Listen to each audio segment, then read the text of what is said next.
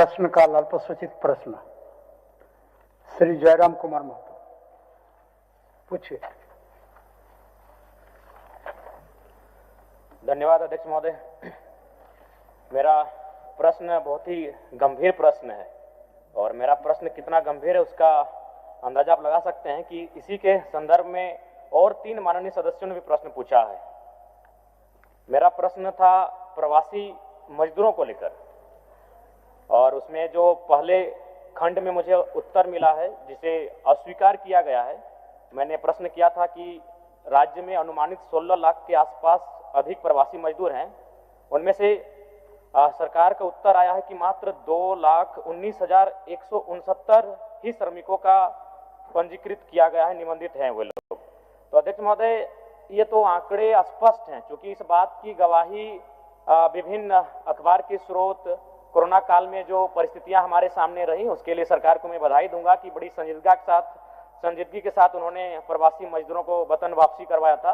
तो ये आंकड़े स्पष्ट कह रहे हैं कि हमारे राज्य में लगभग अनुमानित 15 से 20 लाख के बीच प्रवासी मजदूर हैं जो अन्य राज्यों में रहते हैं, वहां मजदूरी करने का काम करते हैं। लेकिन सरकार के जो डेटा है सरकार के पास, उसमें मात्र 2,19,000 का ही निबंधन है, जो कि बड़ा ही आश्चर्यजनक है और मैं बिल्कुल इसलिए असंतुष्ट हूं। तो मैं पहला सवाल मेरा मंत्री से यही रहेगा कि ये जो अंतर है कि हमारे पास अनुमानित 15-16 लाख के आसपास प्रवासी मजदूर हैं और आपके पास निबंधन मात्र 2,19,000 का है, तो इस पे आप कैसे बेहतर करेंगे कि जितने भी प्रवासी मजदूर हमारे इस राज्य से बाहर हैं उनका निबंधन हो पाए? इसके लिए आपके पास क्या रोड मैप है, आपकी क्या तैयारी है? मंत्री से उत्तर। हाँ, मंत्री महोदय से मेरा प्रश्न है। अध्यक्ष महोदय, हम आपके माध्यम से माननीय सदस्य जयराम महतो जी ने जो क्वेश्चन किया है महोदय, इन्होंने कहा है कि 1,91,000 मजदूर जो है रजिस्ट्रेशन है, लेकिन महोदय हम लोगों ने स्पष्ट किए हैं कि 2,29,000 जो है रजिस्ट्रेशन है महोदय। और जो बातें कह रहा है महोदय कि 16 लाख कुछ है, तो महोदय इससे स्पष्ट है कि हम लोगों ने जो निर्देश दिए हैं और जो प्रचार प्रसार के माध्यम से रजिस्ट्रेशन के लिए हम लोगों ने कार्रवाई कर रहे हैं महोदय, और जो बातें कर रहे हैं महोदय उसको हम देख लेते हैं। धन्यवाद अध्यक्ष महोदय। देखिए, ये एक बहुत ही गंभीर विषय है, इसमें अगर विभाग इस प्रकार का गोल मटोल जवाब देगा, पहला बात तो मैं मंत्री जी को इस बात के लिए धन्यवाद दूंगा कि इनके जो आप सचिव हैं वो हमारे संपर्क में हमेशा रहते हैं और इनसे पूछिए कि मैंने पिछले 2-3 महीनों में इनको कितने प्रवासी मजदूरों के डेथ होने पर इनको आवेदन लिखा है। लगभग 20 से 25 सिर्फ मैंने लिखा है और इनके आप सचिव जो भी हैं उनको मैं इनको धन्यवाद दूंगा कि वो हमारे साथ लगातार कम्युनिकेशन करते हैं। तो इसलिए गंभीर विषय है। और अभी आपको बताया मैंने, विजय कुमार की बॉडी अभी भी रिम्स में पड़ी है। आप भूले नहीं होंगे कि 5 मजदूर जिनको नाइजर में अपहरण किया गया था। तो मैं ये चाहता हूं कि इतना अंतर कैसे, ये आप भी जानते हैं। माननीय मुख्यमंत्री के नेतृत्व में लगभग 12 लाख से 15-16 लाख तक के मजदूर हम लोग झारखंड वापस लाए थे। तो फिर पोर्टल में या फिर जो भी आपका पास डेटा है उसमें 2,19,000 कैसे है, इतना अंतर कैसे? क्योंकि इसका मतलब यह है कि 80 से 85% मजदूर जिनका कोई हमारे पास डेटा ही नहीं है, वो क्या कर रहे हैं, कहाँ हैं, किस हाल में है। तो मैं सरकार से जानना चाहता हूँ क्या तैयारी है, आप कैसे मैंने उनको निबंधित करेंगे या फिर कैसे उस डेटा को कलेक्ट करेंगे, और जब उनके साथ कुछ अप्रिय घटना घटेगी तो हम कैसे उनको सरकारी सहायता दे पाएंगे? ये मेरा प्रश्न। इसमें सरकार की क्या तैयारी है? माननीय मंत्री जी। अध्यक्ष महोदय, माननीय सदस्य जयराम महतो जी का कहना लाजमी है महोदय, लेकिन इस पर हम लोग काफी गंभीर है महोदय, क्योंकि मजदूर हम लोग के परिवार के पार्ट है महोदय। और माननीय मंत्री जयराम महतो जी ने जब भी हमें भी बोला है महोदय, कहीं भी बाहर में या विदेशों में भी कोई घटना घटा है महोदय, तो उसको यहाँ तक लाने में हम लोगों ने पूरा सहयोग किया है महोदय। और जहाँ तक आंकड़े की बात कह रहे हैं महोदय, तो इसको हम दिखवा लेते हैं और इसको जितना जल्द होगा इसको रजिस्ट्रेशन कराएंगे महोदय।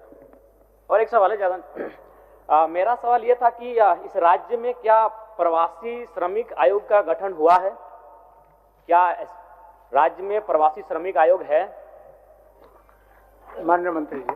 अध्यक्ष महोदय, राज्य में प्रवासी नियंत्रण कक्ष ऑलरेडी डोरंडा में है महोदय, और उसके तहत नियंत्रण हो रहा है महोदय।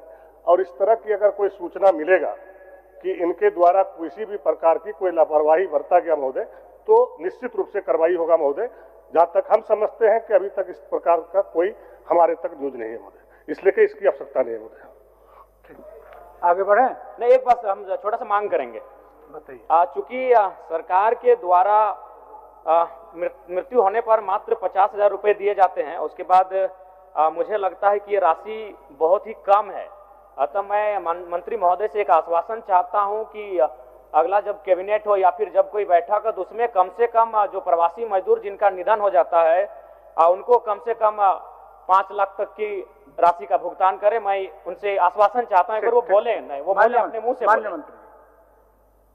अध्यक्ष महोदय, चूंकि मजदूर की बात है महोदय, और बाहर में डेथ हो जाने से लाने में काफी गरीब को कठिनाई होती महोदय, इसमें कहीं से संदेह की बात नहीं महोदय।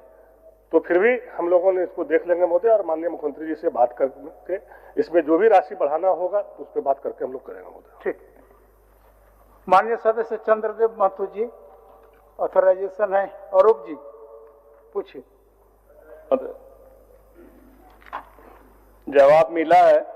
अध्यक्ष महोदय, हमारा प्रश्न था जो क्या इन विदेशों में काम करने वाले श्रमिकों के लिए ये या दूसरे राज्यों में काम करने वाले श्रमिकों के लिए उन्होंने एक प्रवासी नियंत्रण कक्ष श्रम विभाग निदेशालय जो डोरंडा में बना है। हम लोगों की प्रश्न सरकार की आश्वासन थी जो इसके लिए अलग से एक निर्देशालय बनाएंगे, एक अलग से डायरेक्टरेट बनाएंगे, एवं जो ऐसे बड़े शहर जैसे मुंबई, चेन्नई, जहाँ ज़्यादा से ज़्यादा श्रमिक है, वहाँ एक अधिकारी भी लेबर डिपार्टमेंट से रहेंगे जो कोऑर्डिनेट करेंगे। तो ये जो अभी काम कर रही है बेसिकली एक एनजीओ है, ये डायरेक्टरेट नहीं है, किसी अधिकारी नहीं है। तो इनके जो पावर है ये बहुत ही सीमित है। जो क्या सरकार एक डायरेक्टरेट अलग से इसके लिए बनाएंगे? माननीय मंत्री जी। अध्यक्ष महोदय, आंसर एकदम स्पष्ट दिया गया है महोदय। माननीय विधायक अनूप चटर्जी जी ने जो मामला को उठाया है महोदय, मामला तो गंभीर है महोदय, क्योंकि इन्हों का कहना है कि जहां हमारे राज्य के मजदूर बाहर में भारी मात्रा में जहां काम कर रहा है तो उसको नियंत्रण करने के लिए आप एक वहां पे अफसर एक ऑफिस खोल सकते हैं। तो महोदय, चूंकि क्वेश्चन में वो नहीं था महोदय, लेकिन फिर भी हम माननीय सदस्य को आपके माध्यम से ये कहना चाहूंगा कि चूंकि मामला गंभीर है तो इसको हम देख लेंगे महोदय, और जो अति आवश्यक होगा महोदय इसमें करेंगे महोदय। ठीक है अध्यक्ष महोदय, जो अभी एक मिनट। हाँ, बोलिए बोलिए। के काफी गंभीर है, जयराम महतो जी ने भी उठाया, अभी विधायक जी सीनियर विधायक है, सवाल को रख रहे हैं, मंत्री जी भी जवाब दे रहे हैं। और ये हम सब लोगों का दायित्व बनता है कि हम सब लोग फील करते हैं, बड़ी तादाद में लोग राज्य से बाहर और खास करके उन राज्यों में जहाँ भाषा की भी कठिनाई है, केरल लोग जाते हैं, मद्रास लोग जाते हैं, कर्नाटक लोग जाते हैं, और सुदूर ग्रामीण क्षेत्रों में लोग काम करते हैं। उनके सामने कई प्रकार की कठिनाई आती है, कभी कभी वो मर भी जाते हैं, अस्पताल में इलाज भी होता है, कोई देखने वाला नहीं होता है, बात करना भी बहुत कठिनाई होती है।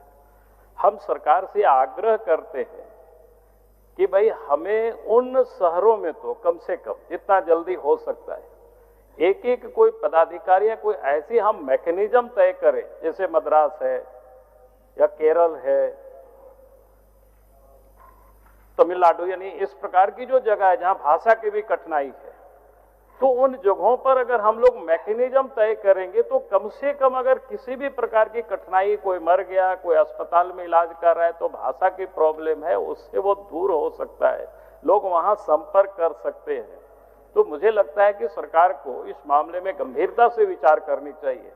और जो बताया कि मृत लोग जैसे आते हैं तो 50,000 रुपया मिल जाता है, तत्काल ही मिलता है, कोई बहुत विलम्ब नहीं होता है। हमने जितना प्रयास किया उसमें तो हो सके कहीं विलम्ब भी होता हो, लेकिन ये भी बात सही है कि वो जो मर जाते हैं उनके कई घरों में जाने का मौका मिला है, तो आप उस घर में देखेंगे उनके छोटे छोटे बच्चे हैं, पत्नी है, घर एकदम छोटा सा है, तो हम कहेंगे कि उन बच्चियों को हम उन लोगों को पढ़ाने की भी व्यवस्था की सुनिश्चित करनी चाहिए, उनको आवास की भी सुनिश्चित करनी चाहिए, और ये जो 35 किलो अनाज मिलता है उसकी भी व्यवस्था कर देनी चाहिए, ताकि वो महिलाएं जो घर में रहती है अपने बच्चों को ठीक प्रकार से कम परिवारित कर सके।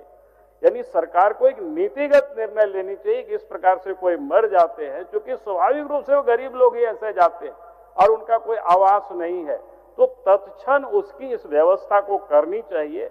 तो हमें सरकार को ये सुझाव है, बड़ी गंभीर सवाल उठाया है विधायकों ने, तो हमें लगता है कि हम सब लोगों को इस पर गंभीरता से विचार करना चाहिए, क्योंकि अपने झारखंड के लोग हैं, उनको क्या क्या कठिनाई है, वो कठिनाई को देखते हुए मुझे लगा कि ये सरकार को ये अपने ओर से मैं सुझाव देता हूं, जब हमारी आवश्यकता होगी तो मैं भी आपको इस काम में साथ दूंगा। बहुत बहुत औरब जी धन्यवाद। अध्यक्ष महोदय, मरने पर तो 50,000 दिया जाता है, लेकिन समस्या तब आती है जब वो काम करके उसको हाजिरी नहीं दिया जाता है, उसको समझिए और कोई कठिनाई होती है, तब वो समस्याएं समाधान हम लोग नहीं कर पाते। इसलिए हम लोग ने मांग किया था, माननीय हमारे नेता प्रतिपक्ष ने भी बोला, और हमको लगता है पूरे हाउस इस पर सहमत है। जो एक अधिकारी अगर उन राज्यों में बैठे तो हम समझते हैं जो ऐसे बड़े तादाद में जो वर्कर्स हैं इनको बहुत मदद मिलेगी। और अलग से निर्देशालय का सरकार का आश्वासन इसी हाउस में था, इसलिए निर्देशालय जल्द से जल्द बनाना चाहिए। अध्यक्ष महोदय, और एक प्रश्न है, और एक इसी प्रश्न में और एक इसी में प्रश्न पूछ लीजिए। अध्यक्ष महोदय, एक है जो आप नॉर्मल डेथ में 50,000 देते हैं, लेकिन जो मानसिक अशांति या कोई कारण से वहां जाकर वो आत्महत्या कर लेते हैं, तो उनके डेड बॉडी लाने के लिए आप कोई भी सरकार मदद नहीं करती है।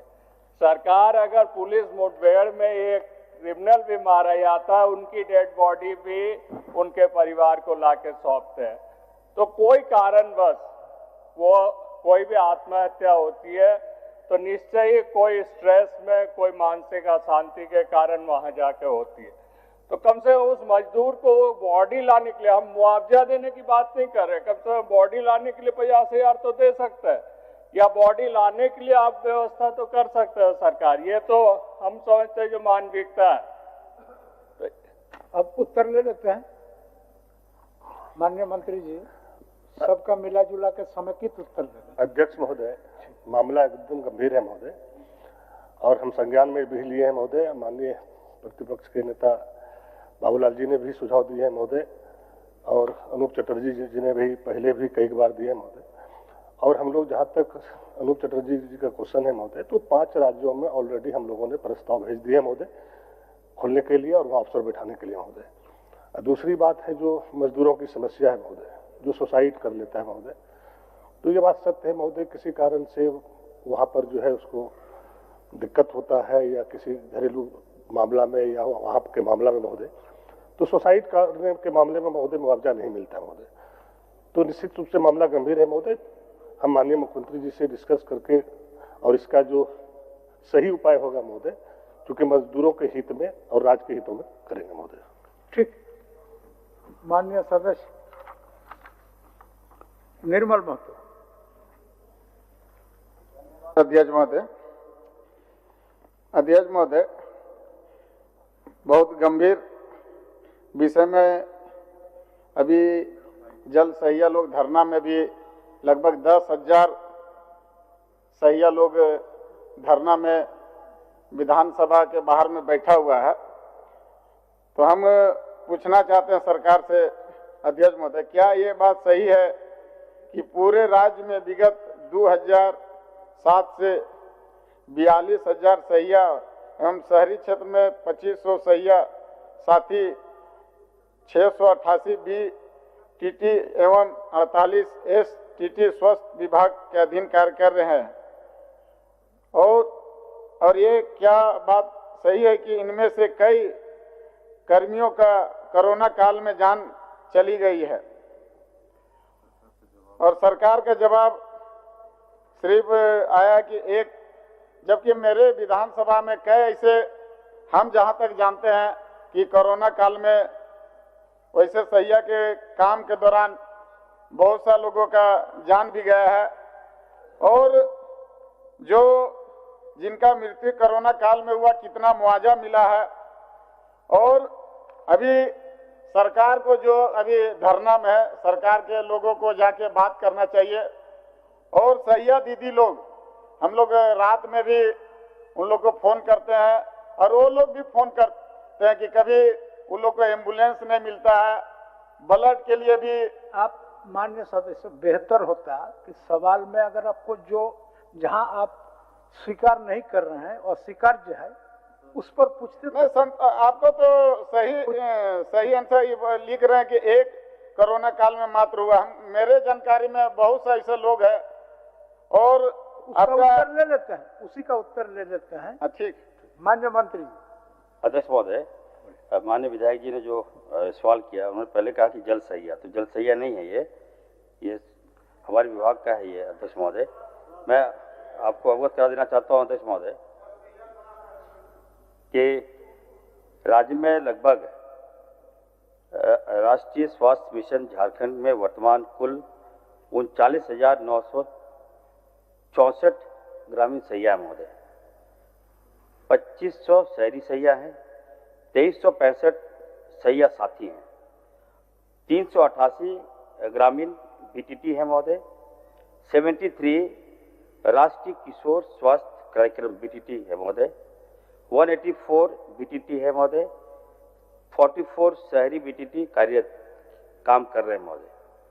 तो निश्चित तौर पर महोदय, जो हमारे विधायक जी ने सवाल किया है, सहिया के प्रति हम लोग भी काफ़ी संवेदनशील हैं और हर जिले से मांग आ रही है कि सर हम लोगों का भी जो इंसेंटिव है बढ़ा दिया जाए।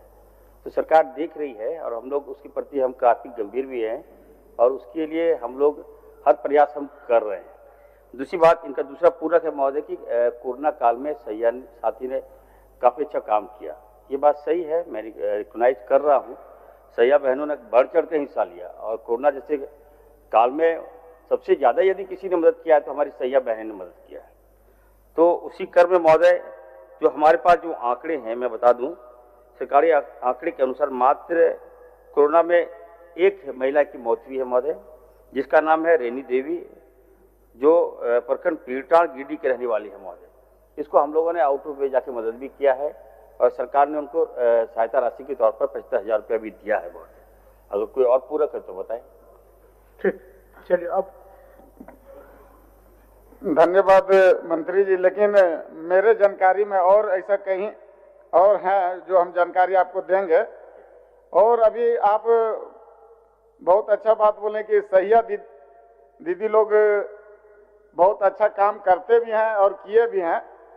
उन लोग का मान आपका प्रति माह लिख रहे हैं कि 2,000 रुपया और सहिया साथी के लोग प्रत्येक 50 रुपया के 24 दिनों के, मतलब आपका 1,000 रुपया शहरी वाला के। तो हम उन लोग का कहना चाहेंगे कम से कम उन लोग का 10,000 बढ़ाया जाए। और आपका जो खून का दिक्कत होता है तो सभी गांव में लोग लगभग लोग सहिया दीदी लोग को ही खबर करते हैं, हम लोग को खबर करते हैं। और एम्बुलेंस का भी व्यवस्था बढ़ाया जाए। और रात में भी वो लोग, जब भी हम लोग रात में भी फोन करते हैं, वो लोग उठ के आते हैं, हॉस्पिटल में जाके भर्ती करवाते हैं। इसलिए आग्रह है कि उन लोग का तनख्वाह बढ़ाया जाए, सहिया दीदी लोग का मन्नत। और बाकी उन लोग पे जो अभी धरना चल रहा है, उन लोग से सरकार जाके बात करे। धन्यवाद। माननीय मंत्री जी। सर, सबसे पहली बात तो अब विधायक जी को अवगत कराना चाहते हैं महोदय कि एनएचएम के माध्यम से जो लोग हम लोग रिक्वायरमेंट करते हैं तो उसको हम लोग सबसे पहले जो इंसेंटिव के तहत हम लोग रखते हैं उसको, और वो लोग को ग्राम सभा के तहत उनका चयन होता है। मंत्री जी सर, स्टेफन बाबू कुछ बोलना चाहते हैं इस विषय। यहाँ मैया सम्मान योजना में 2,500 मिलता है और स्वास्थ्य सेवा सहायिका को 2,000 मिलता है। ये यथोचित नहीं लगता है, इसलिए आग्रह है आपके माध्यम से सरकार से कि उनकी वेतन को बढ़ा करके कम से कम मैया सम्मान योजना से ज़्यादा किया जाए। ठीक सर। माननीय मंत्री जी। सर, स्टीफन बाबू हमारे गार्जियन समान है महोदय, उनका सुझाव मैं आपके माध्यम से अवगत कराना चाहता हूँ कि देखिए सर, ये एनएचएम के माध्यम से हम लोग उनको सर कोई बहाली हम लोग नहीं करते, इंसेंटिव देते हैं। और हमें लगता है हर माह वो लोग इंसेंटिव के तहत जो कार्य करते हैं महोदय, हर कार्य में हम लोग उसको जोड़ते हैं सैया बहनों को। तो उसमें से महोदय मैं आपको अवगत कराना चाहता हूँ कि जो भी कार्यक्रम आता है सेंट्रल से और हम लोग राज्य सरकार से जो भी कार्यक्रम चलाते हैं महोदय, जैसे परवश हुआ, जांच हुआ, परवश के दौरान जो भी कार्यक्रम हुआ महोदय, मलेरिया के दौरान जो भी कार्यक्रम हुआ, फलेरिया के द्वारा जो भी कार्यक्रम हुआ, टीकाकरण के द्वारा जो भी कार्यक्रम या अभियान हम लोग चलाते हैं महोदय, उसमें हम लोग इनको इंसेंटिव देते हैं।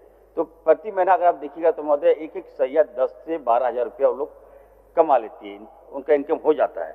तो ऐसी बात नहीं है कि 2,000 रुपया। इसके बाद अध्यक्ष महोदय अभी हाल के दिनों में हमने निर्णय लिया है कि 8 मार्च को जो महिला दिवस है उस दिन महोदय हम लोग एक साल का एक मुश्त राशि महोदय हम लोग 24,000 रुपया अपनी बहनों सैया बहनों को सम्मानित करेंगे महोदय। तो बहुत सा स्कीम है, धीरे धीरे हम लोग काम लेंगे तो काम देंगे, तो घबराने की बात नहीं है। वो हमारे विभाग की बहनें हैं, सरकार गंभीर है और जब सैया की कोई दिक्कत होती है सर वहाँ विभाग खड़ा रहता है। ठीक, आ गया बात। अब थोड़ा सा अध्यक्ष महोदय थोड़ा अध्यक्ष महोदय एक मिनट उनको हमारा आग्रह होगा, जो आपने कहा जो 24,000 2,000 रुपये की बढ़ोतरी हुई है वो आप रेगुलर दे देना, हर महीना दे दे। 2,000 रुपया उनकी सैलरी है, 2,000 रुपया जो बढ़ोतरी की है, 4,000 रुपया रेगुलरली दे दे। वही सबकी मांग है जो आप एरियर के स्वरूप कभी 6 महीना का भी दिए है, आप 1 साल का बोल रहे देंगे, उससे अच्छे जो हर महीना जोड़ते हुए आप दे दें। अब एक मिनट मंत्री जी अब बोलिए। अध्यक्ष महोदय, मेरे विधानसभा में रसोईया लोग भी हड़ताल में, बच्ची लोग अपने से बर्तन धो रही है, खाना बना रही है। थोड़ा आग्रह है कि सरकार इसमें संज्ञान में ले, बच्ची लोग पढ़ाई करने जा रही है, इसलिए हड़ताल में इसलिए रसोईया दीदी लोग से बात करके खाना जो सुचारू रूप से चलता है उसको जारी रखे। धन्यवाद। कागज भेजवा दीजिए, कागज लेकर माननीय मंत्री जी को दे दीजिए। माननीय सदस्य ममता देवी किसी को ऑथराइज भी नहीं किया है। राजेश क्या है ना, राजेश आपको ऑथराइज किया है? ममता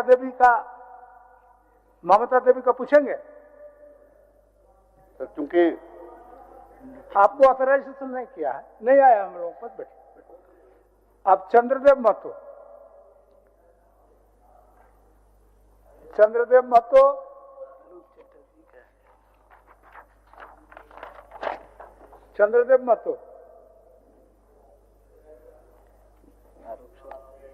एक क्वेश्चन में ऑथराइजेशन था, दूसरे में नहीं है। छोड़ दीजिए, हम ये इसके बाद ले लेते हैं। अब ठीक है, छोड़ दीजिए। माननीय सरजू राय जी।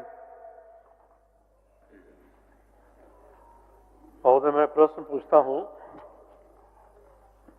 जो प्रश्न का उत्तर आया है महोदय, और उत्तर भ्रामक भी है और इसमें कई चीजों को छुपाया गया है महोदय। मैंने खंडिका 1 का उत्तर स्वीकारात्मक है। खंडिका 2 में मैंने पूछा है कि जब MGM अस्पताल जमशेदपुर में OPD सेवा का उद्घाटन हुआ, उस दिन अस्पताल के नए भवन में पानी का बंदोबस्त नहीं था, यानी बिना पानी का बंदोबस्त किए ही अस्पताल का उद्घाटन होगा और आज तक बंदोबस्त नहीं हुआ है। और पानी के अभाव में विगत 3 फरवरी तब तक कई जरूरी ऑपरेशन रोजाना टल जा रहे हैं। इसका उत्तर महोदय सरकार ने दिया ही नहीं है कि पानी के अभाव में ऑपरेशन टल जा रहे हैं कि नहीं टल जा रहे हैं। माननीय मंत्री जी, जबकि मेरे पास वहाँ के अखबारों में रोज छपता है, आपको मैं आसन को भिजवा दूंगा महोदय, कि पानी के अभाव में ऑपरेशन टल जा रहा है, वहाँ पानी ही नहीं है, बिना पानी के अस्पताल शुरू कर दिया गया। सर ऐसी बात नहीं है सर। ठीक, मंत्री से उत्तर ले लेते हैं। माननीय उसको लेकर ले लेते हैं उत्तर। माननीय मंत्री से उत्तर ले लेते हैं। सरजू बाबू पूरा करना कर ले सर एक बार। सरजू बाबू उत्तर ले लेते हैं, बोले माननीय मंत्री। सर सबसे पहली बात तो सर देखिए, जमशेदपुर में एक पुराना हॉस्पिटल था MGM सर, सरकार ने अच्छी पहल की और नया MGM बिल्डिंग बना वहाँ पे सर। जब बिल्डिंग बना सर तो थोड़ा सा हाइट पे है और बैठ जाइए सरजू बाबू, बैठ जाइए। जब मेडिकल कॉलेज जब बना सर, थोड़ा हाइट पे बना दिया गया, और जब वहाँ पे कुछ खामी आई कि वहाँ पे पानी की व्यवस्था नहीं हो पा रही थी। हम लोगों ने काफ़ी प्रयास किया, यहाँ तक कि डीप बोरिंग भी हम लोगों ने करवाया सर, उसके बाद भी पानी नहीं निकल रहा है। एक एक्सीडेंट हो गया था पुराने एमडीएम में, कई लोग की जान गई थी, हम लोग वहाँ गए, आनंद फानंद सर हम लोगों ने वहाँ पे शिफ्टिंग कराया, पानी की वैकल्पिक हम लोगों ने व्यवस्था कराई। ये कहा कि नहीं वो हॉस्पिटल जब बन के तैयार है तो चलना चाहिए। आज वहाँ रनिंग हो रहा है महोदय, ऑपरेशन भी हो रहा है, ठीक है, पानी की दिक्कत है तो उसके लिए भी हम लोगों ने सर काफ़ी वैकल्पिक व्यवस्था किया है। हम जमशेदपुर गए थे और सर से भी हमने फ़ोन किया था, सर वहाँ नहीं थे सर। हम खास करके जो टाटा स्टील के जो डायरेक्टर उनको बुला के हमने वार्ता किया था कि आपके यहाँ से बोरिंग जा रही है, पानी जा रही है, तो अगर आप हमें पानी दे देंगे तो निश्चित तौर पर हॉस्पिटल का भी काम हो जाएगा। तो बातें चल रही थी, तो उन्होंने कहा कि ठीक है, एग्रीमेंट होगा, साइन होगा तो हम लोग देंगे पानी। तब तक थोड़ा लेट हुआ था। उसके बाद सर हम लोगों ने खास करके वहाँ पर हमने नगर, वहाँ के जो नगर आयुक्त से हमारी बात हुई और डीसी से मेरी बात हुई, इसको लेकर सर आपको हम बता दें कि महाविद्यालय परिसर में WTP वाटर ट्रीटमेंट प्लांट, इसके तहत सर जमशेदपुर से आते ही हमने 10 करोड़ रुपया सैंक्शन कर दिया और वहाँ पे सर वो काम चालू है और बताया जा रहा है कि मार्च में वो काम चालू होगा और 6 महीने के अंदर सर हॉस्पिटल में पानी नियमित रूप से पानी हम लोग दे देंगे और हॉस्पिटल को दिक्कतें नहीं होगी। तत्काल वैकल्पिक व्यवस्था, इससे पहले भी सर सरयू राय जी ने क्वेश्चन किया था, हमने डीप बोरिंग का बात आया था, हमने डीप बोरिंग वहाँ करवाया। दिक्कत थोड़ा है, हम मानते हैं, लेकिन हम विश्वास दिलाते हैं सर, विश्वास के प्रति हम लापरवाही बर्दाश्त नहीं करेंगे। पानी की अगर दिक्कत है तो पानी की व्यवस्था हम लोग करवा रहे हैं। ठीक है सर जी। नहीं महोदय, मंत्री आपका सारे बातों से सहमत हैं। साफ पूछना चाहता हूं कि जिस दिन अस्पताल का उद्घाटन हुआ उस दिन वहां पानी की व्यवस्था थी कि नहीं? सीधी बात है, पानी की व्यवस्था, बिना पानी की व्यवस्था किए इतना बड़ा अस्पताल का उद्घाटन हो गया, शुरू हो गया और 2 साल हो गया पानी नहीं आया वहां। सर उस समय तो हम नहीं थे सर, हम तो देखने के लिए नहीं गए थे और उसमें हम मंत्री भी नहीं थे सर। तो अब पता करेंगे सर, पता करके बताएंगे उसमें कि अगर पानी नहीं था तो फिर चालू कैसे हुआ, हम पता करके सर बता देंगे सर इनको। पानी के अभाव में दर्जनों ऑपरेशन वहाँ टल गए हैं कि नहीं, माननीय मंत्री जी बता दें। हाना में सर कभी भी सर पानी के अभाव में ऑपरेशन होगा नहीं, अगर पानी नहीं होगा तो ऑपरेशन कैसे होगा? ऑप्शन नहीं चल सकता। हम लोग नहीं सर, हम लोग वैकल्पिक व्यवस्था किए, हमारे डॉक्टर है, हमने डायरेक्टर से बात किया, सुप्रिंटेंडेंट से बात किया, डॉक्टर से कि अगर वहाँ पे ऑपरेशन नहीं हुआ, अगर कोई गंभीर पेशेंट आ गए तो हमारे पास अदर ऑप्शन है सर। वहाँ पे सवाल ये है कि जब पानी की व्यवस्था नहीं थी तो अस्पताल को शुरू क्यों किया गया? और अस्पताल 5-6 साल से बन रहा था, तो इस बीच में वहाँ पानी की व्यवस्था करने के लिए सरकार क्यों नहीं सचेत रही और बिना पानी के कर दिया? अब टैंकर से पानी जा रहा है, वहां पर टैंकर से जो पानी जा रहा है वो आम आदमी के लिए, नगर निगम से जो पानी आवंटित है उसमें कटौती करके रोज 1,20,000 लीटर पानी टैंकर से भेजा जा रहा है महोदय। मैं यही कह रहा हूँ कि ये कौन सी बुद्धिमत्ता थी, क्या हड़बड़ी थी कि अस्पताल का उद्घाटन कर दिया और पानी ही नहीं है, पानी का बंदोबस्त ही नहीं किया। आज भी नहीं है। आज ये बता रहे हैं बहुत प्रयास किए जा रहे हैं मगर कोई प्रयास इनका सफल नहीं हो रहा है। तो गर्मी के दिन में तो वहाँ कोई काम ही नहीं हो पाएगा महोदय, क्योंकि गर्मी के दिन में नागरिकों के पीने के लिए पानी ही पर्याप्त मात्रा में नहीं रहता है, तो नगर निगम अस्पताल के लिए पानी कहाँ से देगा महोदय? चलिए, पानी का व्यवस्था क्या जरूरत थी? बंदोबस्त करने के बाद उद्घाटन हो सकता था। 1 मिनट पूर्णिमा जी बोलिए क्या ऑथराइज तो नहीं है सर। 1 मिनट, पूर्णिमा जी भी कुछ बोल रही है कि सब इसी से जुड़ा प्रश्न है माननीय मंत्री जी।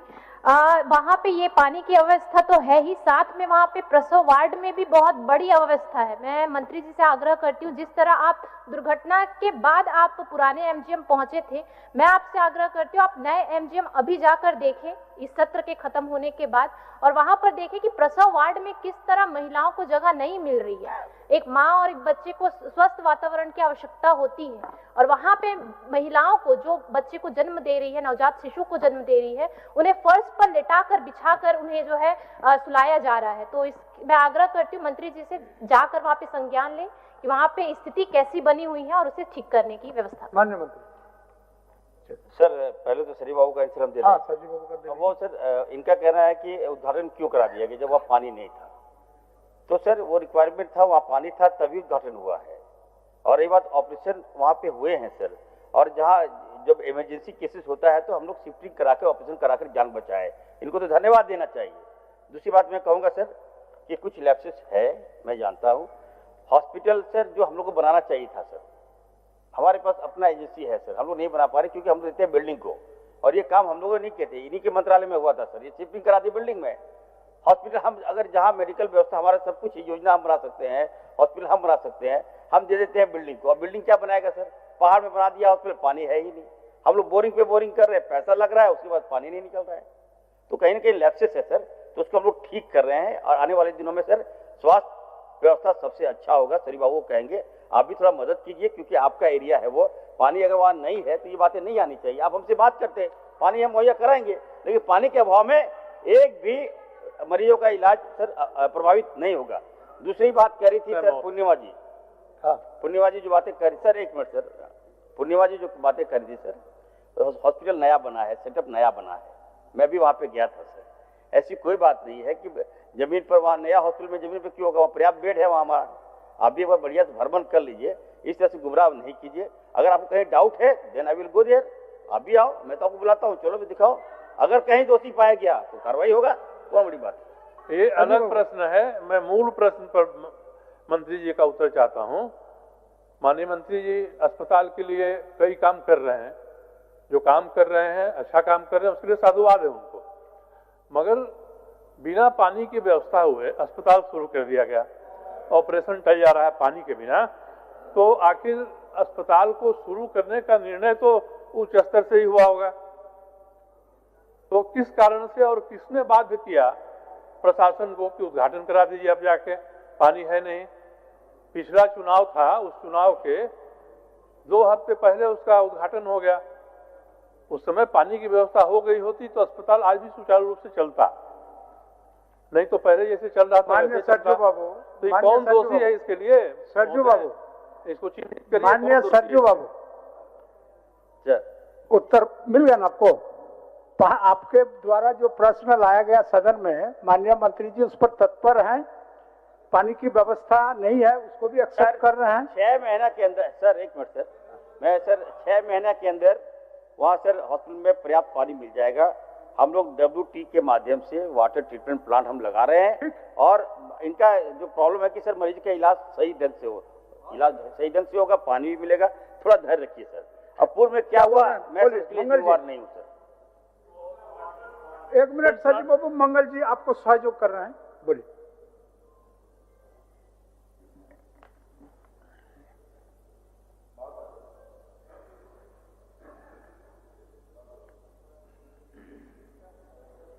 अध्यक्ष महोदय, इस पर बातें चल रही थी, तो सही मायने में मैं चाहूंगा माननीय मंत्री जी से, और साथ ही साथ हमारे जो वहाँ 6 विधायक हैं उस जिला के, 6 विधायक अगर हम लोग पहल करेंगे तो और भी उत्तम काम होगा। इसलिए कि टाटा स्टील जो है वो हमारे वहाँ सामने में डिमना लेक है, और डिमना लेक से जो है टाटा स्टील जमशेदपुर को और पाइप के माध्यम से पानी ले जा रहा है। तो अगर हम लोग 6 विधायक हैं जिला के, और माननीय मंत्री जी भी अगर टाटा स्टील से बात करें और हम लोग भी बात करें, तो हमें लगता है कि जो पानी की समस्या है MGM हॉस्पिटल में, क्योंकि बहुत सुंदर हॉस्पिटल बना है और इतना बड़ा हॉस्पिटल जमशेदपुर को मिला है, ये बड़ी काबिल तारीफ है, लेकिन उस पर अगर पानी की व्यवस्था हम लोग देखें, टाटा स्टील से अगर हम लोग दबाव बनाएंगे और अपने बातों को रखेंगे 6 विधायक, तो हमें लगता है कि डिमना लेक से जो पानी जाती है वो पानी जो है हॉस्पिटल होके ही जाता है, हॉस्पिटल के सामने से, उससे हम लोग व्यवस्था करते हैं, वहाँ पानी का व्यवस्था करें ताकि सबको व्यवस्था सर बढ़िया होगा। कंक्लूड करते हैं सर, हम विधायक जी की बात को हम मानते हैं सर। आने वाले दिनों में सर हम एक बैठक कराएंगे, टाटा स्टील से बात करेंगे, तत्कालीन वैकल्पिक व्यवस्था आप दीजिए। बगल से पानी जा रहा है, लेकिन सर देखिए टाटा में पानी नहीं दे रहा सर, और हॉस्पिटल में पानी नहीं देगा। हम लोकप्रिय मुख्यमंत्री से बात करके सर एक बैठक कराकर हम चाहेंगे कि वहाँ से टाटा का जो पानी हमें हॉस्पिटल में मिले और सुचारू रूप से हॉस्पिटल चले सर। ठीक, माननीय सदस्य चंद्रशेखर प्रसाद, आप छोड़ दीजिए सर। जो महोदय, मेरा मूल प्रश्न रह गया। आपका मूल प्रश्न हम समझ रहे हैं, हम पूरी समझ रहे हैं। आपको पानी से कोई मतलब नहीं, आपको मतलब है उद्घाटन से। वो हम समझ रहे हैं विषय को, तो आप वही तो बोलिए कि उद्घाटन क्यों किए। हो गया सरजू बाबू, हो गया। 1.5 साल पहले दे चुका हूं। मंत्री जी बोल रहे हैं और ये सरकार नहीं कर रही है।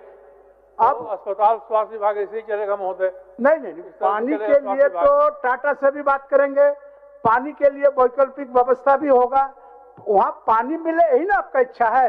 पानी के लिए महोदय ये सब सुझाव इस सदन में ही मैं 2 बार दे चुका हूँ। इसके पहले सरकार उसके लिए राजी नहीं हो रही, सरकार बात नहीं कर रही है, और मुझे लगता है कि टाटा इसलिए तैयार नहीं है इनके बात करने से। अब नए सिरे से मंत्री जी क्या बात करेंगे, पहले जानकारी तो प्राप्त कर लें सरकार में कि टाटा इसलिए से बात करें क्या क्या प्रयास हुए हैं। तो बिना पानी का अस्पताल हो जाएगा और पानी की व्यवस्था के लिए सुझाव दिया जाएगा, तो सरकार उस पर भी नहीं बात करेगी महोदय। बात इतनी है, ये स्वास्थ्य विभाग के कार्य संस्कृति का सवाल है कि जो मनमाना मन करता है, ये अस्पताल डॉक्टर चिकित्सक चलाने के बदले प्रशासनिक अधिकारी। आप उसी जगह पे हैं। नहीं है सर, सुनिए नहीं, सरजू बाबू शुरू से प्रश्न के उसी जगह पे हैं, वो समझ रहे हैं। आसन भी इतना अनुभवी आप सदस्य हैं, उसी पर आप जोर डालिए। इतने अनुभवी सदस्य हैं, अब पूर्व में क्या हुआ, हम निवार थोड़ी नहीं है सर। बैठिए, आप देख लीजिए। और टाटा बात कैसे नहीं मानेगा सर? इरफान अंसारी है सर, याद रखिएगा। चलिए ठीक है, टाटा मानेगा बात में? ठीक है माननीय मंत्री, दबाव दीजिएगा तब नहीं मानेगा सर। ठीक, हम कराएंगे सर। चलिए आगे बढ़े सरजू बाबू। अब चंद्रेश्वर प्रसाद सिंह चंद्रेश्वर प्रसाद सिंह। हाँ जी, तारांकित प्रश्न पूछिए।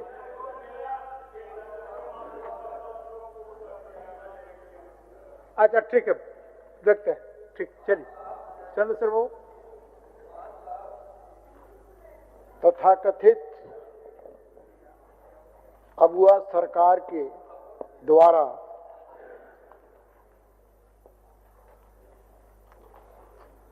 अपनी अकर्मण्यता, असफलता, विफलता को इस उत्तर के माध्यम से स्वीकार किया गया है। क्योंकि मेरा प्रश्न भी बहुत लंबा चौड़ा था, उत्तर भी बहुत लंबा चौड़ा आ गया, और यदि आप पढ़ेंगे शुरुआत से ही तो सरकार ने अपनी विफलता को स्वीकार किया है। मैं 1-2 ही क्वेश्चन पूछूंगा अध्यक्ष महोदय। इन्होंने कहा है, माननीय मंत्री जी ने जो जवाब दिया है उसके अंदर है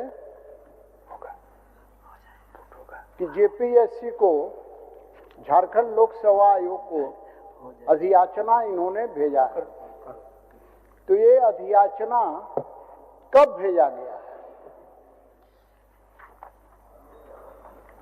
माननीय मंत्री जी। सर माननीय सदस्य जी का जो प्रश्न है महोदय कि 670 पदों के विरोध में मात्र 48 आयुष जो है वो चिकित्सक, क्या बोला जा रहा है? ये आपका उत्तर आ गया है, आप उत्तर क्यों पढ़ रहे हैं माननीय मंत्री जी? ठीक है, मैं बताऊं। मैंने आपसे सिर्फ ये पूछा कि आपने झारखंड लोक सेवा आयोग, क्योंकि जेपीएससी का फुल फॉर्म तो आप बता नहीं सकता, इसलिए हिंदी में ही मैं बात कर रहा हूँ। अच्छा, आप बहुत जानकार है ना, आप बहुत जानकार हैं, आप बहुत जानकार, आप ही बता दीजिए। चलिए सर, हम बता दे रहे हैं सर। झारखंड लोक, आपने अधियाचना क्वेश्चन किए, माननीय मंत्री जी, आपने अधियाचना कब भेजी है, खाली इसको बताइए ना। ठीक है सर, आप बता रहे हैं। यूनानी चिकित्सक जो, सर हम लोग अधियाचना बता देते हैं सर, डेट के साथ बता रहे हैं, इनको थोड़ा धैर्य रखिए। ये सर यूनानी चिकित्सक बेसिक ग्रेड पद 78, जो सर विज्ञापन संख्या 11/2022 को भेजा गया है। दूसरा है सर आयुर्वेदिक चिकित्सक बेसिक ग्रेड पद 207 पद है महोदय, विज्ञापन संख्या 9/2022 को भेजा गया महोदय। हेमोपैथिक चिकित्सक बेसिक ग्रेड पद जो 137 है महोदय, वो विज्ञापन संख्या 10/2022 को भेजा गया।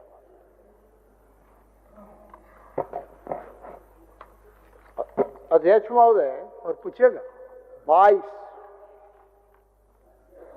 कोई 9वां महीना, कोई 11वां महीना, 23 खत्म हो गया, 24 खत्म हो गया, 25 खत्म हो गया अध्यक्ष महोदय, 3 महीना से ज्यादा हो गया, अभी तक इस पर क्या कार्रवाई हुई है?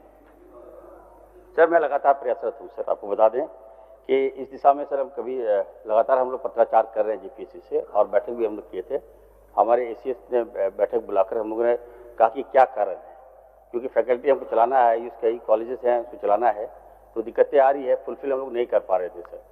सबसे बड़ा इसका रीजन है सर, हम बता दें आपको कि हमारे पास फैकल्टी नहीं है। इसको लेकर हम दिल्ली भी गए थे, और दिल्ली में जब वहाँ जो एमओएस मंत्री हैं उनसे मेरी बात हुई तो उन्होंने हमसे कहा कि इरफान साहब आप इतना जानकार हैं, इतना आप लगातार प्रयासरत हैं, तो अभी तक वहाँ पर मेडिकल मतलब यूनिवर्सिटी क्यों नहीं बना, आयुष का मेडिकल यूनिवर्सिटी क्यों नहीं बना। जब यूनिवर्सिटी नहीं बनेगा महोदय तो ये तो गैप रहेगा, हम कितने भी मांगे, जेपीएससी से मांगेंगे या जेसीएससी से मांगेंगे महोदय, वो जब बहाली करेगा उसके बाद हमको देगा, उसके बाद हम इम्प्लीमेंट करेंगे, तो ये प्रक्रिया चलती रहेगी। तो हम आने वाले दिनों में महोदय मैं विश्वास दिलाता हूँ, हमारे काफ़ी अनुभवी सदस्य हैं कि इस राज्य में बहुत जल्द एक हेमोपैथिक मेडिकल यूनिवर्सिटी हम बना रहे हैं महोदय, और वहाँ पर हमारे जब जो एज एमओ के जो डॉक्टर होंगे और जो पीजी के डॉक्टर जब तक नहीं होंगे महोदय, फैकल्टी नहीं होगा महोदय, और जब फैकल्टी नहीं होगा तो हम लोग कितना भी हॉस्पिटल खोल लें महोदय, हम चला नहीं पाएंगे। तो हमें ये कहा गया 20 साल क्या सो रहे थे मंत्री जी, तो ये बातें आई, ये बातें मैं क्या कहूँगा इनको, लेकिन फिर भी चलिए अच्छा सवाल है। मैं विश्वास करता हूँ महोदय आने वाले दिनों में ये जो बहाली है हम करेंगे और नियमित रूप से हम चलाने का काम करेंगे महोदय। माननीय सदस्य एक अंतिम पूछ लेते। ठीक, इतना लंबा। अच्छा, आपके पूछने का पहले एक छोटा सा सूचना आसन की ओर से दे देते हैं। हमारा भी और मंत्री जी का भी दोनों का जिला है जामताड़ा, और जामताड़ा में बहुत पुराना होम्योपैथिक मेडिकल कॉलेज वहां पर चलते आ रहा है, और हमको लगता है कि अभी बंद होने के कगार पर खड़ा है। तो माननीय मंत्री जी से मेरा आग्रह होगा कि मेहिजाम होम्योपैथिक कॉलेज को फिर से उद्धार करने के दिशा में भी कुछ कार्रवाई करें। चलिए पूछिए।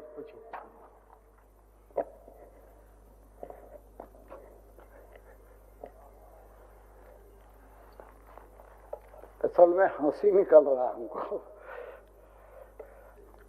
माननीय मंत्री जी इतना जानकार है, अब इनके साथ क्या प्रॉब्लम है मुझे पता नहीं है। मैं ये कह रहा हूं कि जो आपने खुद स्वीकार किया है, आप इसी से अंदाजा देखिए, चावल का एक दाना को आप टटोलते हैं तो पता चल जाता है कि चावल भात तैयार हुआ कि नहीं हुआ। अब इनका देखिए, आयुर्वेदिक चिकित्सक का स्वीकृत पद है 257, कार्यरत है 31, 226 का याचना 22 में भेजे हैं अध्यक्ष महोदय। आप इसी से अंदाजा लगा सकते, इसमें आगे हम क्या क्वेश्चन करें अध्यक्ष महोदय। मैं इतना ही कहूंगा कि राज्य की जनता को बेहतर स्वास्थ्य सेवा देना चाहते हैं तो इसमें देर नहीं होनी चाहिए। 3 साल पहले आपने बोला कि अधियाचना भेजे हैं। जब अधियाचना भेजे हैं, एक पर नीचे लिखते हैं जो मिश्र तृतीय श्रेणी अंतर्गत आयुष मिश्रकों को, उसको आप बोल रहे हैं कि कर्मचारी चयन आयोग को भेजने की कार्रवाई प्रक्रियाधीन है। अभी उसका प्रक्रियाधीन ही आपका बता रहा है।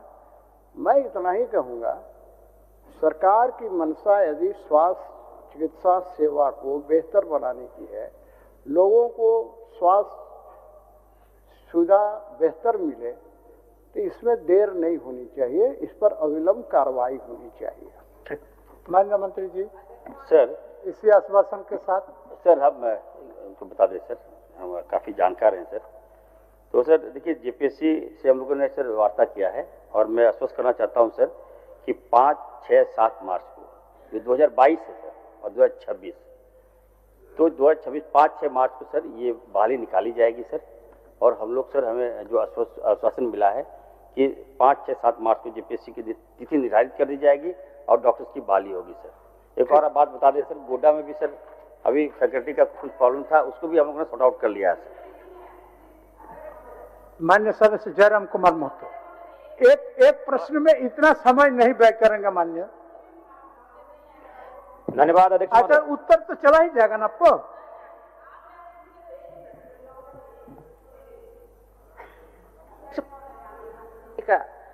ये स्वास्थ्य विभाग से ही है महोदय। हम कोडरमा में जो कर्मा मेडिकल कॉलेज है इस पे प्रश्न डाले थे कि ये 2018 से बन रहा, राज्यांश नहीं मिलने के कारण वो अभी बहुत अधूरा है, कब तक बनेगा? इसमें महोदय डेट डाला गया है। प्रश्न का डिस्कशन नहीं हो, आप सूचना दे दिया ना मान्य सदस्य। नहीं ओ आपका फिर आपका प्रश्न का हो गया, आप सूचना दे दिए, उसमें ना आपको मंत्री से उत्तर दिलाएंगे, न मंत्री से उत्तर दिलाएंगे, न क्वेश्चन आपका सीरीज में डिस्कशन में आया है, तो आप सूचना दे दीजिए, हो गया, बोल दीजिए सूचना। लिखा है महोदय, योजना पूर्ण होने की संभावित तिथि 30/4/2026 है। महोदय 2026 का अप्रैल आने में कितना दिन है महोदय? एक बार महोदय निगरानी भेज दीजिए महोदय। अभी 50% भी काम नहीं हुआ, तो ये सदन को ही तो गुमराह किया जा रहा महोदय। तो इस प्रकार का जवाब माननीय मंत्रीगण दे रहे हैं महोदय। सूचना में आ गया मैडम, आ गया सूचना में। अध्यक्ष महोदय शांत होइए, शांत होइए, हो गया सूचना, आ गया। चलिए जयराम जी। जी सरकार के विभाग का मुझे उत्तर मिला है और उत्तर में ही उन्होंने स्पष्ट किया है कि डुमरी प्रखंड में 196 पद स्वीकृत हैं और उनमें मात्र 100 ही कार्यरत हैं, यानी लगभग 96 पद रिक्त हैं, यानी औसत 49% की कमी है। नावाडी एवं चंद्रपुरा प्रखंड में 133 पद स्वीकृत हैं, जिनमें अस्थायी कर्मियों की संख्या स्पष्ट नहीं है। एनएचएम एवं आउटसोर्सिंग के भरोसे व्यवस्था है, यानी कह सकते हैं अध्यक्ष महोदय कि आधे से ज्यादा पद रिक्त हैं। और चूंकि ये स्वास्थ्य से संबंधित विभाग है, स्वास्थ्य विभाग ही है, और ऐसे में क्या होगा कि मरीजों का समय इलाज नहीं हो पाएगा, रेफरल की संख्या बढ़ेगी और डॉक्टरों का भी अभाव होता है। अतः मैं माननीय मंत्री महोदय को इस खंड में मेरा पूरक प्रश्न होगा कि जो पद रिक्त हैं उनकी भरपाई कब तक करेंगे? माननीय मंत्री जी। सर, इनका जो प्रश्न है कि गिरिडीह जिला के डुमरी प्रखंड में एक सामुदायिक स्वास्थ्य केंद्र, 2 प्राथमिक स्वास्थ्य केंद्र, एक स्वास्थ्य उप केंद्र संचालित है। इन केंद्रों में कुल स्वीकृत पद 196 के विरुद्ध में 100 पद कार्यरत है। तो इसके विरुद्ध में 133 पद जो है महोदय, हम लोग जब इस पर स्टडी किए थे तो कुछ पद खाली है। अब मैं विश्वास दिलाते हैं महोदय, हम लोग प्रक्रिया में चल रहे हैं, बहुत जल्द इसको सर हम लोग बहाली करेंगे महोदय। डेट बोल देते ना, मैंने 2 महीना 3 महीना, क्योंकि ये स्वास्थ्य से संबंधित है ना, लोगों की गांव ग्रामीण क्षेत्र है, मेरा पूरा एरिया ग्रामीण क्षेत्र है, डुमरी, नावाडी, चंद्रपुरा, तो एक समय दे दीजिए। मैंने आप जो बोलते हैं ना बहुत जल्द, तो बहुत लंबा चला जाता है, बहुत जल्द नहीं होता है, तो 1 महीना 15 दिन कुछ हो बोलिए सर। ये सर बहाली में थोड़ा समय लगता है सर। अब जयराम जी काफी सर एग्रेसिव है, यंग है, तो जो प्रश्न करते हैं तो इनको तुरंत आंसर भी चाहिए, तुरंत रिजल्ट भी चाहिए सर। तो मैं विश्वास दिलाता हूँ कि बहुत जल्द सर हम मंगा लेते हैं, और हम चाहे देख लेते हैं कि चाहे एनएचएम से बहाली वहाँ पे करें या फिर जेसीएससी से करें या जेपीएससी से करें, और अगर स्टाफ का होगा तो सर हम आउटसोर्सिंग से करेंगे, लेकिन बहुत जल्द हम करेंगे सर। मेरा दूसरा है, मैंने दवा की राशि को लेकर मेरा सवाल था, जिसमें विभाग का उत्तर आया है कि डुमरी के लिए 4,50,000, नावाडी के लिए 8,33,716 रुपए। महोदय मैं कहना चाहूंगा, एक सीएचसी में औसतन प्रतिदिन कम से कम 150 से 200 की संख्या में मरीज आते हैं, और ऐसे में अगर देखा जाए तो लगभग साल भर में 50,000 से 60,000 की संख्या बनती है। तो मेरा मानना है कि जो दवा का बजट है वह मरीजों की संख्या और उनके उपचार की जो समस्याएं हैं, जो उपचार बाधा आती है, उनमें मुझे लगता है आधा है। तो मैं इस पर मेरा प्रश्न होगा कि क्या मंत्री महोदय दवा का जो बजट है उसे बढ़ाने पर विचार रखते हैं या नहीं? माननीय मंत्री जी। सर देखिए सर, दवा का जो रिक्वायरमेंट था सर, हम लोग डुमरी प्रखंड स्थापना मद से हम लोग ने 4,50,000 रुपये हम उपलब्ध कराए सर, जो पर्याप्त है सर वहाँ, और रिक्वायरमेंट होगा तो हम बढ़ाएंगे, वहाँ कौन बड़ी बात है उसके लिए। मैं स्वयं विजिट करता हूं। एक और बात बता दें आपको सर, कि अगर जरूरत पड़ेगा सर तो हम लोग सर मुख्यमंत्री कायाकल्प योजना के तहत सीएससी को 10 लाख रुपया और पीएससी को 2-2 लाख रुपया का प्रावधान है, जो रिक्वायरमेंट होगा तो हम लोग देंगे उसको। और उसके बाद मेरा और एक इसमें था कि कंचनपुर में कोविड-19 के समय भारत सरकार से ERCP 2 मद से में प्राप्त राशि से अस्थायी रूप से फैब्रिकेटेड अस्पताल का निर्माण किया गया था और उसमें क्या है कि स्वीकृति का कोई प्रावधान नहीं होने के कारण अभी तक कोई पद सृजन नहीं किया गया है। तो इस पर कार्रवाई कब तक होगी, क्योंकि वह बन के तैयार है। मंत्री महोदय, कंचनपुर में फैब्रिकेटेड हॉस्पिटल बन के तैयार है। जयराम जी बोल, वो जो इमरजेंसी में फैब्रिकेटेड जानते हैं बेड बनाए थे सर तो सर कोविड के दौरान सर हाँ जी सरकार ने सर हम लोगों ने सर 10 बेडेड 50 बेडेड और 100 बेडेड सर हम लोगों ने क्वारंटाइन सेंटर बनाया था सर, फैब्रिकेटेड हॉस्पिटल हम लोग बनाया था ताकि जो मरीज को सर वहाँ पर हम लोग वहाँ पे एडमिट करके उनका इलाज करा सके सर। तो उसके लिए सर कोई फैकल्टी की व्यवस्था नहीं थी, वो सेंट्रल के द्वारा जो फंड आया था उसी के तहत हम लोगों ने बनाया था। लेकिन फिर भी सर जब ये मांग कर रहे हैं कि वहाँ फैकल्टी दें, वहाँ डॉक्टर्स दें, तो हम भी चिंतित हैं सर, हम भी गंभीर हैं कि जब बिल्डिंग वहाँ बन चुका है तो वहाँ पे डॉक्टर्स की प्रस्थापना होनी चाहिए। तो सर हम सदन के आपके माध्यम से माननीय विधायक जी को कोशिश करते हैं कि इस हॉस्पिटल को चलाने का हम लोग निर्णय ले रहे हैं बहुत जल्द सर। आने वाले दिनों में हॉस्पिटल महत्वपूर्ण सवाल है, चूंकि बोकारो जिले में और गिरिडीह जिला में जो आउटसोर्स के माध्यम से संचालित कर्मी हैं स्वास्थ्य के, वो लगातार धरने पर बैठते हैं और मंत्री महोदय से धरना पर जाकर मैं डायरेक्ट टेलीफोनिक बात भी करता हूं, ये आश्वासन भी देते हैं और फिर उनको पेमेंट हो जाता है। इसके लिए बधाई इनको। और एक काम के लिए मैं बधाई दूंगा कि मंत्री जी एक्टिव रहते हैं सर, लेकिन अगर जो अच्छा काम करते उसकी प्रशंसा होगी और जो नहीं होगा उसकी आलोचना भी होगी। यही लोकतंत्र की खूबसूरती है। और इनके भाई हैं मोबिन जी, उनको ये भेजते हैं, मैं जैसे ही फोन करता हूँ ये उनको अस्पताल में भेजते हैं, वहां जाकर स्वयं देखते हैं। इसके लिए मैं आपको धन्यवाद दूंगा मंत्री महोदय। लेकिन मेरा ये कहना है कि आउटसोर्सिंग एजेंसियां जिनके जो संचालन कर रही हैं, कर्मी ले रहे हैं, वो लगातार धरने पर बैठ रहे हैं, लगातार हड़ताल पर बैठ रहे हैं और उनका मांग होता है कि 8 महीना से 6 महीना से 5 महीना से वेतन नहीं मिल पा रहा है, जबकि वो सभी मध्यम वर्ग परिवार से आते हैं, उनका घर गुजर बसर उस राशि से चलता है। तो इस पर एक बढ़िया व्यवस्था करें ताकि उनको बार बार धरना हड़ताल करने की आवश्यकता ना पड़े। चलिए ठीक सर, देखिए हेल्थ विभाग में जहाँ भी जितने भी सदस्य सुझाव लेकर के आप हाँ सर बता रहा हूँ कि आउटसोर्सिंग सर ये बात है कि आउटसोर्सिंग में दिक्कतें होती है सर। वो जिससे लोगों को रिक्वायरमेंट करते हैं सर उसके माध्यम से दबाव बनाते हैं और हमने कड़ा निर्देश दिया है जो भी आउटसोर्सिंग है और आपने जितने लोगों की बहाली की है।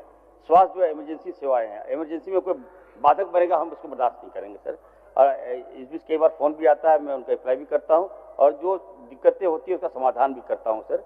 लेकिन मैं आश्वस्त करता हूँ आने वाले दिनों में कोई समस्या का सामना नहीं करना पड़ेगा सर। धन्यवाद। माननीय सदस्य डॉक्टर नीरज यादव, आपका प्रश्न का अभी आपका लाइन है और पहले एक प्रश्न आप पूछ लिए, एक और पीछे है महोदय। ये तो राजस्व का है, हमको बुझाता है। चलिए पूछिए। माननीय अध्यक्ष महोदय, ये पूरे राज्य का समस्या है महोदय, जिसमें कि लोगों को जमीन का निबंधन कराने के बाद दाखिल खारिज कराने या अन्य प्रमाण पत्र, जाति प्रमाण पत्र हो, आवासीय हो या जन्म मृत्यु महोदय, ये सब में बहुत दिक्कत आ रही है महोदय। हम सभी जनता के सेवक हैं महोदय, सबके पास में ये समस्या जा रही होगी। जवाब भी मिला है बहुत डिटेल से महोदय कि दाखिल खारिज का निष्पादन महज 30 दिन के अंदर हो जाता है। एक्चुअल में ये ठीक है महोदय, सिस्टम लागू है, लेकिन माननीय मंत्री जी से हम एक बार आग्रह करना चाहेंगे, ये जो आय प्रमाण पत्र दे रहे हैं 15 दिन में, दाखिल खारिज 30 दिन में, तो ये हो पा रहा है महोदय? अगर हो जाता तो हम लोगों के पास में जनता क्यों आती महोदय? इसमें हम एक सुझाव दे रहे हैं महोदय कि जो 2022 से दाखिल खारिज हेतु सुओ मोटो सिस्टम कार्यरत है महोदय, तो कहीं ना कहीं गड़बड़ी के कारण वो या तो ले नहीं पाता है या पहले जो ऑफलाइन होता था महोदय, जिसके कारण आज समस्या उत्पन्न हो रही है। तो आज उपायुक्त जगह जगह पे कैंप लगा रहे हैं, लेकिन जाति आवासीय ये सब का नहीं हो पा रहा महोदय। आय प्रमाण पत्र जो शैक्षणिक के लिए जरूरी होता है आज युवाओं को, उसके लिए काफी परेशानी हो रही है। तो हम चाहते हैं या तो जो सिस्टम गलत है उसको सही ढंग से कराया जाए, सर्वेयर कहीं काम नहीं करता है, ये सारी समस्याएं आती है। और दूसरा कि कैंप लगा करके बच्चों को कम से कम पढ़ाई के लिए उनको इधर उधर भटकना ना पड़े, वो जाति प्रमाण पत्र, आय प्रमाण पत्र ये सब के लिए भटकते ना रहे, तो उसके लिए भी कैंप लगवाने का माननीय मंत्री जी संज्ञान ले महोदय। चलिए मैडम अपना प्रश्न उत्तर दे दिए। तो आप उसी को जो समेट के बोल दीजिए। बातों को डॉक्टर नीरा यादव माननीय सदस्य उठा रही है, हम लोग ने स्पष्ट कर दिया है कि सरकार कटिबद्ध है लोगों को सेवा देने के लिए, और राइट टू सर्विस एक्ट 2011 से ही हमारे राज्य में लागू है। अध्यक्ष महोदय, अधिसूचना संख्या 11,086 दिनांक 24/12/2015 को निर्गत, जिसमें सभी कामों का कितना दिनों के अंदर निष्पादन सीओ को करना है, एलआरडीसी को करना है, एसडीओ को करना है और डीसी को करना है, ये स्पष्ट कर दिया गया। मान लीजिए स्पेसिफिक कोई जगह किसी अंचल में या किसी बच्चों के सर्टिफिकेट बनाने में कहीं विसंगतियां आ रही है, दिक्कतें हैं, तो स्पष्ट लिखित रूप से शिकायत आए तो उस पर निश्चित रूप से हम लोग कार्रवाई करेंगे। ऐसे ये स्पष्ट है कि आज सरकार आपके द्वारा कार्यक्रम भी बीच बीच में हम लोग के सरकार के द्वारा लोगों के बीच में कार्यक्रम चलती है पंचायत स्तर पर, और वहाँ भी बच्चों के लिए आय प्रमाण पत्र, जाति प्रमाण पत्र और भी सर्टिफिकेटें बनाने का तुरंत निष्पादन कर दिया जाता है। और ऐसे जो प्रक्रिया है अंचल और प्रखंड कार्यालय के माध्यम से, मैं माननीय सदस्य से आग्रह करूंगी कि यदि उनके क्षेत्र में या कहीं उनको शिकायत मिलेगी तो तुरंत जांच करके कार्रवाई करेगी सरकार, प्रतिबद्ध है। अध्यक्ष महोदय। अध्यक्ष महोदय, हम माननीय मंत्री जी को बहुत धन्यवाद देना चाहते हैं। ये सिस्टम जो लागू है बहुत अच्छी बात है, और इन्होंने पूरा डिटेल दिया है। समय की बचत करते हुए हम पूरा डिटेल नहीं पढ़ रहे हैं। 30 दिन में, 15 दिन में, 10 दिन में, ये बहुत अच्छी व्यवस्था है महोदय। लेकिन हम भी समझ रहे, आप भी समझ रहे हैं महोदय, नेटवर्क प्रॉब्लम बोल करके वो अपलोड ही नहीं हो पाता है अगर बच्चे अपलोड करना चाह रहे हैं तो, और उसी के कारण समस्या आ रही है।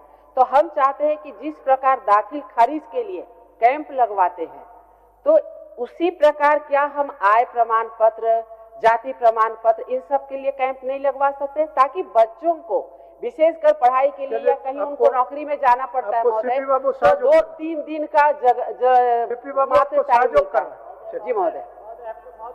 एक मिनट सहयोग कर दे। अच्छा, सीपी बाबू को बोलने दीजिए, उसके बाद भी कुछ बात बचेगा तो फिर आप बोलिए। माननीय मंत्री जी ने कहा कि इसके लिए कानून बना हुआ है, नियम बना हुआ है, लेकिन माननीय मंत्री जी, मंत्री बनने से पहले आप विधायक भी रहे हैं, तो थोड़ा सदन को बताइए और थोड़ा कलेजा पर, दिल पर हाथ रख के बताइए। जानते आप भी है सब कुछ, लेकिन आपकी व्यवस्था है। मेरा ये कहना है, अध्यक्ष महोदय, हम लोग का आधा काम, आधा दिन तो सीओ के यहाँ ये नहीं हो रहा, सीओ के यहाँ मोटेशन नहीं हो रहा, थाना में FIR नहीं हो रहा, तरह तरह के काम होते हैं। तो मेरा कहना है कि कानून बना देने से सिर्फ यदि होता, अब इतने लूट, हत्या, बलात्कार, उसके लिए सबके लिए तो बना हुआ है कानून अध्यक्ष महोदय, फिर भी होता है ना। मेरा कहना है कि सरकार को देखना चाहिए कि भाई कहां पर क्या हो रहा है। मैंने निर्लजता की तो हद तब हो जाती है अध्यक्ष महोदय, जब एक ही प्लॉट में सबका वोटेशन हो गया, स्वाभाविक है पैसा दे करके हुआ, लेकिन आप जाइए कराने तो आपको डिमांड होता है। एक ही बिल्डिंग, एक मल्टी स्टोरी बिल्डिंग जो बिल्डर लोग बनाता है अध्यक्ष महोदय, अब जाइएगा उसके लिए भी देना पड़ता है अध्यक्ष महोदय। मेरा कहना है, ये जानते आप भी हैं, यहाँ बैठा हुआ कौन विधायक नहीं जानता है। हम सत्ता पक्ष और विपक्ष की बात नहीं है, मैं ये नहीं कह रहा हूं कि इसी सरकार में हो रही है, मैं तो ओपन कहता हूँ अध्यक्ष महोदय। एक सिस्टम ऐसा बना गया, नेक्सस ऐसा हो गया है, सरकार चाहे जिसकी हो, ये सब होता है अध्यक्ष महोदय। तो मेरा कहना है कि यदि आप कहते हैं कि हमारी सरकार कुछ अलग है, तो आप ये सुनिश्चित कीजिए ना कि किसी भी कार्यालय में घूस नहीं देना पड़े, रिश्वत नहीं देना पड़े, और समय पर काम हो। यदि समय पर काम नहीं होता है तो आप उस पर कार्रवाई कीजिए, बस इतना ही तो करना है अध्यक्ष। ठीक, आप उनको बोल दीजिए, मैडम को बोले। मैडम, मेरे विधानसभा में देवरी और जमुआ में भी यही समस्या है, कास्ट सर्टिफिकेट होकर के नहीं टाइम पे बनता है, और लोग बच्चे लोग फॉर्म नहीं भर पाते, जिसके कारण से मेरे पास रोज इस तरह की समस्या आता है। और देवरी और जमुआ में अंचल में जो है सीओ और बीडीओ अपने तरीके से इतना मनमानी करते हैं कि बात नहीं सुनते, मेरी भी बात नहीं सुनते। चलिए आप महोदय, आज के दिन में सबसे बड़ी समस्या अंचल अधिकारी कार्यालय में महोदय, सबसे बड़ी समस्या और सबसे दुर्भाग्य है, निर्लजता भी इस बात की है महोदय कि जब स्कूल का बच्चा और कॉलेज का विद्यार्थी जब जन्म प्रमाण पत्र बनाने जाता है, आवासीय बनाने जाता है, तो महोदय उसको बिना लेन देन के कोई काम नहीं होता, मतलब उसको ट्रेनिंग मिल जाता है। वहीं से शुरुआत होता है महोदय कि झारखंड सरकार के अंचल कार्यालय में बिना लेन देन के कोई काम नहीं होगा, वो ट्रेनिंग वहीं से मिलता है महोदय। ये बहुत दुर्भाग्य महोदय। जो लड़का अभी पढ़ रहा है, जो लड़का नौकरी करेगा कल महोदय, उसको इसके दिमाग में यह धसा दिया जाता है कि बिना लेन देन का कोई काम नहीं होता महोदय। इस पर जो मंत्री महोदय, ये आपके भी जिला में होता है महोदय। मंत्री महोदय बहुत अच्छे हैं, सुन रहे हैं, तो मंत्री महोदय कहीं कहेंगे कि कम से कम लड़का जो स्कूल का विद्यार्थी है उन लोग को तो वंचित कर दिया जाए लेन देन से। चलिए, वो लोग पढ़ने जाएगा, कंपटीशन देने जाएगा कि लेन देन करेगा। अध्यक्ष महोदय, माननीय वरिष्ठ सदस्य सीपी सिंह जी का भी कहना है कि मैं अभी फिर से स्पष्ट कर दे रहा हूँ अध्यक्ष महोदय कि किसी भी अंचल अधिकारी के द्वारा म्यूटेशन के मामले पर यदि इस तरह का राइट टू सर्विस एक्ट का उल्लंघन किया है, सभी कागजातों को सही पाने के बावजूद भी निश्चित समय पर उस पर यदि कार्रवाई नहीं ली है, तो ऐसे स्पेसिफिक लिख करके माननीय सदस्य देते हैं तो निश्चित रूप से जांच करके उस पर मैं कार्रवाई। और जहां तक सर्टिफिकेट का मामला है, बच्चों का एजुकेशन प्रभावित नहीं हो, फिर से एक बार हमारे विभाग के तरफ से जिला अधिकारियों को फिर से एक हम लोग आदेश जारी कर देते हैं कि ऐसे मामले को त्वरित निष्पादन करने का निर्देश जारी करें ताकि किसी भी बच्चे को परेशानी ना हो। शून्यकाल, नमन बिस्कल कौन गाड़ी, शून्यकाल, अब शून्यकाल, समय हो गया, अब समय नहीं। नमन बिस्कल कौन गाड़ी जी, शून्यकाल। अध्यक्ष महोदय, आज सदन 12 साढ़े 12 बजे तक होना है। अध्यक्ष समय नहीं है, शून्यकाल का समय है, मैडम बैठ जाइए। अध्यक्ष महोदय पढ़िए। अध्यक्ष महोदय, मेरा तारांकित प्रश्न में 93 का जवाब नहीं आया है, इसको जरा सा। अच्छा, वो बाद में देख लेंगे, अभी शून्यकाल पढ़िए। शून्यकाल पढ़िए, 12:30। धन्यवाद अध्यक्ष महोदय। सरकार द्वारा दिए आश्वासन के बावजूद भी आदिवासी बहुल और पिछड़ा क्षेत्र के भवनहीन प्राथमिक विद्यालय लोमगा टोली पंचायत कुटुंगिया जलडेगा, प्राथमिक विद्यालय अंबाटोली पंचायत दुमटोली कोलेबिरा, महामाना उच्च विद्यालय कोनमेरला जलडेगा के अति जर्जर विद्यालय भवन जो कभी भी अचानक दुर्घटना का कारण बन सकते हैं, तो सदन के माध्यम से पुनः सरकार से मांग करता हूं कि यथाशीघ्र उस जगहों पर नया भवन, विद्यालय भवन बनाया जाए। माननीय सदस्य श्री उमाकांत रजक जी। अध्यक्ष महोदय, चंदनकारी विधानसभा अंतर्गत चास मुफसिल एवं पिंडराजोरा थाना का क्षेत्रफल काफी बृहद होने के कारण आए दिन विधि व्यवस्था के साथ थाना क्षेत्र के आम जनों को काफी कठिनाई वर्षों से हो रही है। अतः चास मुफसिल एवं पिंडराजोरा सीमा से अलग कर क्रमशः मामरकुदर एवं सोनाबाद को नया थाना सृजन की सरकार से मांग करता हूं। माननीय सदस्य श्री संजय कुमार सिंह यादव। अध्यक्ष महोदय, पलामू जिला के हुसैनाबाद विधानसभा क्षेत्र अंतर्गत रामबांध पंचायत को मोहम्मदगंज प्रखंड से 11 किलोमीटर दूरी तय करके जाना पड़ता है, जबकि रामबांध पंचायत से हैदरनगर प्रखंड मात्र 5 किलोमीटर की दूरी तय करना पड़ेगा। अतः रामबांध पंचायत को मोहम्मदगंज के बदले हैदरनगर प्रखंड में रखने का सरकार से मांग करता हूं। अध्यक्ष महोदय, माननीय सदस्य श्री अमित कुमार। धन्यवाद अध्यक्ष महोदय। जेएसएससी द्वारा विज्ञापित कक्षपाल नियुक्ति के संबंध में जारी विज्ञापन में किसी भी प्रकार की उम्र सीमा में छूट नहीं प्रदान की गई है, जबकि सरकार की संकल्प संख्या 440 दिनांक 23/9/2025 में ऐसा करने का प्रावधान किया गया था। अतः अधिकतम उम्र सीमा यथासंभव छूट प्रदान करते हुए लाखों अभ्यर्थियों की आकांक्षा को पूर्ण करने की कृपा की जाए महोदय। धन्यवाद। माननीय सदस्य मंजू कुमारी जी। धन्यवाद अध्यक्ष महोदय। जमुआ विधानसभा क्षेत्र में एक भी सरकारी डिग्री कॉलेज स्थापित नहीं है। इसके कारण यहाँ के छात्र छात्राओं को उच्च शिक्षा के लिए दूर दराज क्षेत्रों में जाना पड़ता है अध्यक्ष महोदय, जिससे उन्हें आर्थिक एवं शैक्षणिक कठिनाइयों का सामना करना पड़ता है। अतः क्षेत्र की शैक्षणिक उन्नति एवं युवाओं के भविष्य को ध्यान में रखते हुए जमुआ विधानसभा क्षेत्र में शीघ्र सरकारी डिग्री कॉलेज स्थापित करने की मांग मैं सरकार से करती हूँ। धन्यवाद अध्यक्ष। माननीय सदस्य श्री नागेंद्र महतो। माननीय अध्यक्ष महोदय, बगुदर प्रखंड अंतर्गत अड़वारा पंचायत के ग्राम जमुआरी के प्रवासी मजदूर युवक वकील सिंह एल&टी कंपनी मलेशिया में ट्रांसमिशन लाइन में मजदूरी करता था, जिनका कार्य के दौरान दिनांक 12/2/26 को मृत्यु हो गई। मैं सरकार से त्वरित कार्रवाई करते हुए लाश की वतन वापसी एवं मृतक के आश्रित परिवार के भरण पोषण हेतु 25 लाख रुपए की मुआवजा देने की मांग करता हूं। धन्यवाद। माननीय सदस्य श्रीमती श्वेता सिंह। धन्यवाद अध्यक्ष महोदय। मैं आपके माध्यम से सरकार का ध्यान अपनी विधानसभा क्षेत्र अंतर्गत पिंडराजोरा की ओर आकृष्ट करना चाहती हूँ।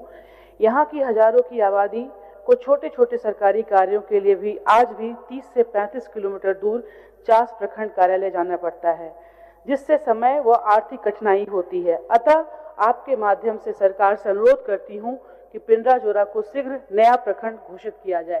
धन्यवाद। माननीय सदस्य श्री भूषण तिर्की जी।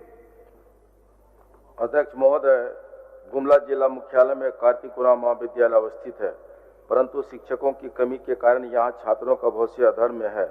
महाविद्यालय में 17 शिक्षकों का पद सृजित है, जिसमें मात्र 31 शिक्षक ही कार्यरत है। यहाँ 3000 से अधिक छात्र पढ़ाई कर रहे हैं।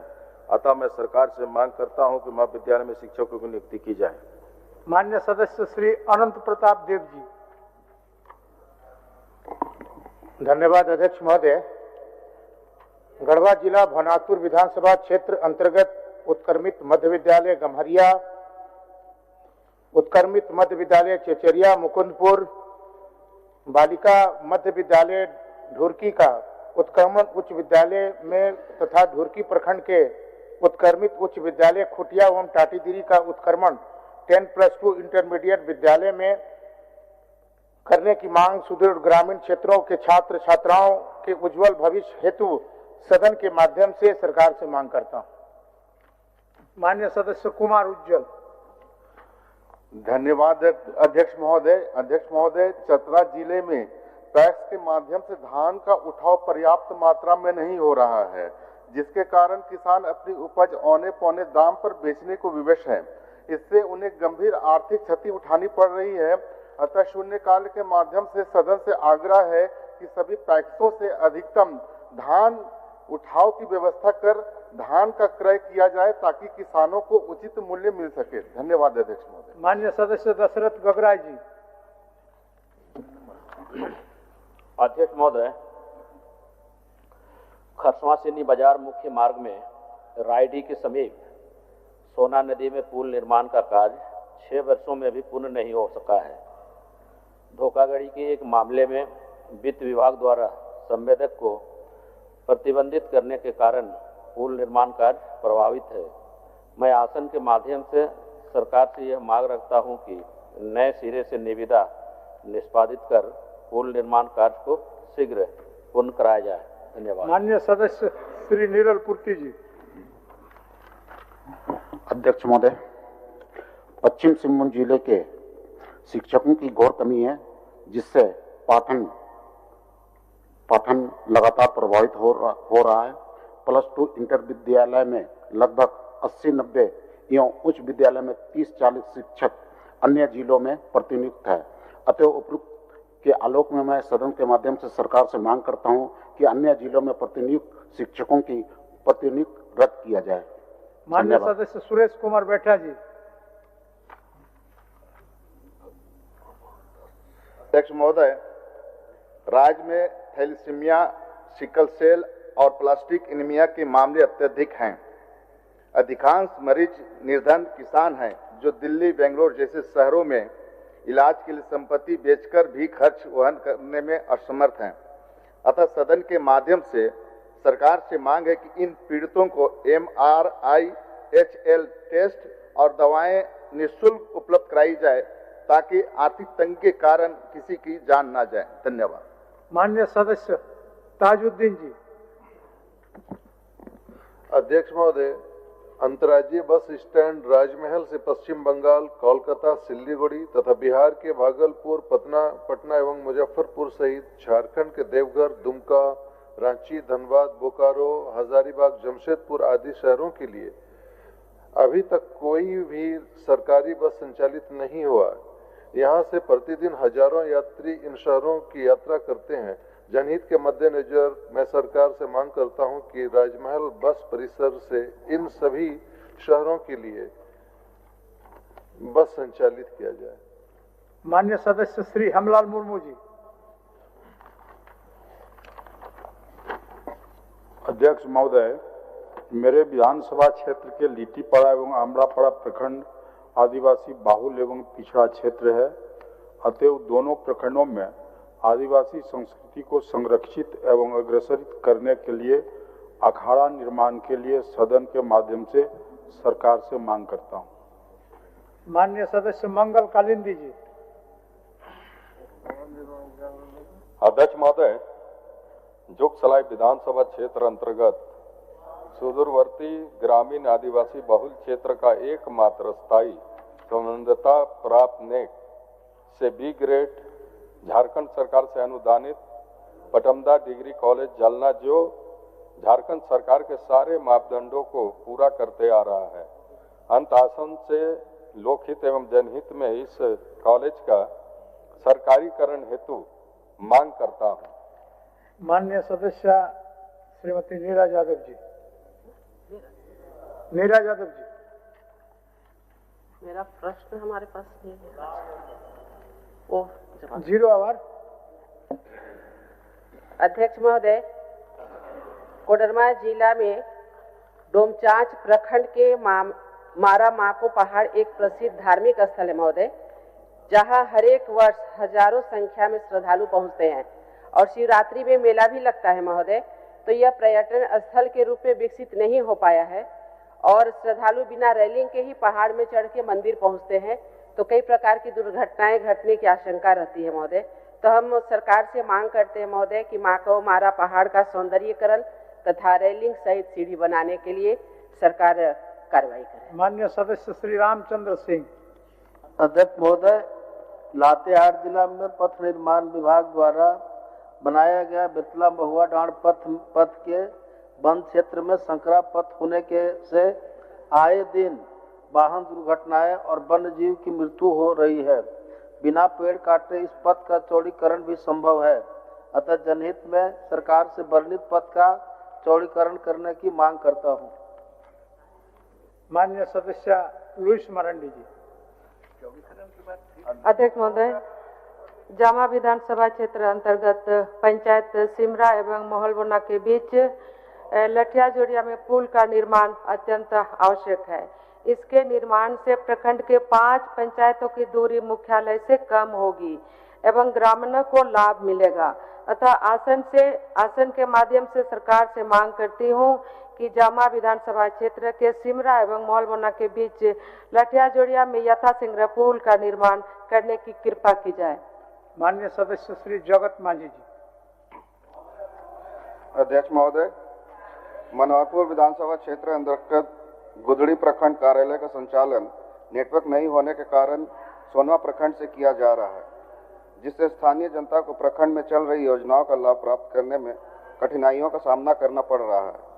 अंततः सदन के माध्यम से सरकार से मांग है कि गुदड़ी प्रखंड में नेटवर्क की व्यवस्था की जाए ताकि स्थानीय जनता को अपने प्रखंड से ही आवश्यक सेवाएं मिल सके। धन्यवाद। माननीय सदस्य श्री राजेश कच्छप जी।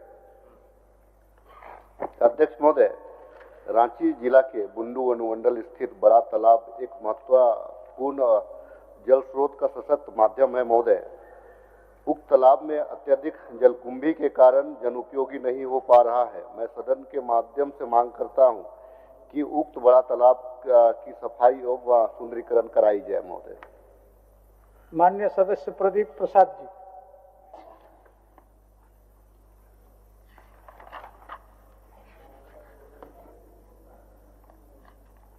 प्रदीप प्रसाद जी। माननीय सदस्य नरेश प्रसाद सिंह जी।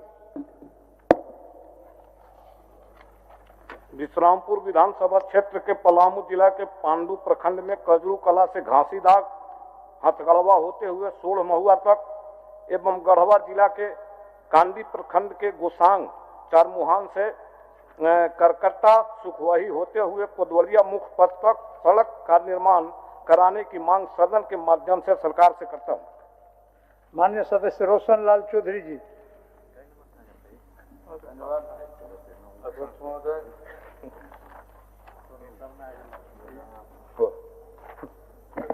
धन्यवाद अध्यक्ष महोदय।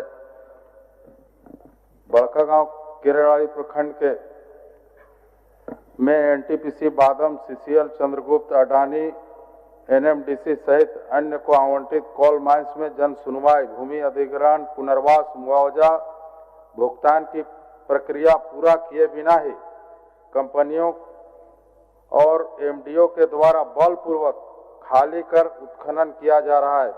विरोध पर झूठा मुकदमा कर भय का माहौल बनाया जा रहा है।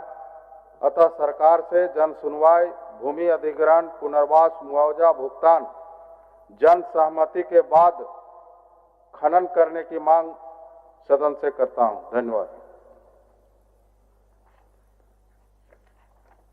माननीय सदस्य पूर्णिमा साहू जी। माननीय अध्यक्ष महोदय, बीएड की पढ़ाई कर रही छात्रों को काफी परेशानी का सामना करना पड़ रहा है। छात्रों का पहला सेमेस्टर पूर्ण हो चुका है, उसके बाद जो है ई कल्याण द्वारा छात्रवृत्ति की राशि अभी तक प्राप्त नहीं हुई है। उन्हें तीसरे सेमेस्टर की फीस जमा करने का दबाव महाविद्यालयों के द्वारा डाला जा रहा है। आपसे आग्रह करती हूँ कि कृपया आदेश दें कि जल्द से जल्द छात्रवृत्ति की राशि जारी हो और विद्यार्थियों को छात्रवृत्ति मिलने तक फीस जमा करने के लिए छूट प्रदान की जाए। धन्यवाद अध्यक्ष महोदय। ध्यान आकर्षण की सूचनाएं। एक मिनट अध्यक्ष महोदय, व्यवस्था मेरी यह है अध्यक्ष महोदय, कल जिस विषय को हमने लाया था माननीय संसदीय मंत्री ने उन्हें संज्ञान में लिया था और आज उसकी फॉर्म फिलअप की अंतिम तारीख है और अब तक सरकार ने कोई निर्णय लिया नहीं उम्र सीमा की छूट का। ओह रुकिए ना जी, मेरा आग्रह होगा इस पर सरकार आज निर्णय ले, वरना वो छात्र उस लाभ से, उम्र सीमा की छूट से वंचित हो जाएंगे। एक तो ये है, और दूसरा केवल एक आग्रह ये है कि अभी आप 12:30 बजे ऑफ करने वाले हैं क्योंकि रोजा पवित्र समय चल रहा है। मेरा आग्रह होगा सरकार से, कई प्रदेशों ने इस समय जो रोजदार लोग हैं, कर्मचारी, अधिकारी, उनके हाफ डे की छुट्टी दिया करते हैं उनकी सुविधा के लिए। कल तजमुद्दीन भाई को भी हमने देखा कि शिक्षा सचिव से मिल रहे थे किसी बात को लेकर के। मेरा आग्रह होगा, सरकार बैठी है, सरकार संवेदनशील है कि ऐसे रोजदार लोगों को हाफ डे का छुट्टी दे या तो जल्दी छुट्टी देने का प्रयास करे ताकि उनकी सुविधा हो सके। बोलिए।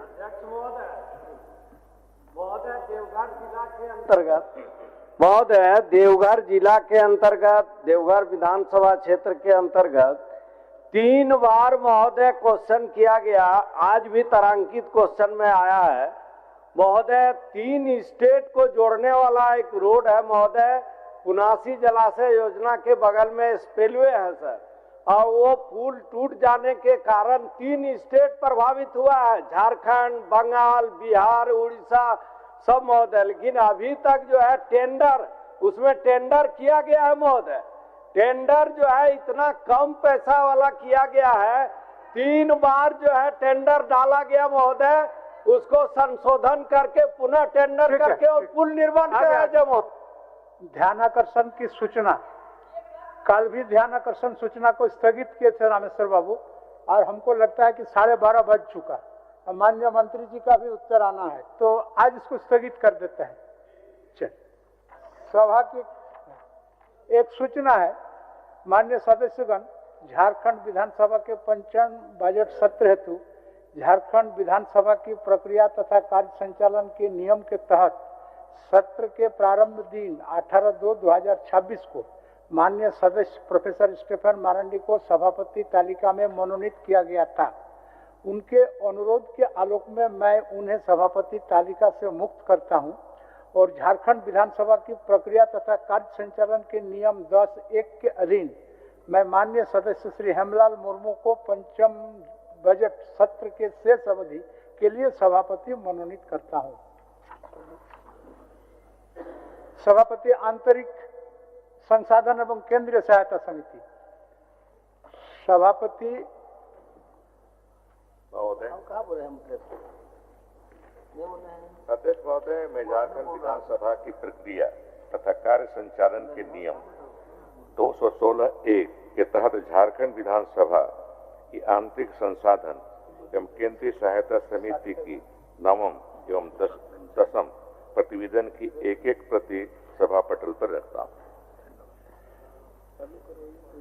मंत्री प्रभारी वित्त।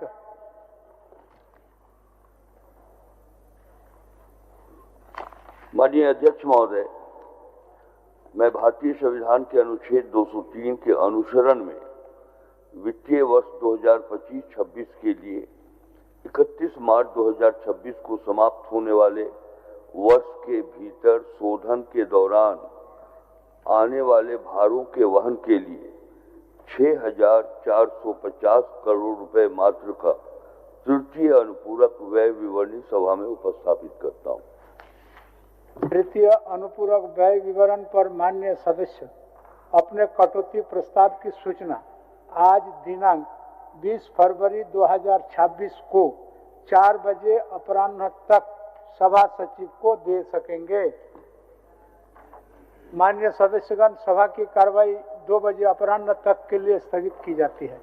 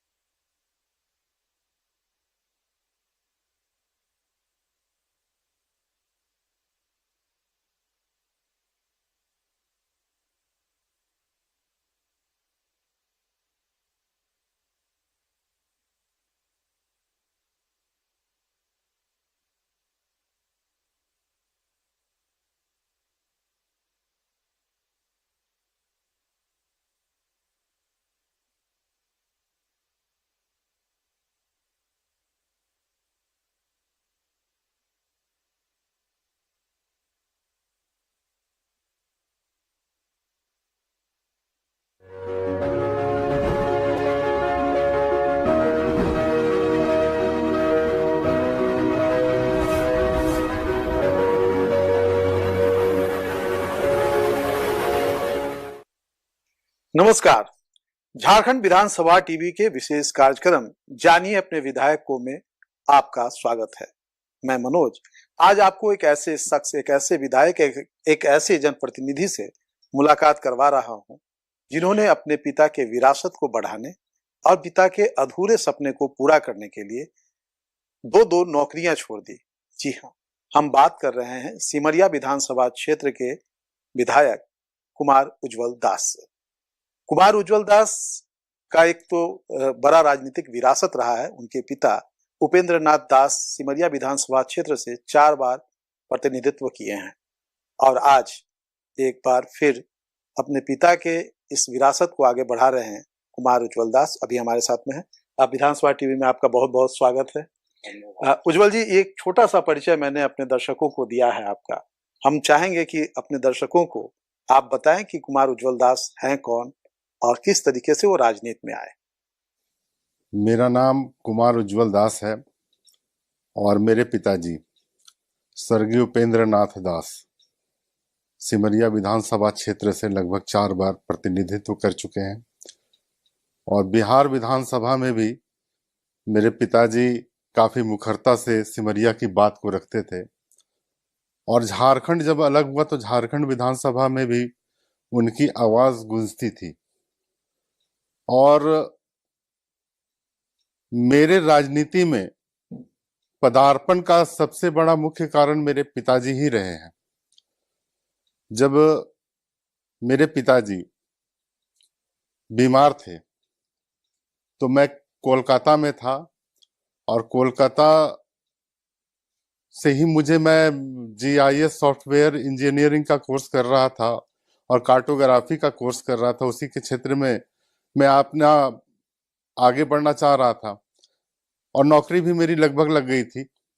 और उस समय मुझे पता चला कि मेरे पिताजी काफी बीमार हैं और वेलोर में उनको एडमिट किया गया था CMC में।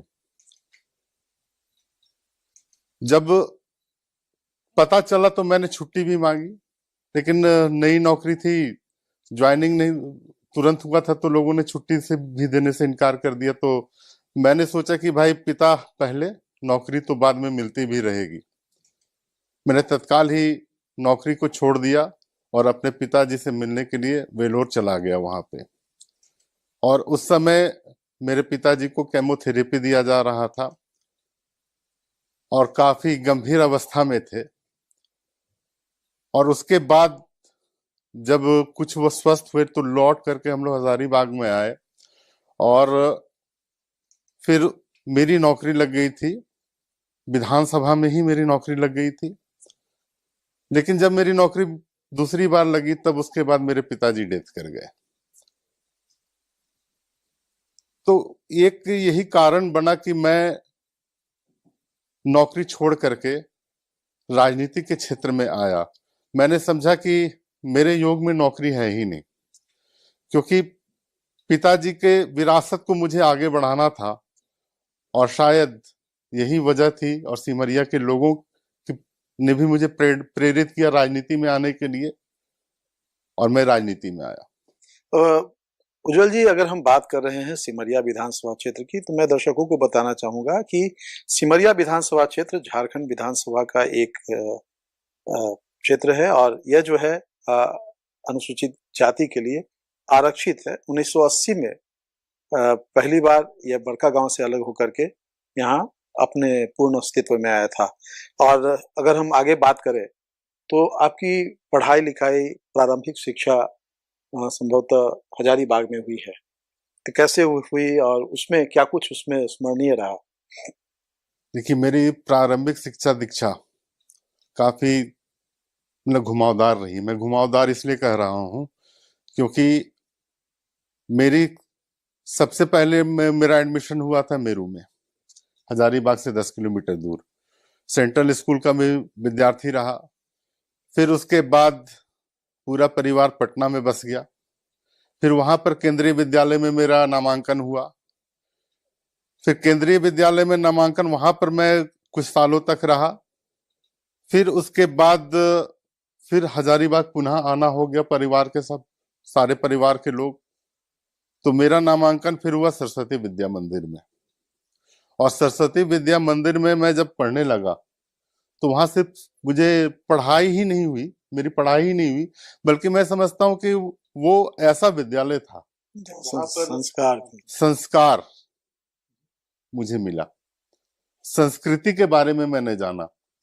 और मैं बता दूं, एक वहाँ के जो हमारे टीचर्स रहते थे, शिक्षक जो रहते थे, इतने कोऑपरेटिव होते थे कि स्टूडेंट्स और उनका सम्मान करते थे। और मैं एक घटना बताता हूँ कि हमारे स्कूल में सांस्कृतिक ज्ञान परीक्षा की किताबें मिलती थी और उसका संस्कार भारती के द्वारा उसका परीक्षा भी लिया जाता था।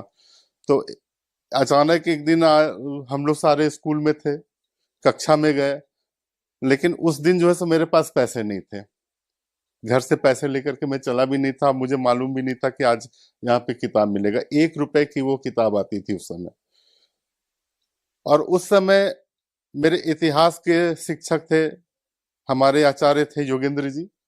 और सारे स्कूल में जब किताबें बंटने लगी तो पूछा कि तुमने क्यों नहीं लिया? तो बोले कि मेरे पास पैसे नहीं, इसलिए मैं नहीं ले सकता हूँ अभी, मैं कल ले सकता हूँ। उन्होंने कहा कि ठीक है, तुम किताब ले लो, मैं तुम्हारे बदले में दे देता हूँ अभी पैसे।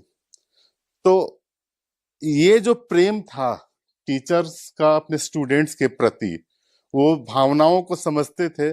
और तब से उन्होंने एक बात कही कि मुझे धन्यवाद मत बोलना, तुम उसकी मदद कर देना जो मदद के काबिल हो। मतलब एक तरफ मदद और दूसरी तरफ शिक्षा। जी, शिक्षा एक मतलब दूसरे की मदद करने की एक बहुत बड़ी सीख। हाँ, बहुत बड़ी सीख मुझे मिली कि दूसरे की मदद कर दो उस समय, और तुम्हें जिसे लगे कि मदद करना चाहिए उसकी तुम मदद कर दो। और मैं वही आज तक फिर अपने जीवन में मैं करते आया हूँ। मतलब इससे बेहतर धन्यवाद करने का और कोई तरीका हो नहीं सकता है। नहीं हो सकता।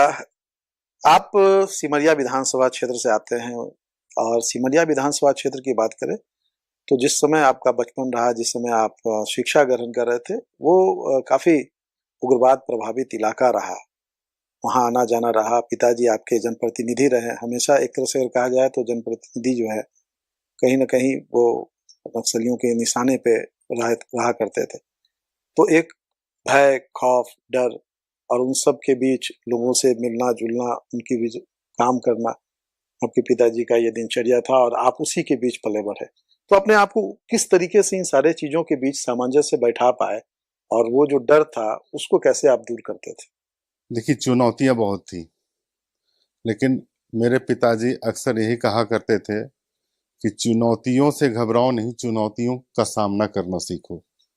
क्योंकि अगर घबरा गए तो समस्याएं हावी होती चली जाएंगी। और एक छोटी सी घटना मैं बताता हूं। मैंने पिताजी से इसी तरह से, ये तो सवाल आपने जो कहा, लेकिन एक सवाल मैंने अपने पिता से किया था। पिताजी से मैंने कहा था कि आजादी मिल चुकी है हमें, आजादी क्या है? तो एक बार उन्होंने क्या किया कि मुझे बांध दिया और बांध करके कमरे में रख दिया, और कमरे में मैं 1 घंटा 2 घंटा के बाद लगा चिल्लाने के लिए। और उसके बाद उन्होंने खोला, और जब मैं खोला तो मैंने कहा कि मैं आजाद हो चुका हूं, मैं आजाद हो गया हूं। तो उन्होंने कहा कि यही है आजादी।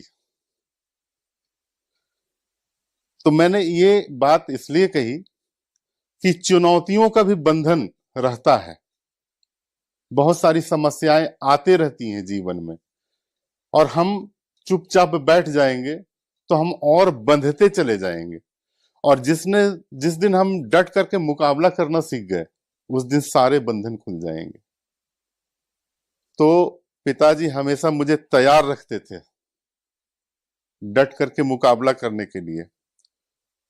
मेरी माँ अक्सर कहती थी कि ये क्या करेगा, इसको अब आगे बढ़ाइए, नौकरी कहीं लगवाइए। तो मेरे पिताजी मेरी माँ को बोलते थे ये खुद अपना रास्ता तय करेगा। और आज वही हुआ। चुनौतियां आती हैं, ये बात आपने कहा कि नक्सल प्रभावित क्षेत्र जरूर है हमारा चतरा, लेकिन उनके साथ भी हम लोग जब मिलते अपने क्षेत्र में जाते हैं तो अपने क्षेत्र में जाते तो हम लोग सिर्फ और सिर्फ समस्याओं का ही नहीं बात करते हैं, बल्कि हमारे क्षेत्र के लोग भी हम लोगों का साथ देते हैं, मेरा साथ देते हैं कि भाई इसको आगे करना है तो इसके साथ हम लोग डट करके खड़ा रहेंगे। और यही सबसे बड़ी बात है मेरी। नक्सलाइट कौन है? वो भी तो इंसान है ना, उसके भी 2 हाथ है 2 पैर हैं। वो क्यों नक्सल के क्षेत्र में गया, नक्सलवादी क्यों बना? उसकी भी कोई समस्या थी। अगर उसकी समस्या को मिल करके हम लोग दूर कर देते हैं तो मुख्य धारा से जुड़ता है वो व्यक्ति। और हम लोग जिस गांव में गए वहां पर हम लोगों ने प्रयास किया, लोगों को समझाया है, और वहां पर भी लोग अब धीरे धीरे मुख्य धारा की ओर आ रहे हैं। बहुत बड़ा परिवर्तन हुआ। चतरा जिला एक समय ऐसा था कि 5 बजे के बाद वहां पर पूरा सन्नाटा हो जाता था, लेकिन आज वहां पर जिंदगी चल रही है। किसी भी समय जाया जा सकता है। ये सबसे, मैं ये मानता हूं कि ये सबसे बड़ा परिवर्तन है। इस परिवर्तन में आपके पिताजी का भी बहुत बड़ा योगदान है और अब आप उस योगदान को आगे बढ़ा रहे। उज्जवल जी, अगर हम बात करेंगे कि जिस वक्त आपके पिताजी का निधन हुआ, वो झारखंड विधानसभा के सदस्य थे, और उसके ठीक बाद जब उनके निधन से जो रिक्त हुआ तो आपको पार्टी ने आगे किया, आप चुनाव लड़े, हार गए। एक सामने में था कि पिताजी के अधूरे सपने को पूरा करना है, उनके विरासत को बढ़ाना है, लेकिन एक हार का सामना करना पड़ा। तो उस वक्त जो है आपके अंदर अपने आप को संभालने के लिए और फिर से लड़ने के लिए, जो अभी थोड़ी देर पहले आपने कहा चुनौतियों को तोड़ने की बात कही थी, चुनौतियों के बंधन को कैसे अपने आप को ये किए, कैसे किसकी प्रेरणा मिली, कौन लोग आपके साथ में खड़े रहे उस समय? मेरे साथ खड़े रहने वाले मेरे कई हैं, लेकिन हमारे मुख्य रूप से हमारे साथ हम मेरी माँ हमेशा मेरे साथ खड़ी रहती थी, धूप हो छांव हो, और हमारे बड़े भाई के समान है, हमारे पिताजी के साथ में हमेशा रहते थे। मैं अगर कैमरा उधर मूव कर दिया जाए तो मैं उनको दिखा सकता हूँ। हमारे बड़े भैया विजय दांगी जी हैं, मैं अर्जुन था, कृष्ण वो थे, और हमारे अमित जी हैं, हमारे श्रीकांत भैया हैं। उन्होंने पग पग पर मुझे प्रेरित किया, और विजय भैया हमारे साथ दिन रात रहते थे। चाहे पता चल रहा है यहाँ पर इस इलाके में जाना खतरनाक हो सकता है, लेकिन फिर भी हम लोग अपने जान के रिस्क उठा करके उस इलाके का दौरा किया करते थे। आपको मैं एक घटना बताता हूँ। एक मयूरहंड में कुम्हारी एक जगह पड़ता है, और दूसरा टंडवा प्रखंड का एक बड़गांव। दोनों का डिस्टेंस इतनी दूरी है कि एक दिन में तय कर पाना बहुत मुश्किल होता है। तो हम लोगों को दोनों जगह जाना था।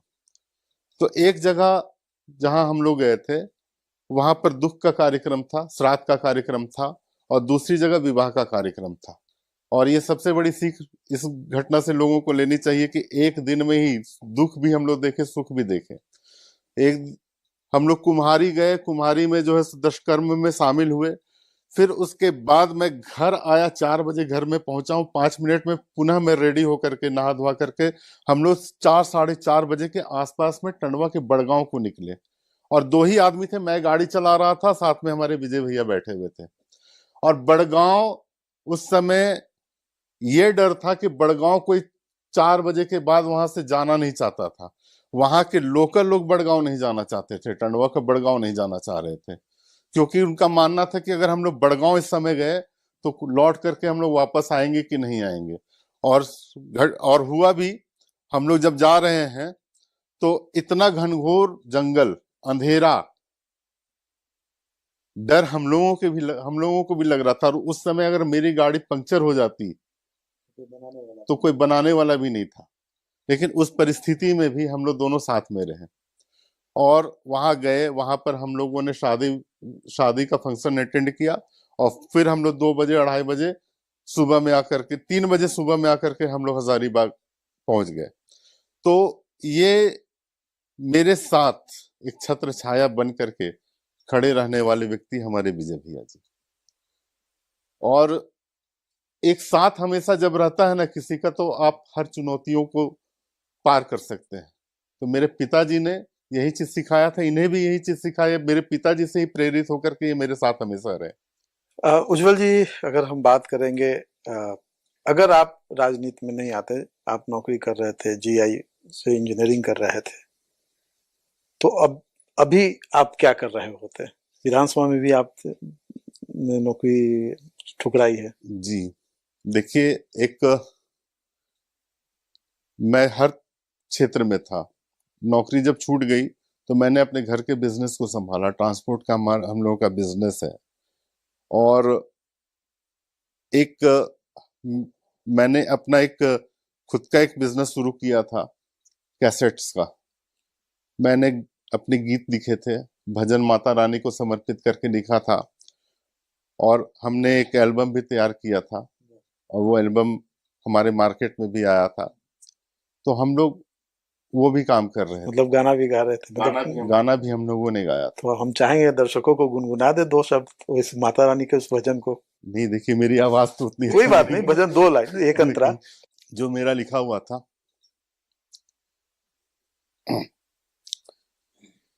खाली हाथ आया तेरे द्वार ओ माँ, खाली हाथ आया तेरे द्वार ओ माँ, रख दे अपना हाथ मेरे माथे पे माँ, रख दे अपना हाथ मेरे माथे पे माँ, ओ माँ, ओ माँ।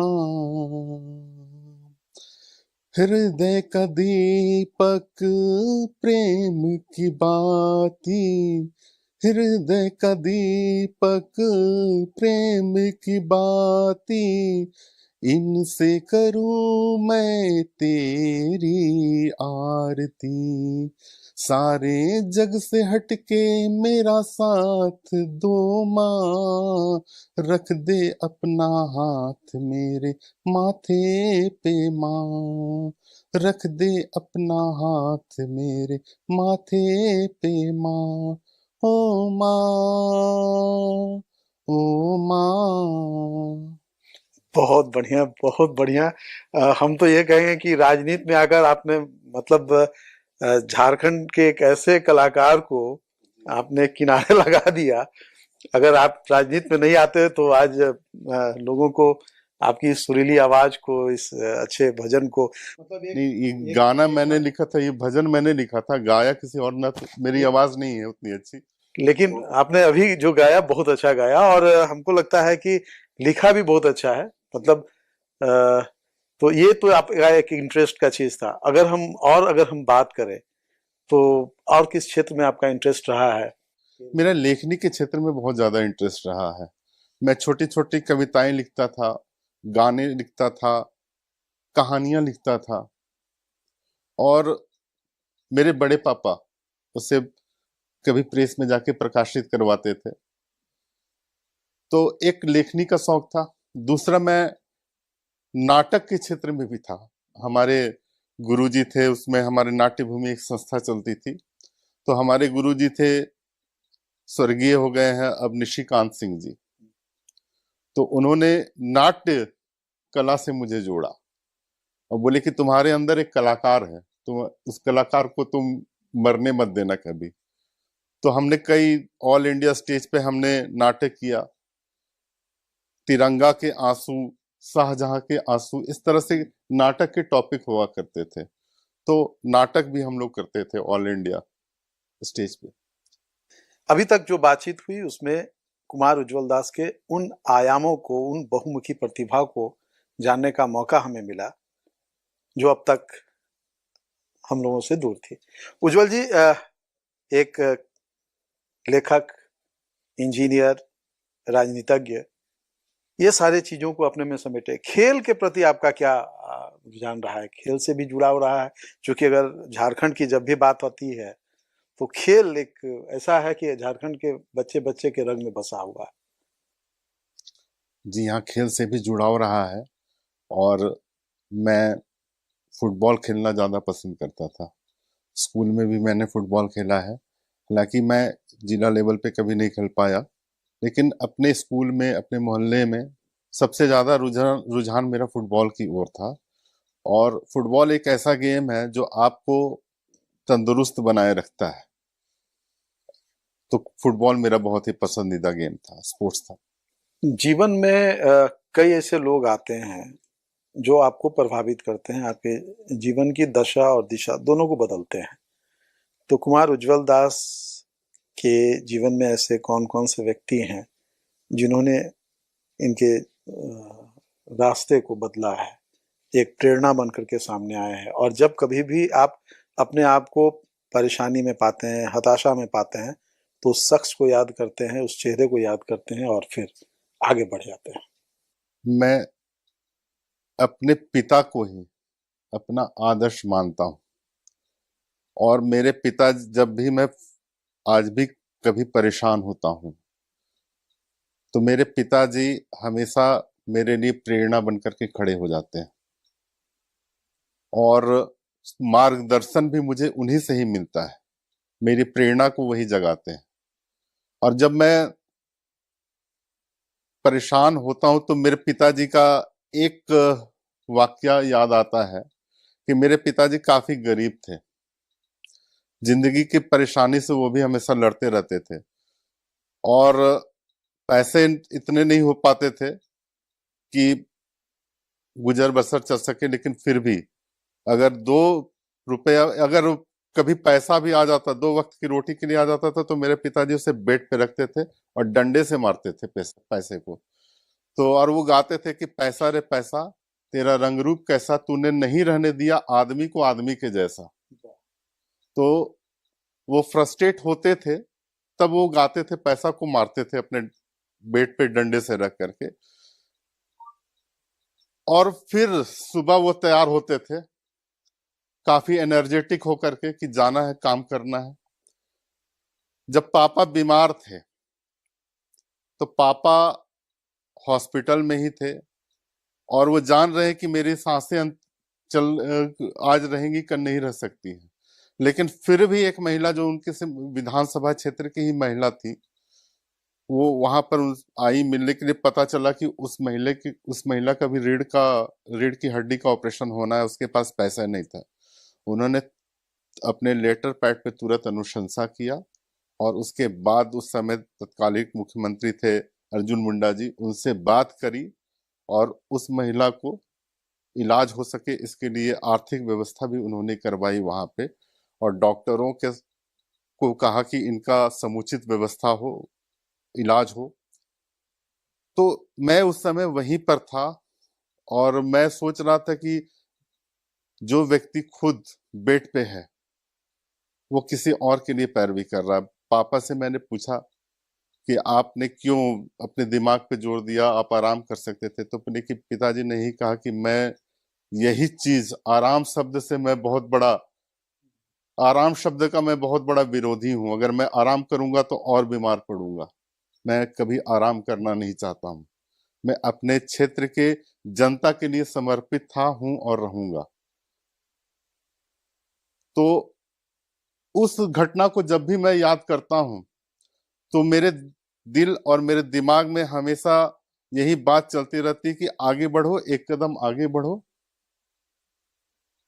और मैं बढ़ जाता हूं। मेरे पिताजी ही मेरे लिए प्रेरणा स्रोत है। पिताजी प्रेरणा स्रोत है। आप राजनीति में हैं, जनता के बीच में हैं, घर में समय नहीं दे पाते हैं, पत्नी है, बच्चे हैं, उनको कैसे मैनेज करते हैं? उनका कितना सहयोग मिलता है? वो भी तो समय खोजते होंगे कि भाई हमारे पति, हमारे पिता हमारे साथ समय गुजारे। दिन भर में 24 घंटे होते हैं। मैं 10 घंटे सोने से लेकर के अपने जो नित्य का काम होता है उसके लिए देता हूँ। 4 घंटे मैं अपने फैमिली को देता हूँ।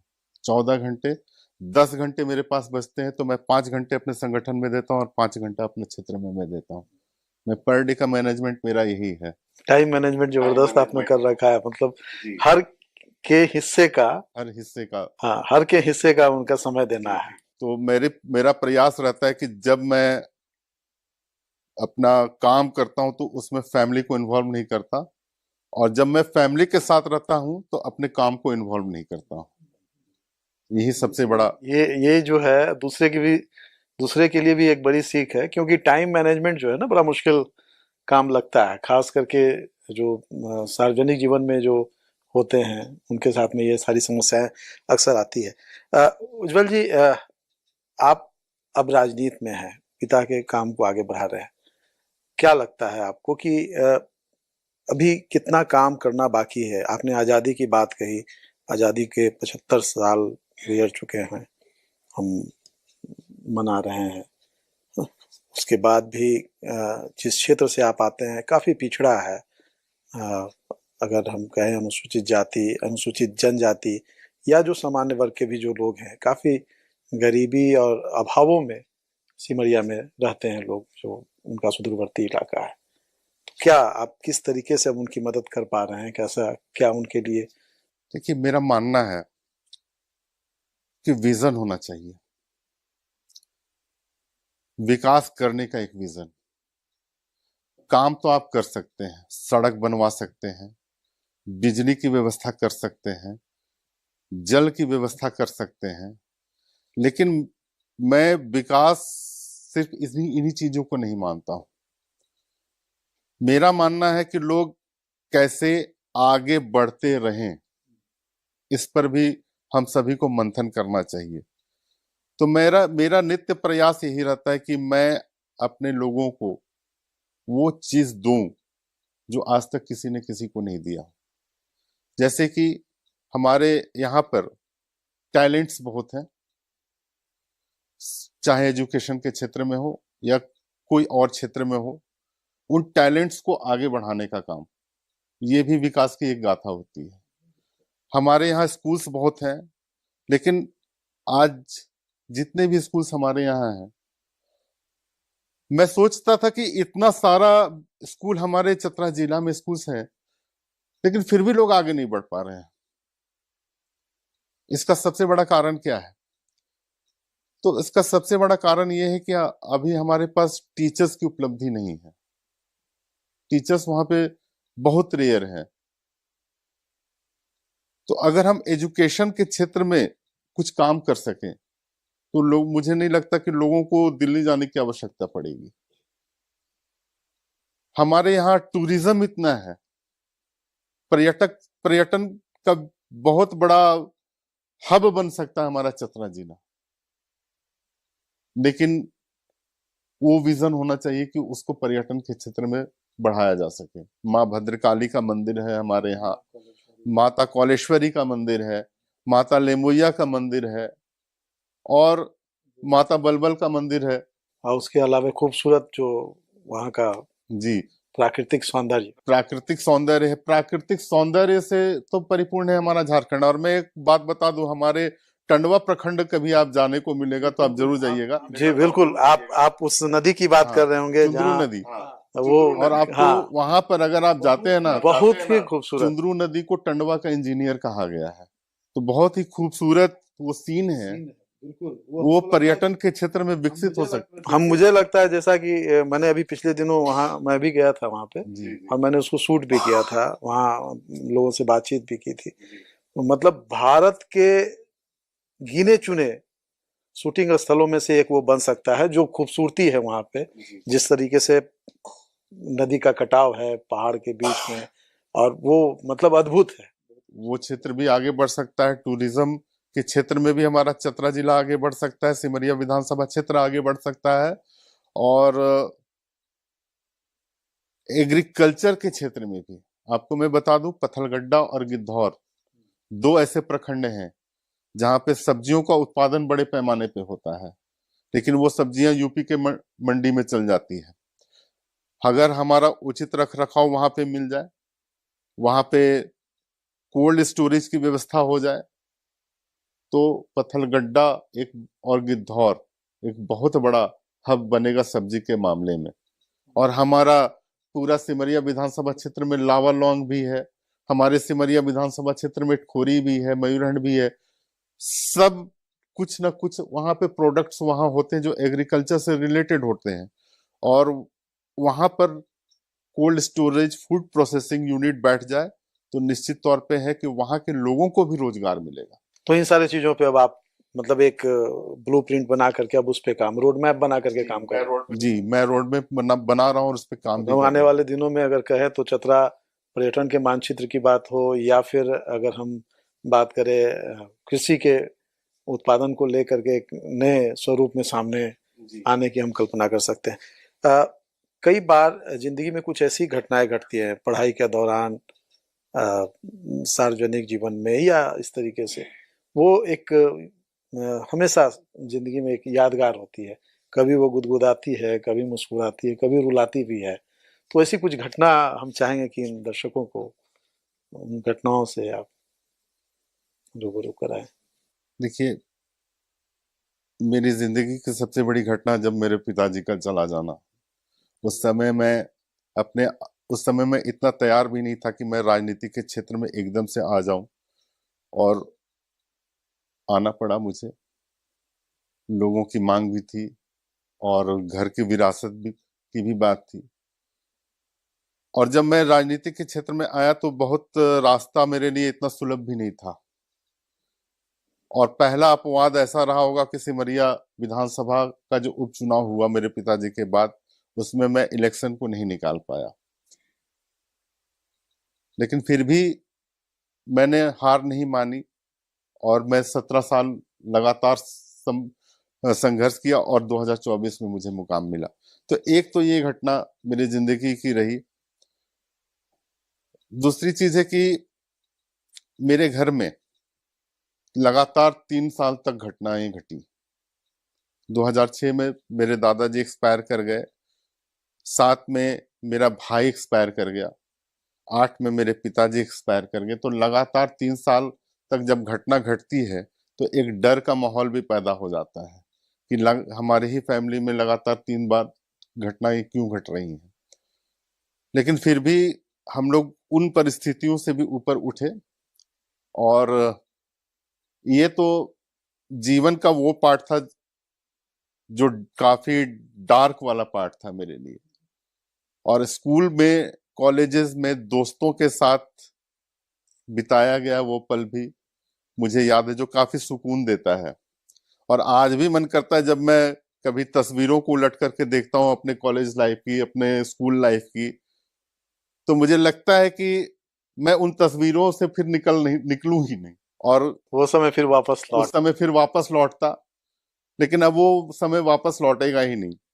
आज भी हम जब मिलते हैं सारे दोस्त तो लगता है कि जैसे कि फिर से कोशिश करते हैं कि वो समय वापस आ जाए। लेकिन मिलने के बाद भी सबकी जिम्मेदारियां इतनी बढ़ गई, लोग आते तो अपनी अपनी जिम्मेदारियों की बात करते हैं कि मैं ये कर रहा हूँ, मैं वो कर रहा हूँ, मुझे ये सारी चीजें, समय जिम्मेदारियां। और पहले तो होता था कि चलो यहाँ घूमने के लिए जाना, चलो चलते हैं। लेकिन अब सोचना पड़ता है, उन सारी चीजों को मिस करते हैं। अब उन सारी चीजों को मैं मिस करता हूँ।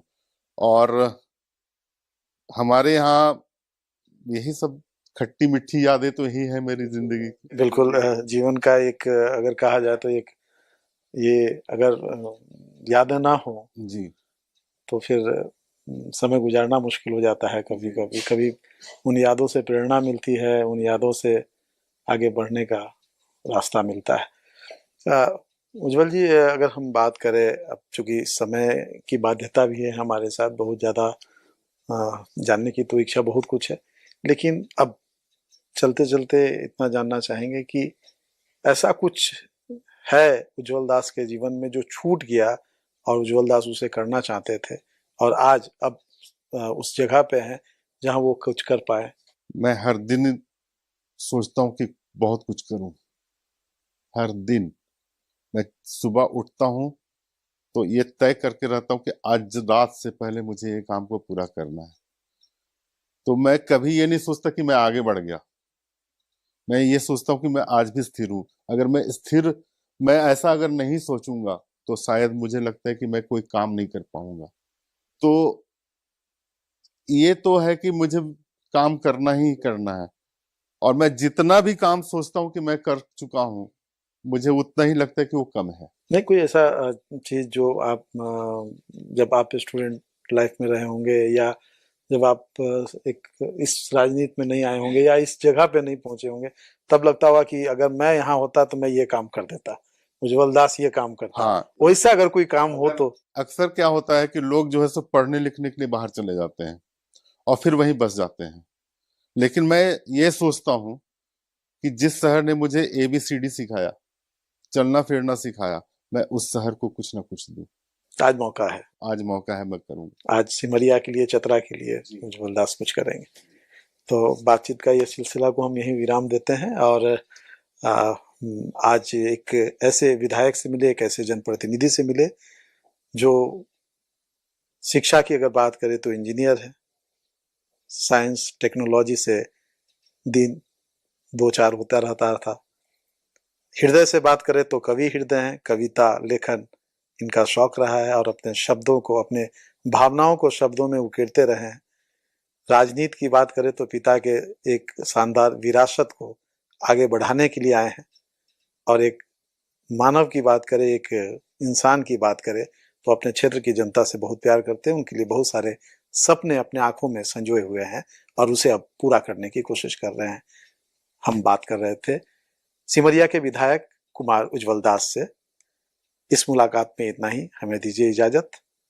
अगली मुलाकात में हम फिर एक नए विधायक से बात करेंगे, जानेंगे उनके विभिन्न पहलुओं को। नमस्कार।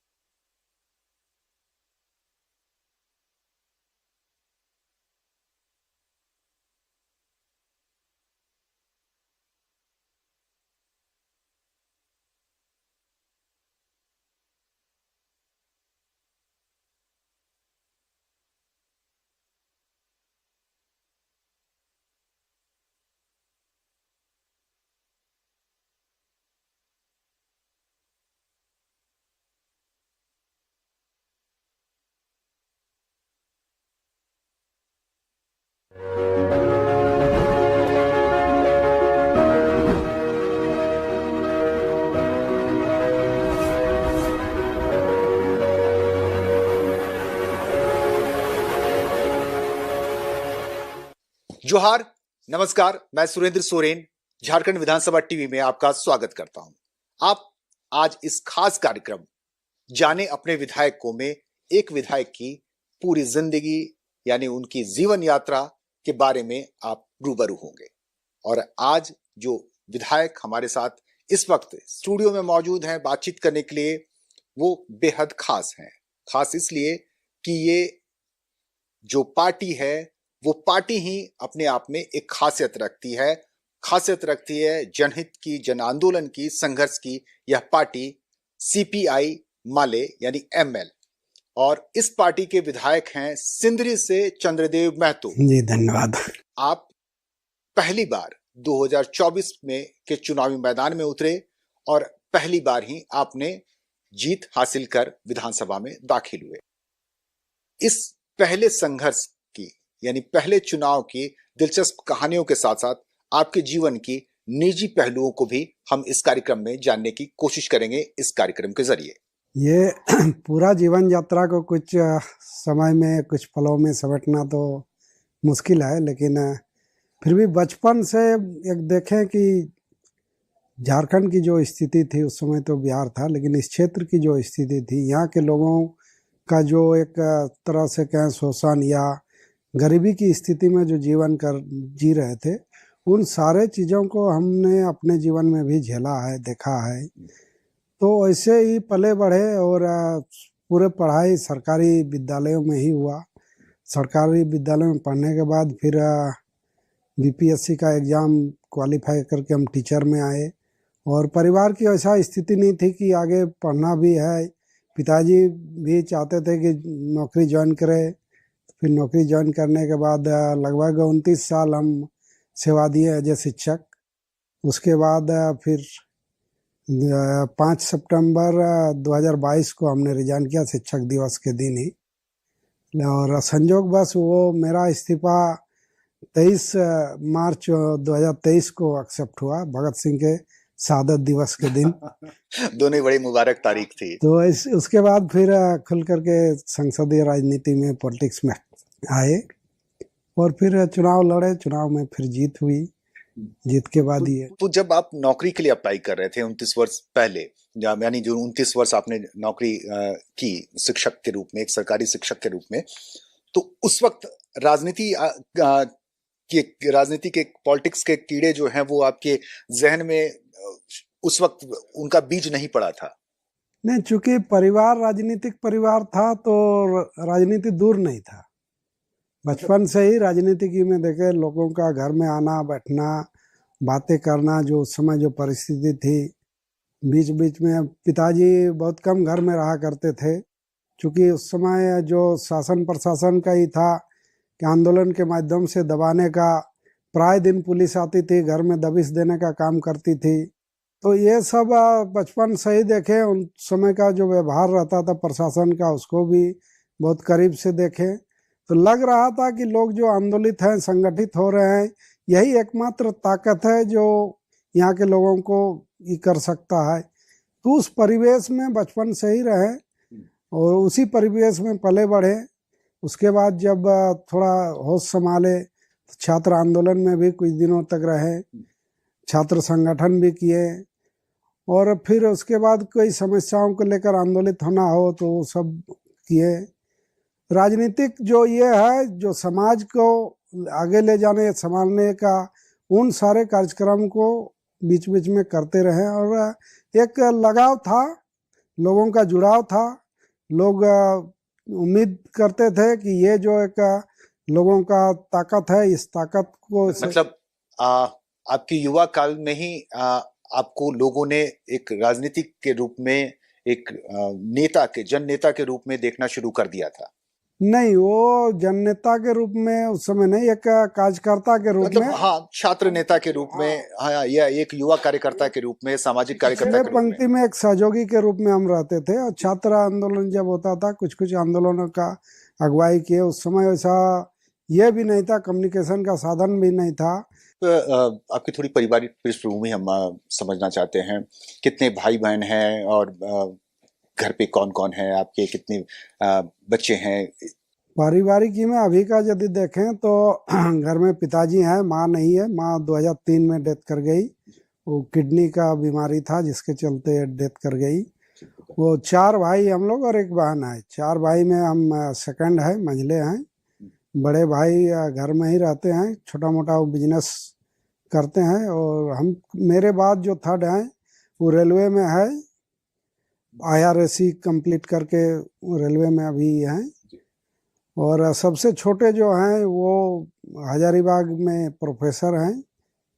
ये भाइयों का ही होगा। मेरे जो है व्यक्तिगत से तो उसमें बाकी जो आपके 3 भाई है उनका राजनीति में, पॉलिटिक्स में कोई इंटरेस्ट नहीं। वो लोग सब बाहर हैं। बड़े भाई जो हैं वो घर में खेती का काम देखते हैं और छोटा मोटा बिजनेस में है। उनको बहुत ज़्यादा पॉलिटिक्स में रुचि नहीं है।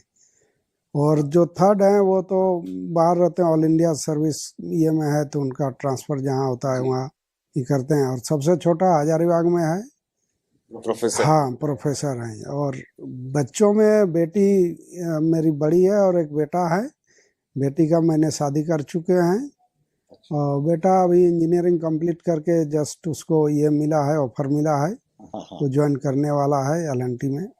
आपकी राजनीतिक विरासत को फिर आगे कौन लेकर जाएगा? नहीं, चूंकि हम लोग का लाल झंडा का जो ये है, यह कार्यकर्ताओं पर ही बेस है जी। यदि जरूरत पड़ा, अचानक से कोई ऐसा परिस्थिति भी बना, तो पार्टी के 1 से 1 अच्छे कार्यकर्ता हैं जो संघर्षशील हैं, बहुत कुछ संगठन को दिए हैं। तो मेरा ख्याल से वो लोग में क्षमता है, वो लोग संभाल सकते हैं। 1974 में CPIML का फॉर्मेशन हुआ, गठन हुआ। यह पार्टी अब 2 विधायकों के साथ झारखंड में और 11 विधायकों के साथ बिहार विधानसभा में मौजूद हैं। लेकिन फिर भी ये माना जाता है कि अब धीरे धीरे वामपंथ विचारधारा की या नई जनरेशन इसे एक्सेप्ट नहीं कर पा रही है। आपका क्या मानना है? ऐसा ये नहीं है। अभी का परिस्थिति निश्चित रूप से सोच युवाओं में बदला है, लेकिन अभी भी लोगों में ये है कि वास्तविक रूप से यदि बदलाव लाना है तो बदलाव के लिए समर्पित भावना से काम करने की जरूरत है। और समर्पित भावना लाल झंडा या कम्युनिस्ट पार्टियों में ही देखा जा रहा है। नए कैडर नहीं जुड़ पा रहे हैं, मतलब युवा इस पार्टी में जुड़ नहीं पा रहे हैं। ये थोड़ी सी आपकी पार्टी के लिए या फिर जितने भी लेफ्ट की पार्टियां हैं उनके लिए थोड़ी चिंता का विषय बनता जा रहा है। देश में जब से बाजारवाद का ही हुआ, उस दौर के बाद का यदि देखें तो युवाओं में अभी तात्कालिक परिणाम, रिजल्ट के प्रति ज्यादा वो लोग है। पूरे व्यवस्था को व्यवस्थित करने के लिए वो लोग एक लंबे संघर्ष में या फिर लंबे ये में जाना नहीं चाहते हैं, तो जिसके कारण से जुड़ाव थोड़ा कम हुआ है। अगर हम सिंदरी की बात करें तो सिर्फ जहन में आता है एक सिंदरी खाद कारखाना। उसके अलावा सिंदरी में क्या है जो हम लोगों को बता सकते हैं? सिंदरी पूरा विधानसभा क्षेत्र की यदि देखें तो सिर्फ खाद कारखाना के रूप में निश्चित रूप से पूरे देश में पहचान है सिंदरी की जी। कृषि का बहुत ज्यादा पहले ही हुआ करता था, लेकिन अभी का समय में चूंकि किसान पहले मालिक हुआ करते थे, अभी मजदूर पूर्ण रूप से नहीं कहे लेकिन 3/4 मजदूर में चल गए हैं। 3 महीना 4 महीना ही कृषि में उनका ही रहता है। हमने एक प्रयास किया था तो एक नया टेक्निकल यूनिवर्सिटी बनाने का प्रक्रिया शुरू हुआ है। तो ये सब पूरे विधानसभा क्षेत्र का जो जाना पहचाना ये हो सकता है। वो 4 बार आपके पिता ने भी सिंदरी विधानसभा का प्रतिनिधित्व किया। सिंदरी को आप कितनी हद तक आम जरूरतों से करीब पाते हैं, या फिर अभी भी जो विकास की परिकल्पना है उससे कोसों दूर है? वर्तमान जो विकास का एक पैमाना लोग समझते हैं या मानते हैं कि कहीं रोड बन जाए तो विकास हो गया, जो कुछ जन सुविधा के साधन उपलब्ध हो जाए तो अच्छा विकास का पैमाना के रूप में माना जाता है। लेकिन इसके साथ साथ लोगों के यदि जीवन स्तर में जो सुधार लाता है वो काम यदि होता है तो हमको लगता है कि वो विकास का सबसे अच्छा पैमाना माना जाएगा। उस क्षेत्र में यदि करना है तो रोजी रोजगार के सवाल पर सबसे ज्यादा काम करने की जरूरत है। क्या विकल्प हो सकता है? क्योंकि पूरे धनबाद जिले की अगर हम बात करें तो इतनी सारी खनन क्षेत्र हैं, माइनिंग कंपनियां हैं, क्या वो नियोजन नहीं दे सकती? निश्चित रूप से दे सकती है, लेकिन इसके लिए एक व्यापक और संगठित रूप से आंदोलन की जरूरत है, संघर्ष का जरूरत है। हमको याद है कि जब सिंदरी खाद कारखाना दोबारा शुरू होने वाला था, जब कंस्ट्रक्शन का काम चल रहा था, उस समय एक लंबा संघर्ष हम लोग चलाए थे। एक माने बंदी तक जबरदस्ती करके बंद करके भी एक सहमति बनाए थे कि 70% स्थानीय लोगों को काम में दिया जाएगा, नियोजन दिया जाएगा। क्या ऐसा मुमकिन हो पाया? उस समय शुरुआत हुआ था, उसके बाद झारखंड सरकार का एक ही आया 75% का, तब फिर उसको वहाँ शिथिल होके झारखंड सरकार के जो ई था उसके अनुरूप काम शुरू हुआ, लेकिन वो भी अब न्यायालय का इसे बंद हो गया। ये तो खाद कारखाना के समय हम लोग वो आंदोलन चलाए थे, और उसको उस समय या कोई ऐसा हम लोग का प्रतिनिधित्व भी नहीं था, सरकार में भी हम लोग नहीं थे, फिर भी आंदोलन के माध्यम से एक छोटा सा प्रयास को ही एक निर्णायक तक ले गए थे। ये प्रयास सब जगह जगह यदि हो और सही ढंग से यदि किया जाए तो हमको लगता है कि जो अवसर हैं उन अवसरों पर स्थानीय लोगों को निश्चित रूप से ही मिलेगा। ग्वालियरी क्षेत्र में भी जितना भी आउटसोर्सिंग कंपनी है उनका गाइडलाइन तो ये है कि प्रभावित लोगों को उसमें रखना है, लेकिन ऐसा देखा नहीं जाता है। इन सब को करने के लिए एक संगठित ये एक बड़ी समस्या है कि झारखंड के जिन क्षेत्रों में उद्योग या खनन के कार्य हो रहे हैं वहां के स्थानीयों को इसका लाभ नहीं मिल पाता है। आपकी सरकार ने इस पर एक बड़ी खूबसूरत पहल की थी, 70-75% तक स्थानीयों को नियोजित करने की। कुछ टेक्निकल मामले में ये जरूर फंस गए।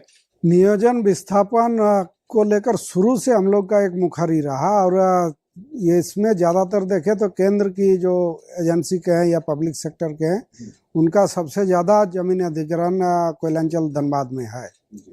और इन लोगों का जो पॉलिसी बना जिससे ज़मीन लिया गया, या जो लोग स्थानीय है या वर्तमान परिस्थिति में अभी का परिप्रेक्ष्य में जो लोग प्रभावित हैं, उन लोगों के लिए या उन लोगों के अनुकूल पॉलिसी, कारगर पॉलिसी अभी तक नहीं आ पाया है केंद्र की ओर से।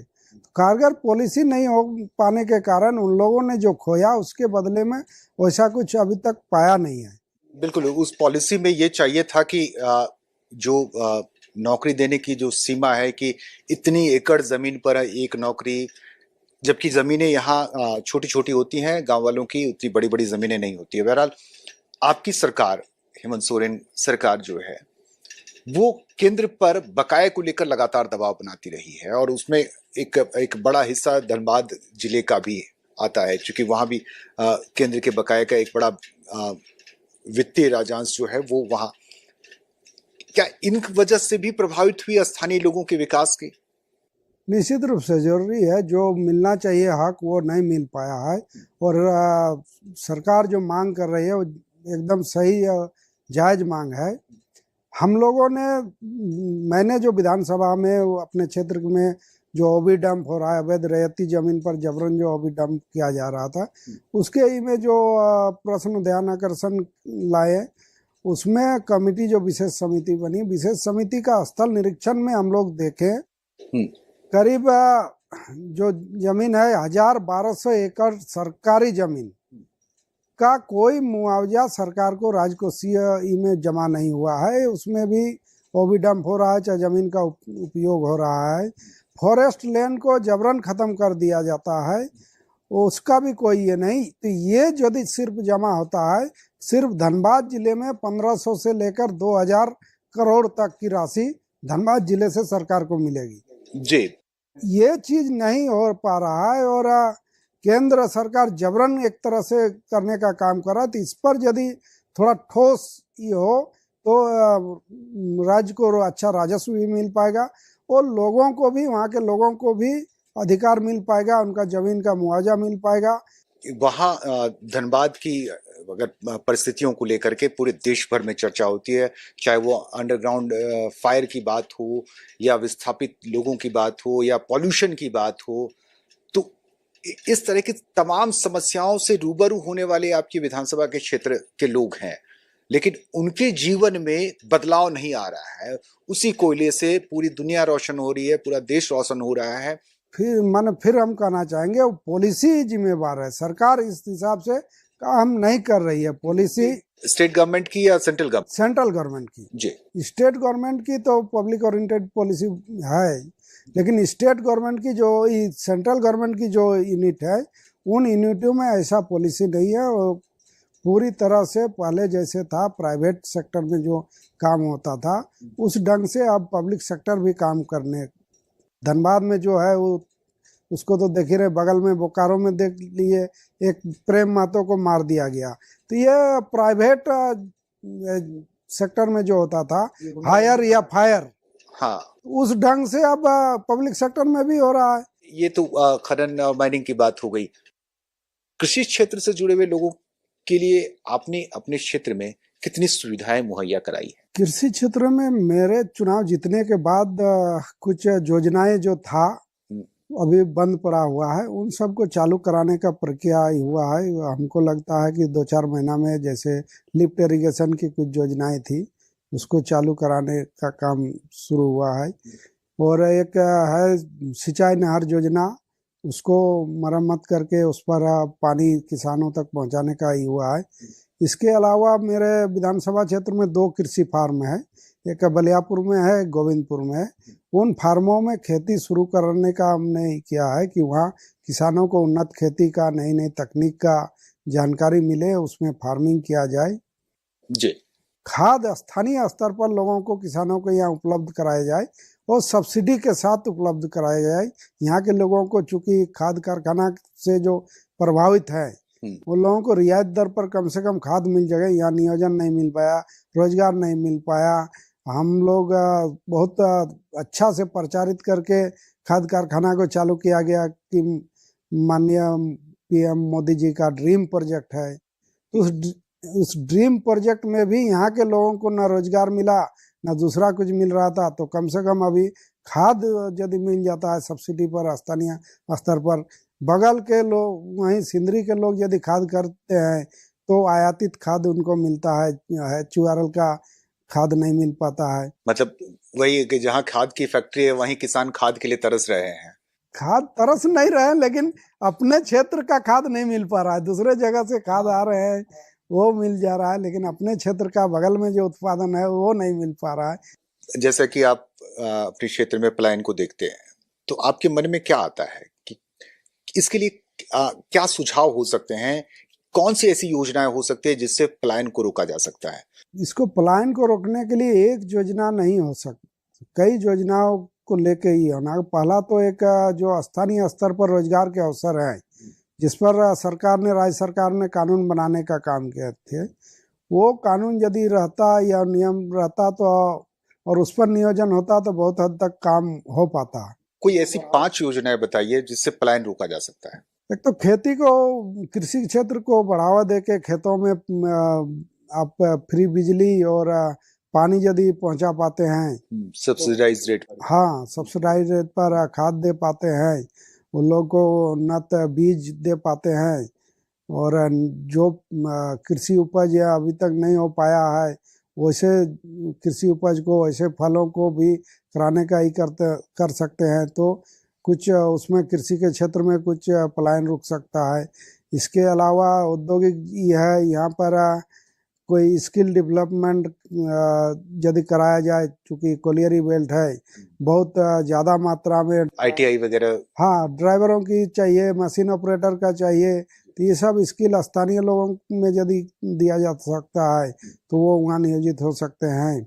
दूसरे राज्यों में जो काम कर रहे हैं वो काम यहाँ भी हो सकता है, तो ऐसे इंडस्ट्री को यदि लगाने का ही होता है तो उस पर भी यहाँ रोजगार मिल सकता है। तो ये सारा चीज करने पर बहुत हद तक पलायन रुक सकता है। मतलब एक स्वरोजगार की स्कीम को जो है ज्यादा फोकस किया जाना चाहिए। निश्चित। तो हम शुरुआत करते हैं आपके पसंद पर। आपके पसंदीदा या आदर्श नेता कौन है? इस पर यदि करें तो सबसे पहले तो हम कॉमरेड ए.के. राय जी का नाम लेना चाहेंगे। राजनीति में एक साधारण रूप से देखा जाता है कि लोग राजनीति में आने के बाद उनका जीवन स्तर में माने गुणात्मक वृद्धि होता है जी। उन्होंने उनका यदि जीवन को देखें कॉमरेड ए.के. राय का, तो उनका जीवन राजनीति आने के बाद एकदम सबसे निचले स्तर तक उन्होंने जा करके लोगों के लिए काम किए जी। और उसके बाद फिर ऐसा जीवन को इतना निचले तक ले गए कि जमीन पर सोना, चटाई के ऊपर सोना, उस पर भी कुछ नहीं, बिना पंखा का रहना। उस समय उनका ये था कि हर घर में जब तक बिजली नहीं जाएगा, पंखा नहीं जाएगा, तब तक हम भी पंखा का यूज नहीं करेंगे। तो ये इतना तक एक मध्यम वर्गीय से नीचे उतर के करना और पूरा जीवन समाज के लिए समर्पित कर देना एक बहुत बड़ा प्रेरणा देने का काम अभी भी करता है। तो उससे बहुत ज़्यादा प्रेरित रहे। उसके बाद बहुत करीब से पिताजी को देखें, एकदम गरीब परिवार, एकदम साधारण, दूसरे के घर में कृषक मजदूर के रूप में काम करते थे, दूसरों के घर में हल चलाते थे, बदले में उपज का धान मिल जाता था, खाने को मिल जाता था। हम लोग उसी परिवेश में पले बढ़े। अगर उनके पिता नेता हो यानी राजनीति में हो तो वो अपने पिता को ही आदर्श मानते हैं, और आपने बड़ी ईमानदारी से अपने पिता के बजाय उन्हें दूसरे नंबर पे रखा और कॉमरेड ए.के. राय को आपने नंबर 1 पे रखा। आपकी शिक्षा दीक्षा किस स्कूल से शुरू होती है, किस कॉलेज तक गए आप? स्कूल तो गांव के ही प्राइमरी स्कूल था, और 5 में जब पहुंचे प्राथमिक विद्यालय बड़ा दहा, 5 करने के बाद बगल में मध्य विद्यालय रघुनाथपुर है, वहाँ नामांकन लिखाएं। लेकिन नामांकन के बाद फिर 3 महीना के बाद ही जो पहले था प्राथमिक विद्यालय वो अपग्रेड हो गया, तो फिर वापस 3 महीना में मध्य विद्यालय बड़ादहा आ गए हैं। वहाँ से ही करने के बाद बलियापुर उच्च विद्यालय से 10th किए। 10th करने के बाद कॉलेज जाना था।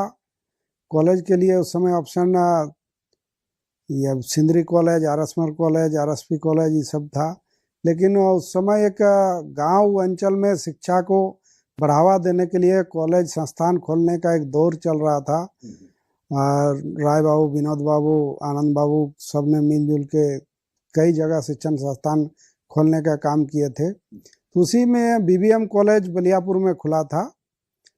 तो उसमें बहुत कम उस समय नए कॉलेज में नए स्टूडेंट की दाखिला हो, बहुत कम बच्चे दाखिला ले रहे थे। तो उस समय था गार्जियन का यह था कि अपने बच्चे को यदि हम दूसरे कहीं पढ़ाएंगे तो फिर लोग कैसे ये करेंगे, जो शिक्षा की गुणवत्ता हम दे रहे हैं उसको पहले हम अपने ही करें। तो उसी में बीबीएम कॉलेज में हुआ दाखिला, ग्रेजुएशन वहीं से किए। उसके बाद पीजी एक यहाँ पटना में बीडी इवनिंग कॉलेज है, वहाँ लिए, वहाँ से पीजी किए। पीजी करने के में ही कंपटीशन बीपीएससी का टीचर्स का निकला था, और उसके बाद फिर आप शिक्षक बन गए। 29 वर्ष तक आप शिक्षक रहे। तब आपकी फैमिली बहुत खुश रही होगी कि सुबह 10 बजे जाना है, शाम के 5 बजे तक पढ़ा के स्कूल से आ जाना है। फिर जब आप राजनीति में आए तो इसके बाद जाना कब है, आना कब है, इन दोनों के समय का कोई पता नहीं होता। घर वाले आपके जब आप शिक्षक थे तब ज्यादा खुश थे, या अब आप जब विधायक बन गए तब खुश हैं? शिक्षक थे उस समय निश्चित रूप से घर में कुछ ज्यादा ही समय दे पाते थे, लेकिन चूंकि राजनीतिक परिवेश या परिवार होने के कारण उस समय भी टाइम ये नहीं था कि 10 बजे टाइम पॉलिटिक्स कर लेते थे। उस समय भी 8 बजे निकलते थे टिफिन लेकर के। अच्छा। कहीं कोनो गांव में कुछ समस्या हो तो करके फिर स्कूल चल गए। 10 बजे 4 बजे निकले। उस समय 10 से 4 स्कूल हुआ करता था। 4 बजे निकले, फिर शाम को कहीं कुछ हुआ तो फिर उधर समय दिए, वही 8-9 बजे घर आना होता। मतलब घर वालों को आपने पहले ही ट्रेंड कर दिया था? वो पिताजी के समय से ही लगभग ये है कि घर पूरा राजनीतिक ही, पूरा क्षेत्र ही एक तरह से घर है। लोगों का भी आना जाना रहता ही था, तो उसमें भी जो लोग आते थे, घर में जो बना है वही सब खा के जाते थे या अपने भी आके बनाते थे। क्या आप परिवार को समय दे पाते हैं? जैसे परिवार के साथ कहीं मार्केटिंग करना या कहीं छुट्टियां मनाना, कहीं रेस्टोरेंट जाना है, मूवी देखना है, इस तरह का समय दे पाते हैं? नहीं, ये तो अभी नहीं, पहले भी हम नहीं कर पाते थे।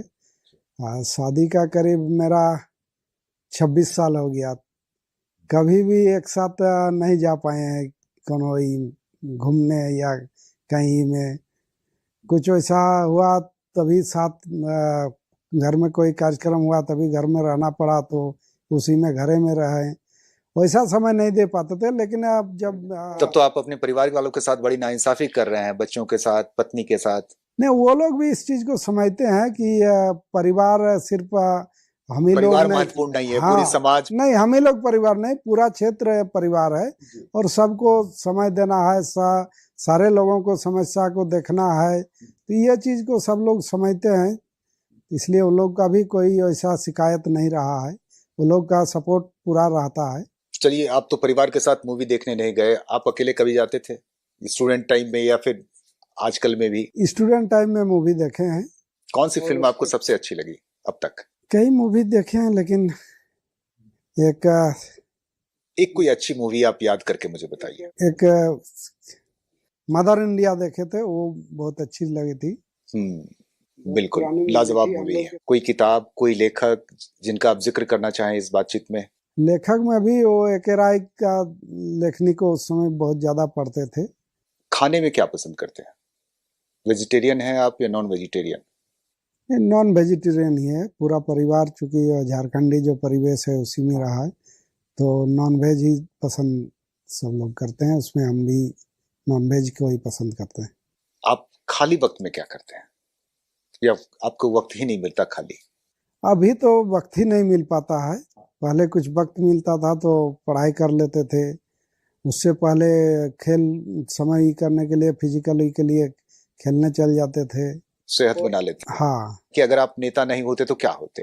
ये तो नेता जो अभी हैं या बन रहे हैं, तो मैं एक जीवन का महत्वपूर्ण समय शिक्षण कार्य में देख चुका हूँ। हाँ, तो नेता नहीं होने से पूर्व का मेरा ये था, हम रिजाइन नहीं करते तो 60 साल तक नौकरी करते जी, ये मन सर्वविदित है जी। आपकी बचपन की कोई एक अच्छी सुंदर घटना बताइए जो आपके लाइफ के लिए टर्निंग पॉइंट साबित हुई हो। बचपन की भी हो सकती है, जवानी की भी हो सकती है। बचपन में कई ऐसा समय आया, दौर आया जो बहुत कठिन परिस्थिति को हम लोग देखे हैं बचपन में। उस समय लग रहा था कि मैंने सही मायने में जो किताबों में पढ़ते हैं कि गरीबी अभिशाप है, वो चीज़ हम लोग को उस समय मुझे तो फील हुआ था। घर में खाने को नहीं रहता था, तो खाने बगल में जो थोड़ा संपन्न थे, जिनको खेती अच्छा होता था, उनके हम लोग चावल का पानी मांगने जाते थे तो नहीं मिल पाता था। उस समय उनका भी वो हो सकता है कि उतना ज़्यादा नहीं हो, लेकिन वो इस जवाब देते थे या तर्क देते थे, चावल का पानी को यदि हम बैल को खिलाएंगे तो वो मेरा खेत जोतने का काम करेगा, तुम तो कुछ नहीं करोगे। तो इस परिस्थिति में भी होता था कि नहीं, कुछ करना है तो मेहनत करना होगा, पढ़ना होगा, अपने आप को आगे बढ़ाना है, तो इस जो परिस्थिति है, इस परिस्थिति से जूझ के निकलना होगा। तो ये जो बहुत करीब से देखे, ये एक तो उस समय कुछ करने का इच्छा जगाने का काम करता था। इसके बाद जब मैट्रिक कर लिए, मैट्रिक करने के बाद फिर कैसे हम अपना फ्यूचर को सेव करें, कैसे माने कैरियर को रास्ता दे। हाँ, पढ़ाई करके कैसे ही करें, मेहनत तो खेती बाड़ी है, उसके अलावा कुछ था नहीं उस समय। तो वही शिक्षण कार्य में ही ज़्यादा फोकस किए। इसमें जो सहयोगी लोग थे, सहपाठी थे, उनमें से कई बहुत ज़्यादा उस समय मदद करने का काम किए। जो सिंदरी में किसी के पिताजी काम करते थे, किसी के पिताजी और सरकारी नौकरी में थे, वो लोग मदद करते थे। और पिताजी जो थे वो बहुत कम घर आते थे, वो समय उतना नहीं दे पाते थे।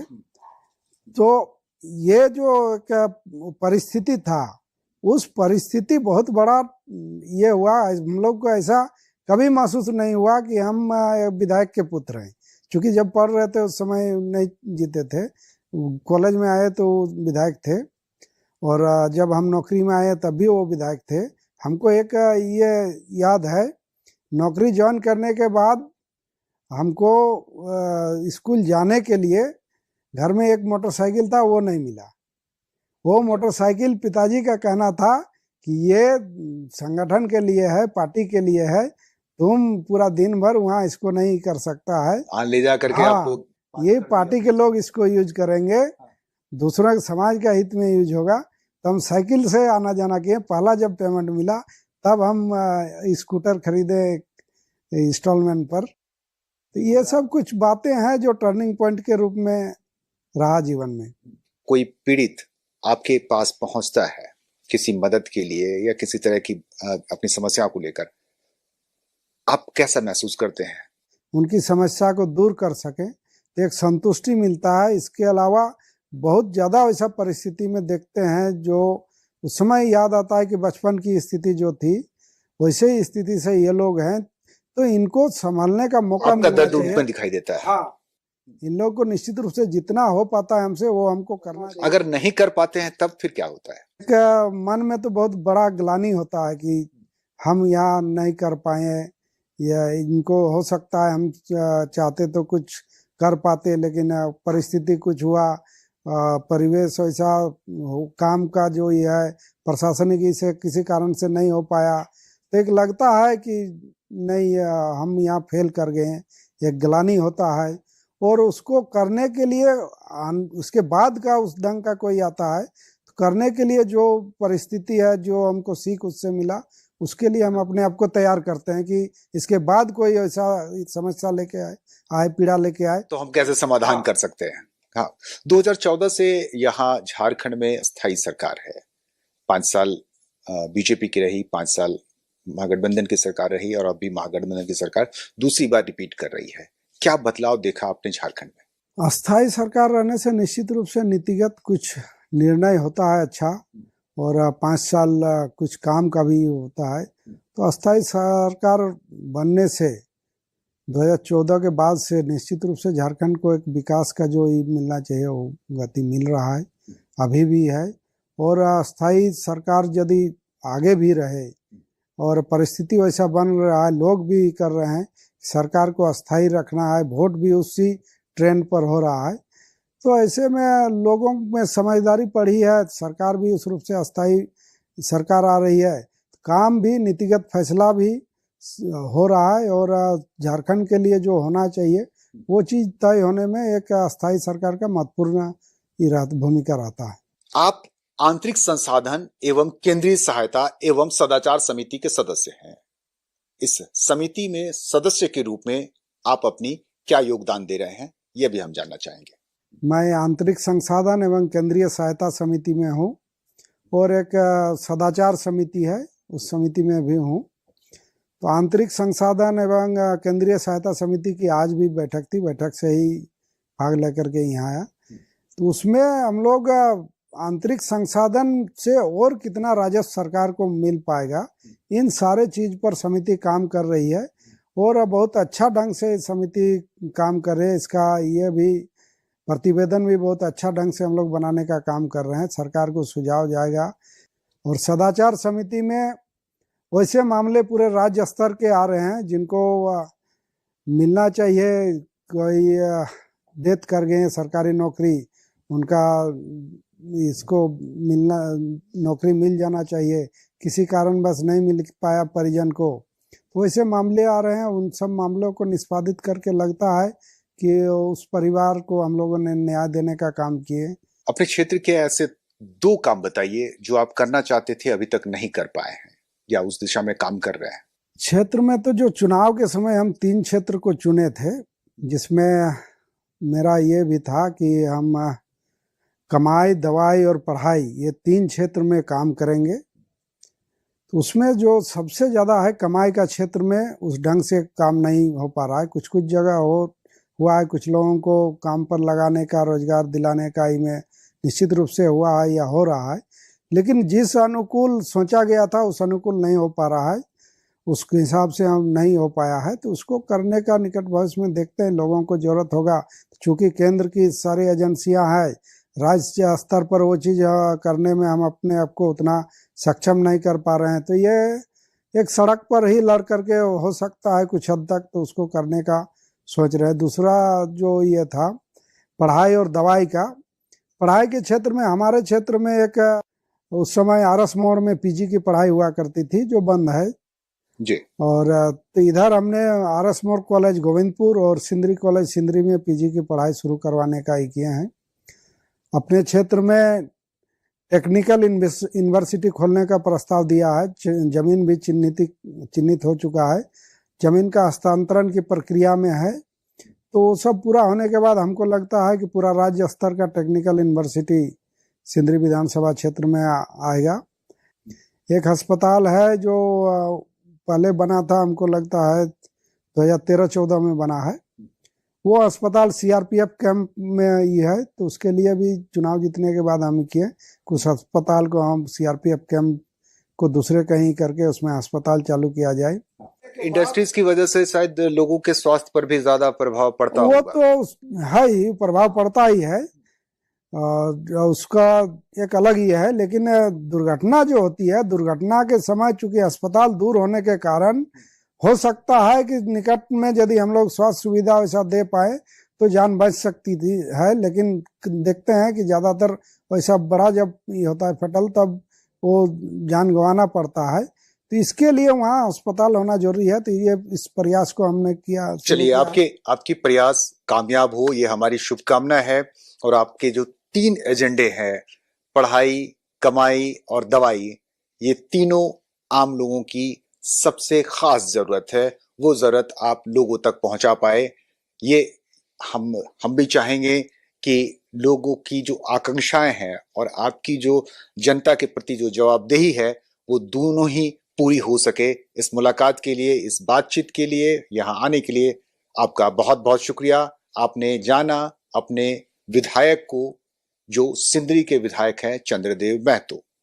धन्यवाद इस कार्यक्रम को देखने के लिए। अगली बार एक खास शख्सियत के साथ आपसे फिर मुलाकात होगी। तब तक के लिए जोहार।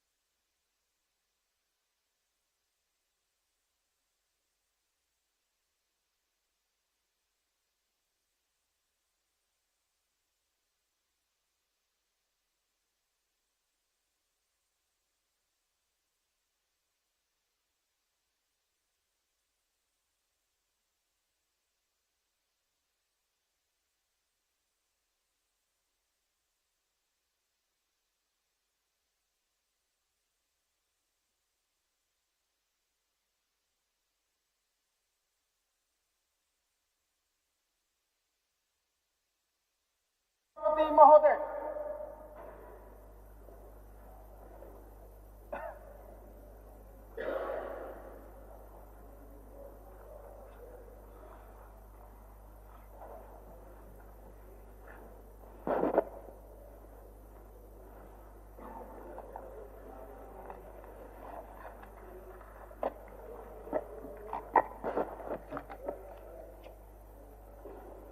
चर्चा को आगे बढ़ते हुए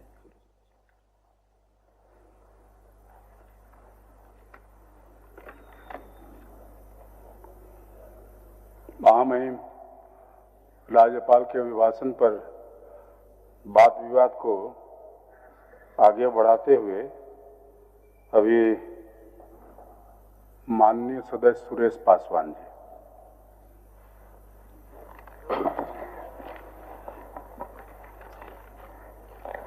सभापति महोदय, माननीय राज्यपाल महोदय का अभिभाषण का पक्ष में बोलने के लिए खड़ा हूं। प्रस्ताव का समर्थन करते हुए मैं बोलने के लिए खड़ा हूं महोदय। महोदय, कल विपक्ष के माननीय सदस्यगण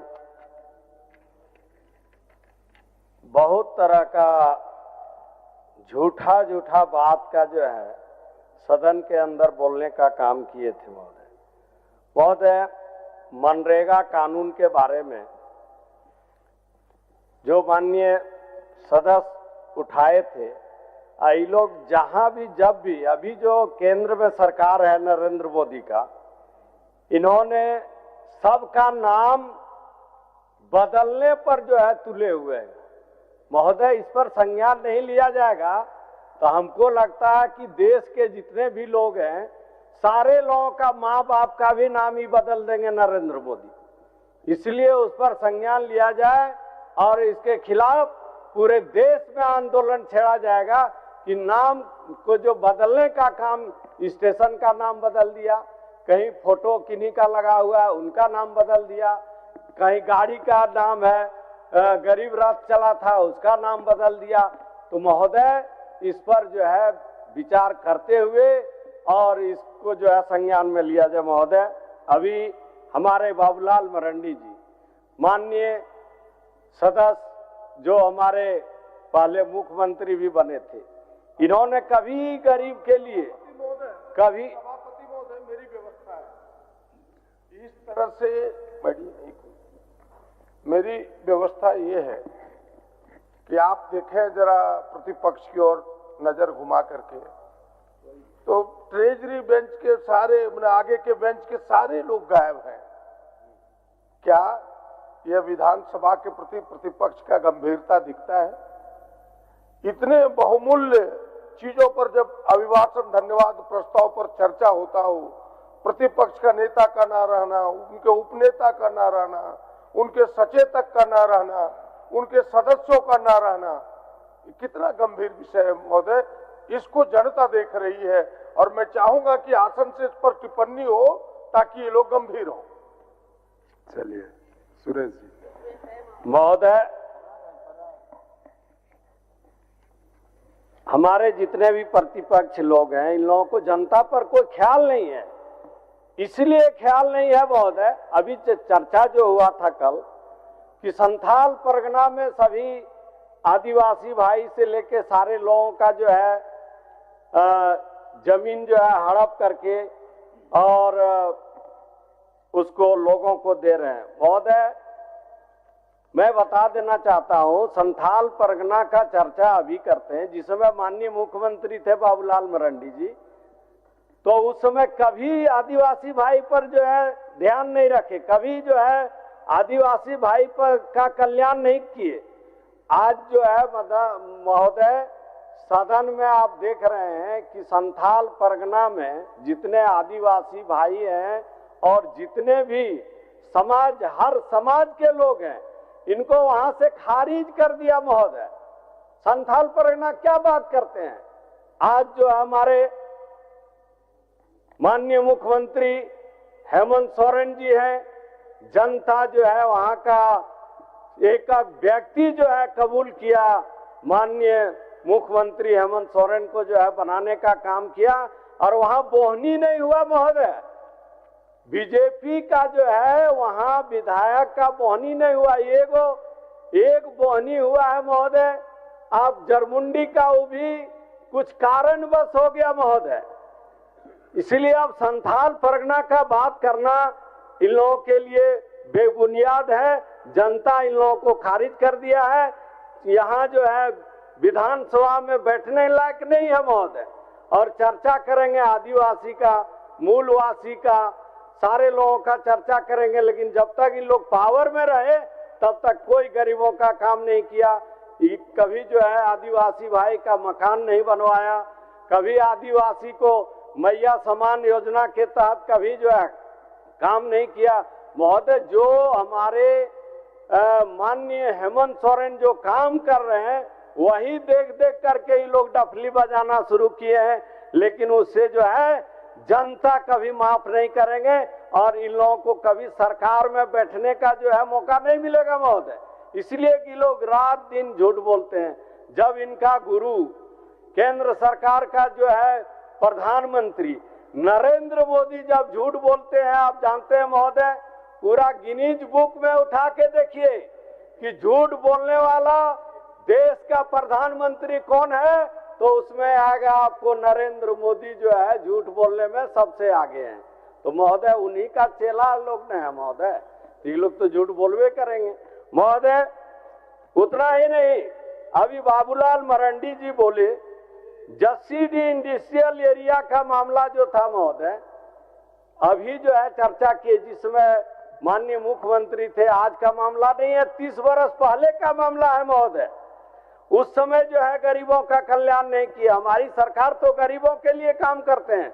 गरीबों का जमीन कोई हड़पता है तो उसको जो है निदान करके दिलाने का काम करते हैं। ये जसीडी इंडस्ट्रियल एरिया वाला जो मामला है, इस पर सरकार संज्ञान लिया है महोदय, और वो गरीब के लिए काम करेंगे।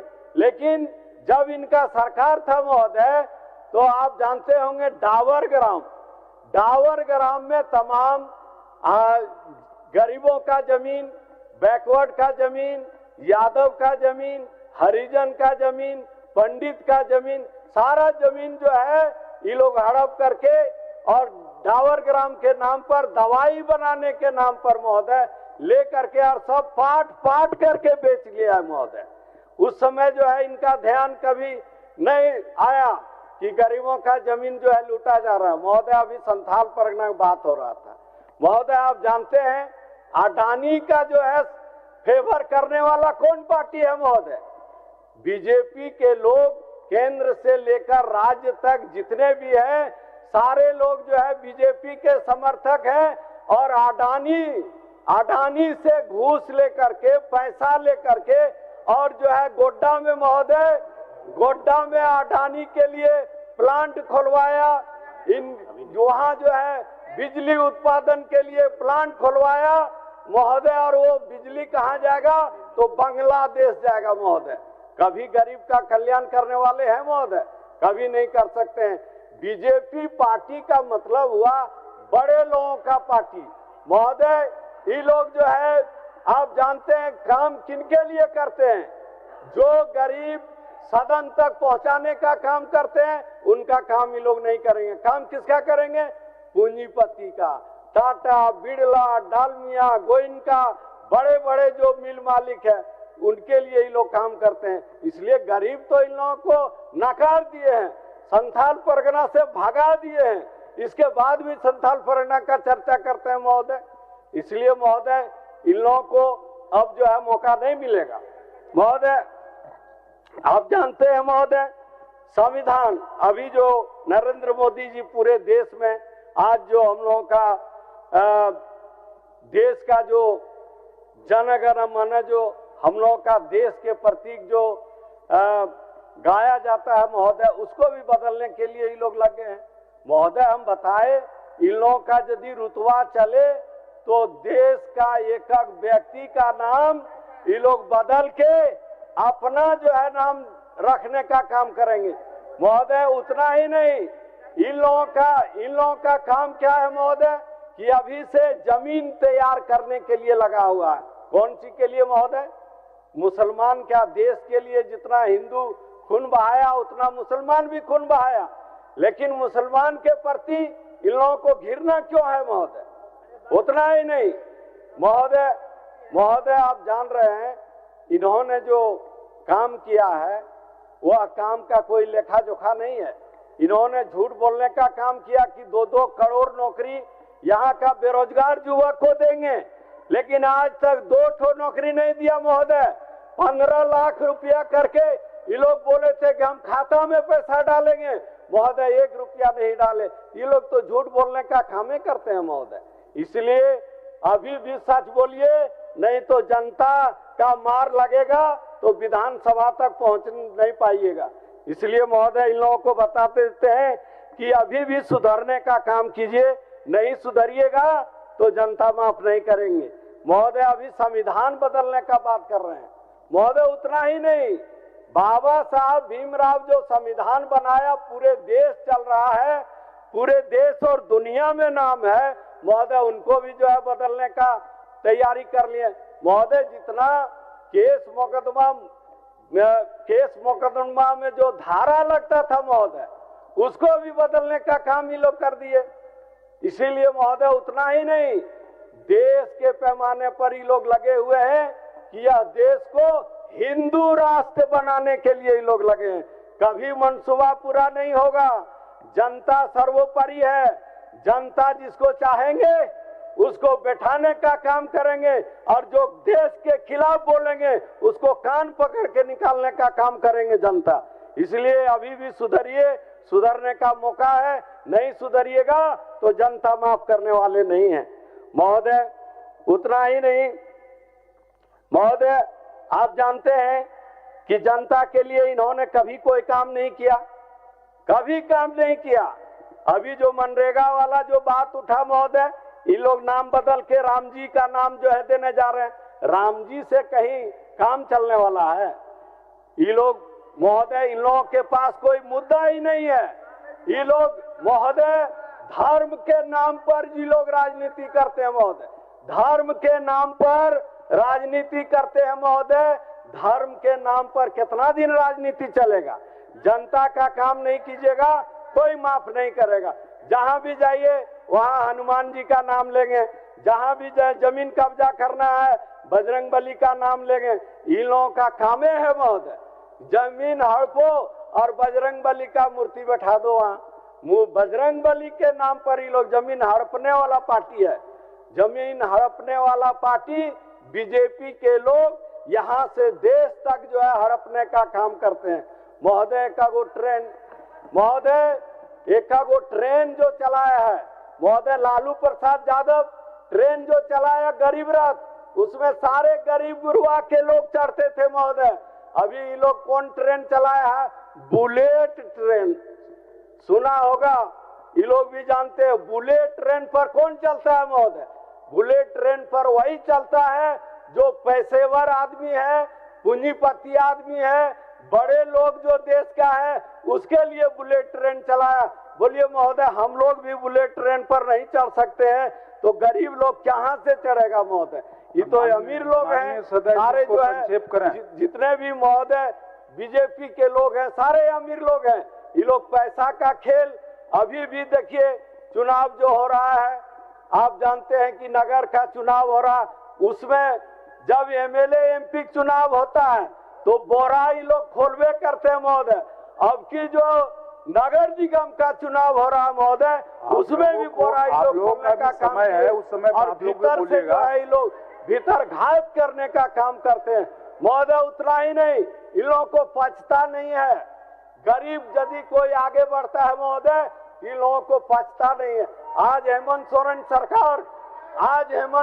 सरकार बनाए हैं, गरीबों का बेटा है। आज जो है आदिवासी का बेटा है हेमंत सोरेन। आज सरकार जो बना हुआ है, मुख्यमंत्री जो बना हुआ है, इन लोगों को पछता नहीं है महोदय। गरीब का बेटा मुख्यमंत्री, आप समाप्त करिए। हेमंत सोरेन, इन लोगों को पछता नहीं है। इसलिए कभी जनता माफ नहीं करेगा। अभी भी आप लोग सुधरिए, नहीं सुधरिएगा तो सुरेश पासवान आप लोगों को सुधारेगा। धन्यवाद। निर्मल महतो, माननीय सदस्य निर्मल महतो जी।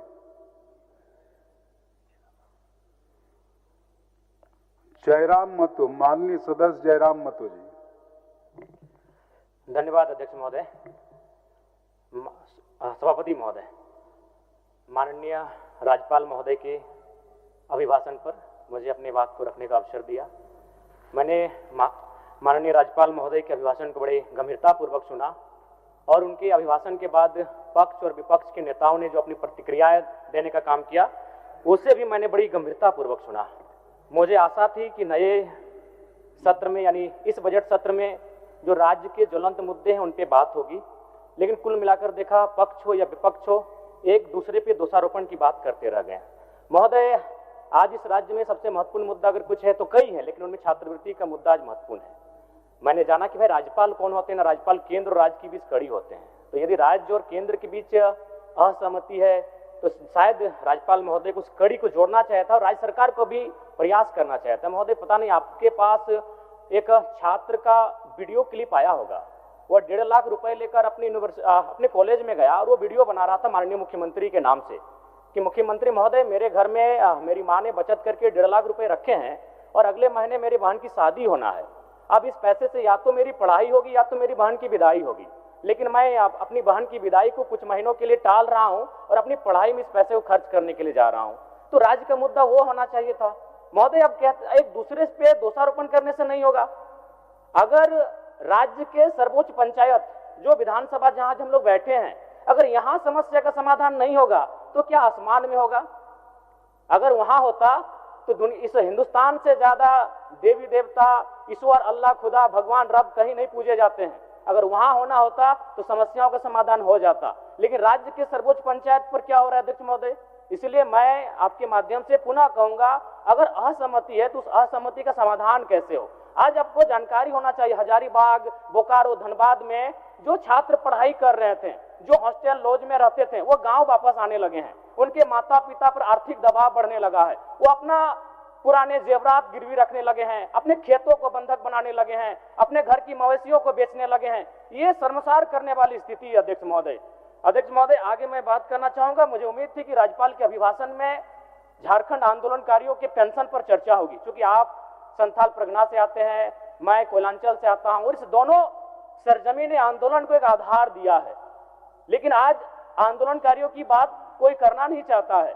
आज इस राज्य में मुझे लगता है 1/3 आंदोलनकारी तो स्वर्गवासी हो चुके हैं और जो बच्चे हैं उनमें से आधे बीमार हैं, किन्हीं को टीबी है, किन्हीं को हैजा है। आज उनके बच्चे उनसे आंख में आंख डालकर कह रहे हैं कि आपने क्यों झारखंड राज्य लिया, किसके लिए झारखंड राज्य लिया?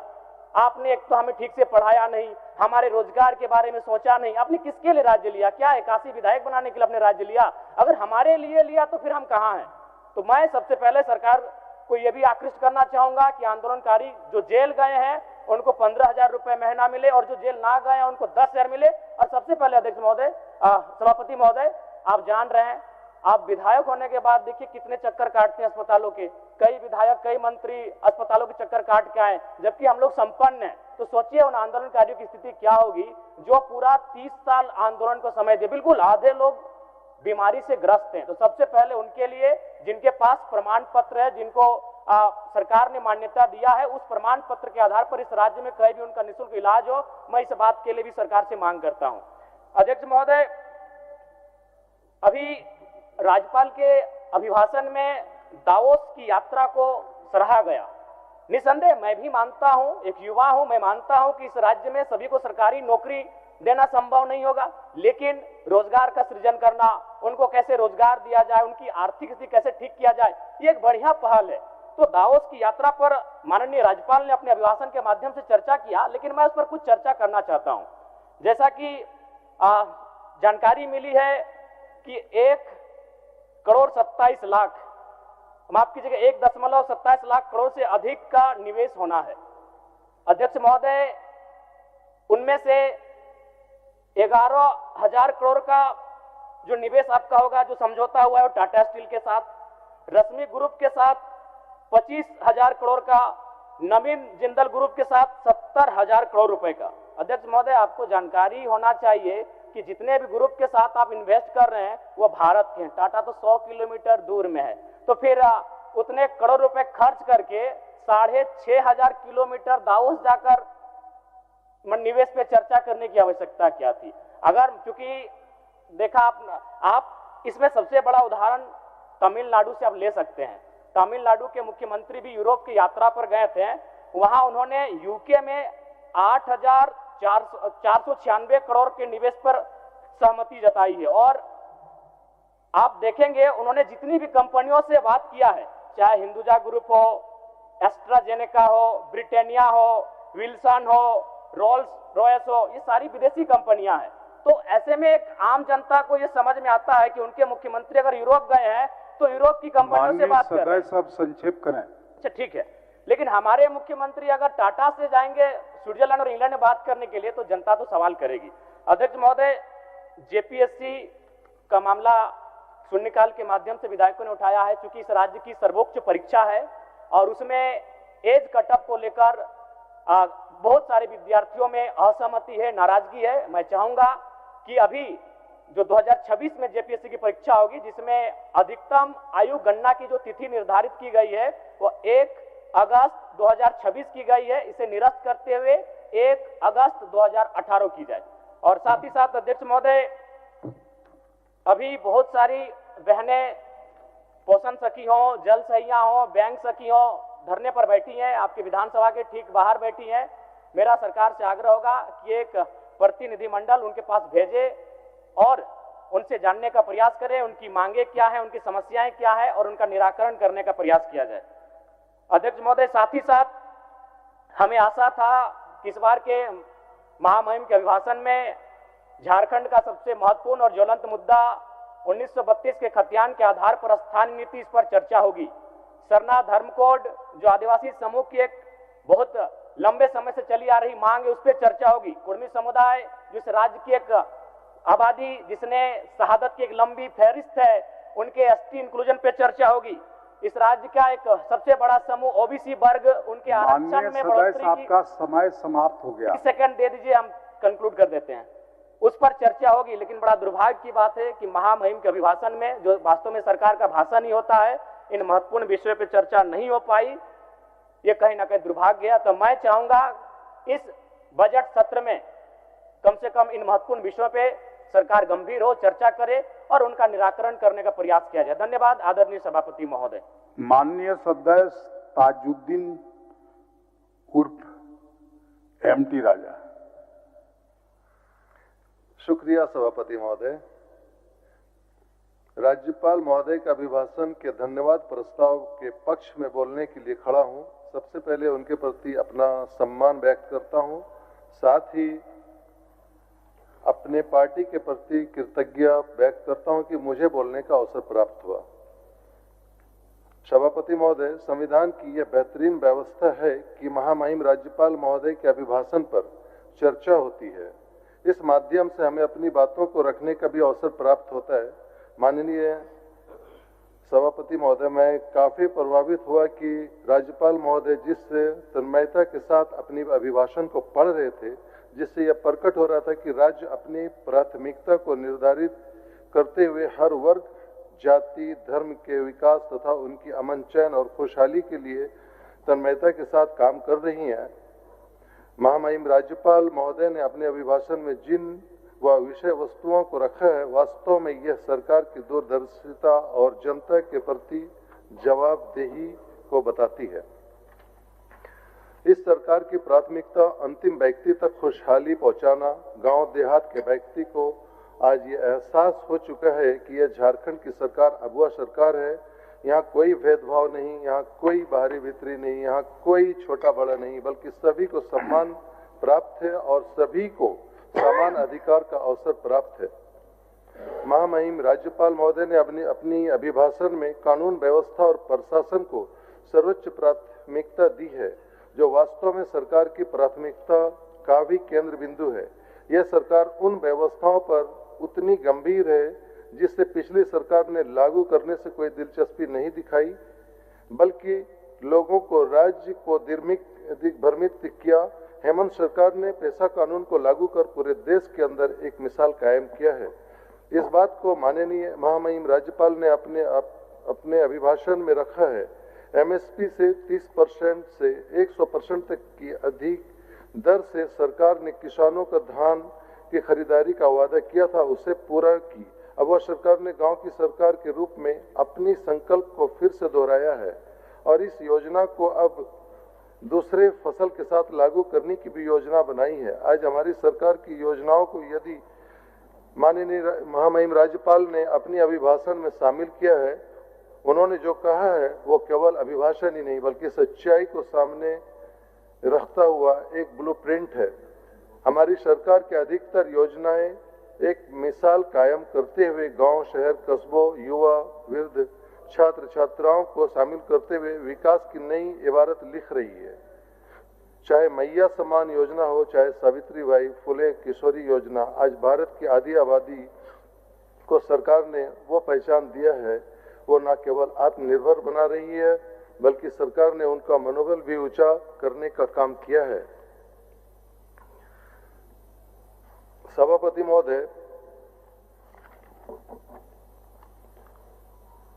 आज बहुत लंबे समय तक जो बाहर रह रहे मजदूरों पे बहस चल रही थी, मैं उसमें थोड़ा सा समय लेकर आपका ये कहना चाहूंगा, जो खास करके हमारे क्षेत्र के जो बांग्ला भाषी मजदूर हैं वो खास करके उन राज्यों में ज्यादा हैं जहां पे भारतीय जनता पार्टी का राज्य है। मैं आपके माध्यम से मैं कहना चाहूंगा कि उन बांग्ला भाषी मजदूरों के साथ जो हिंदुस्तान के ही हैं, जो खास करके संथाल परगना के ही आते हैं, पाकुड़ जिला, साहिबगंज जिला, जामताड़ा जिला, ये सब सारे जिलों में बांग्ला भाषी लोग रहते हैं।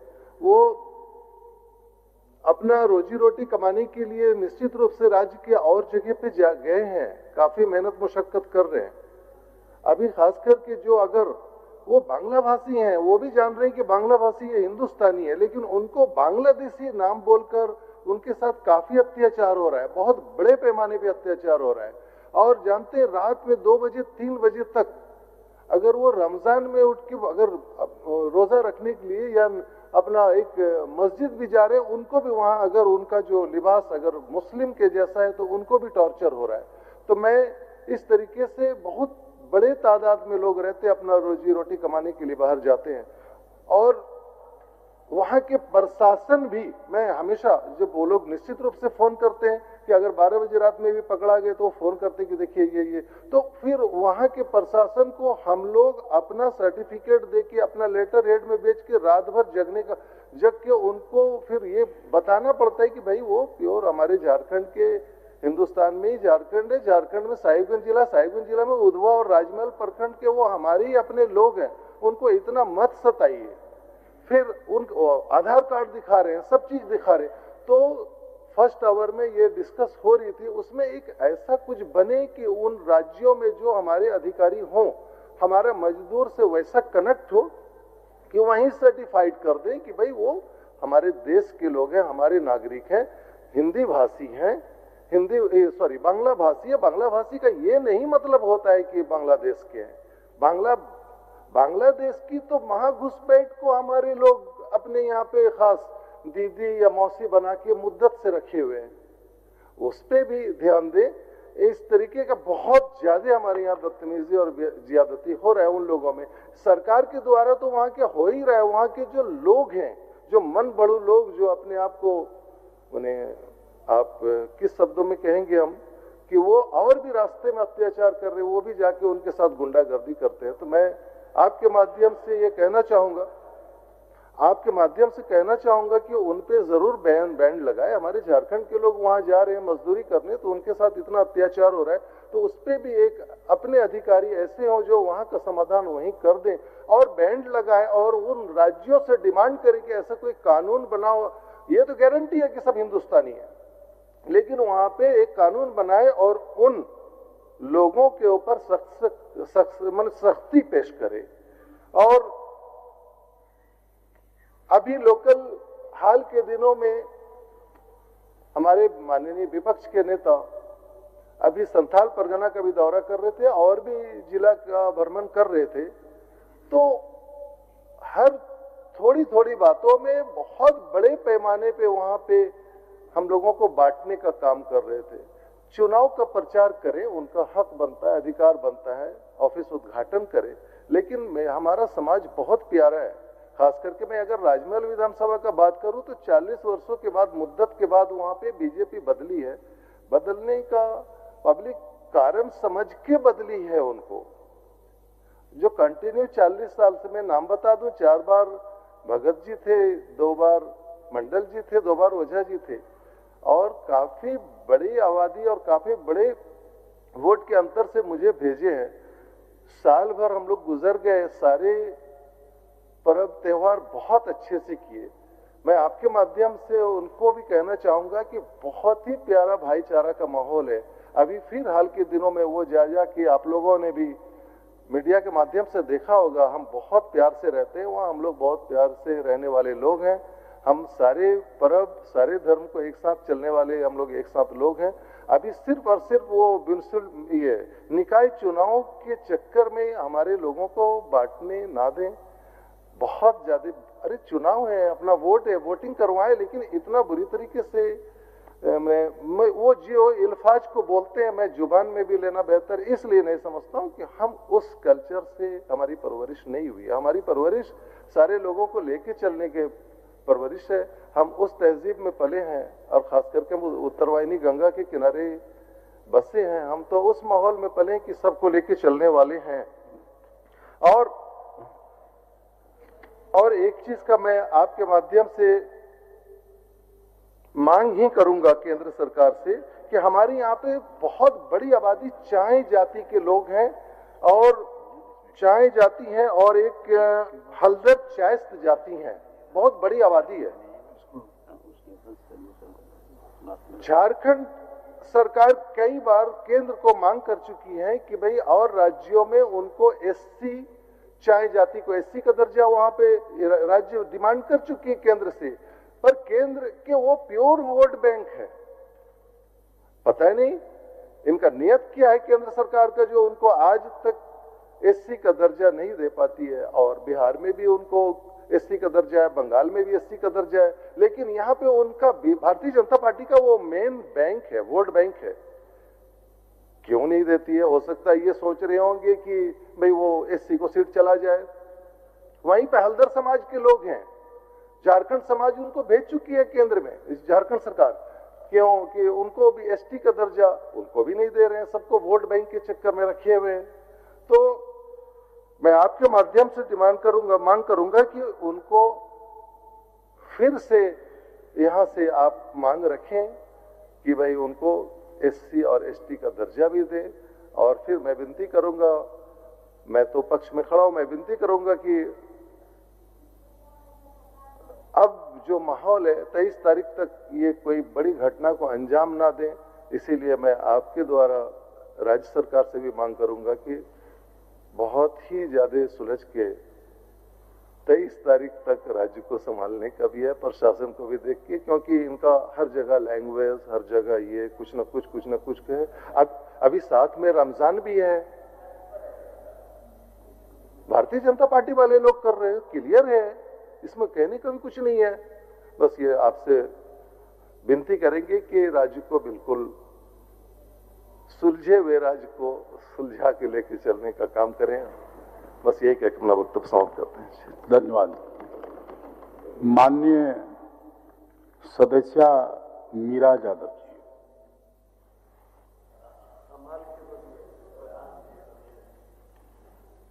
अरे आपके जैसे नशा खा करके तो नहीं ही बोलेंगे जितना आप बोल रहे थे।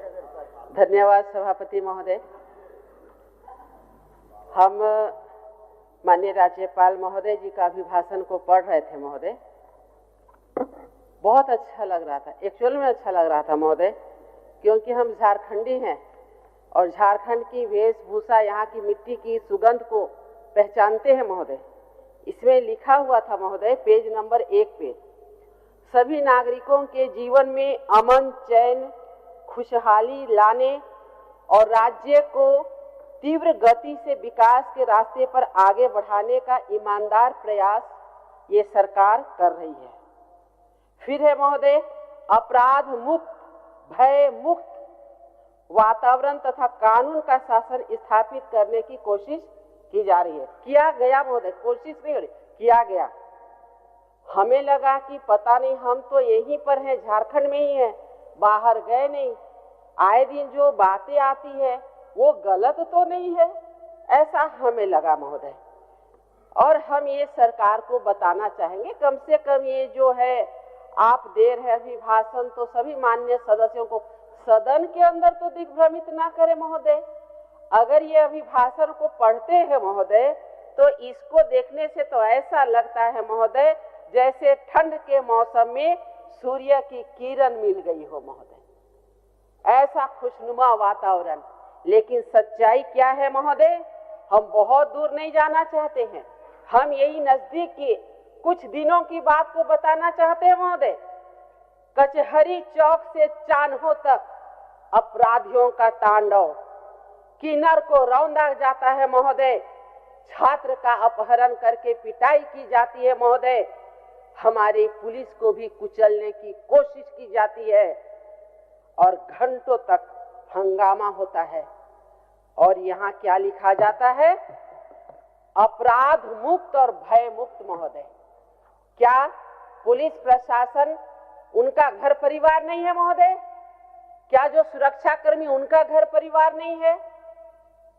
आज किन्नरों के लिए कोई जगह नहीं है क्या महोदय?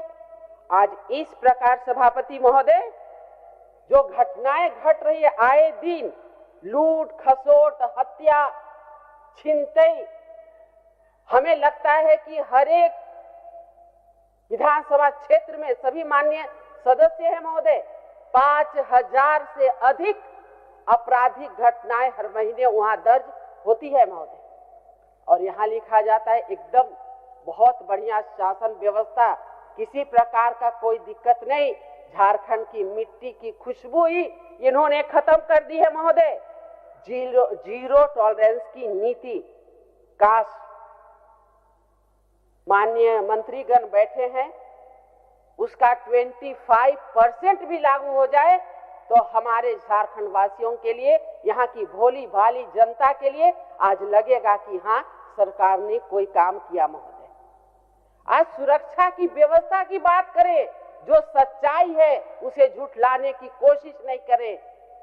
पूर्व के वरिष्ठ सदस्यों ने कल बात कर रहे थे महोदय, कभी मनरेगा से जी राम जी को लेकर के, कभी राष्ट्रगान राष्ट्रगीत को लेके।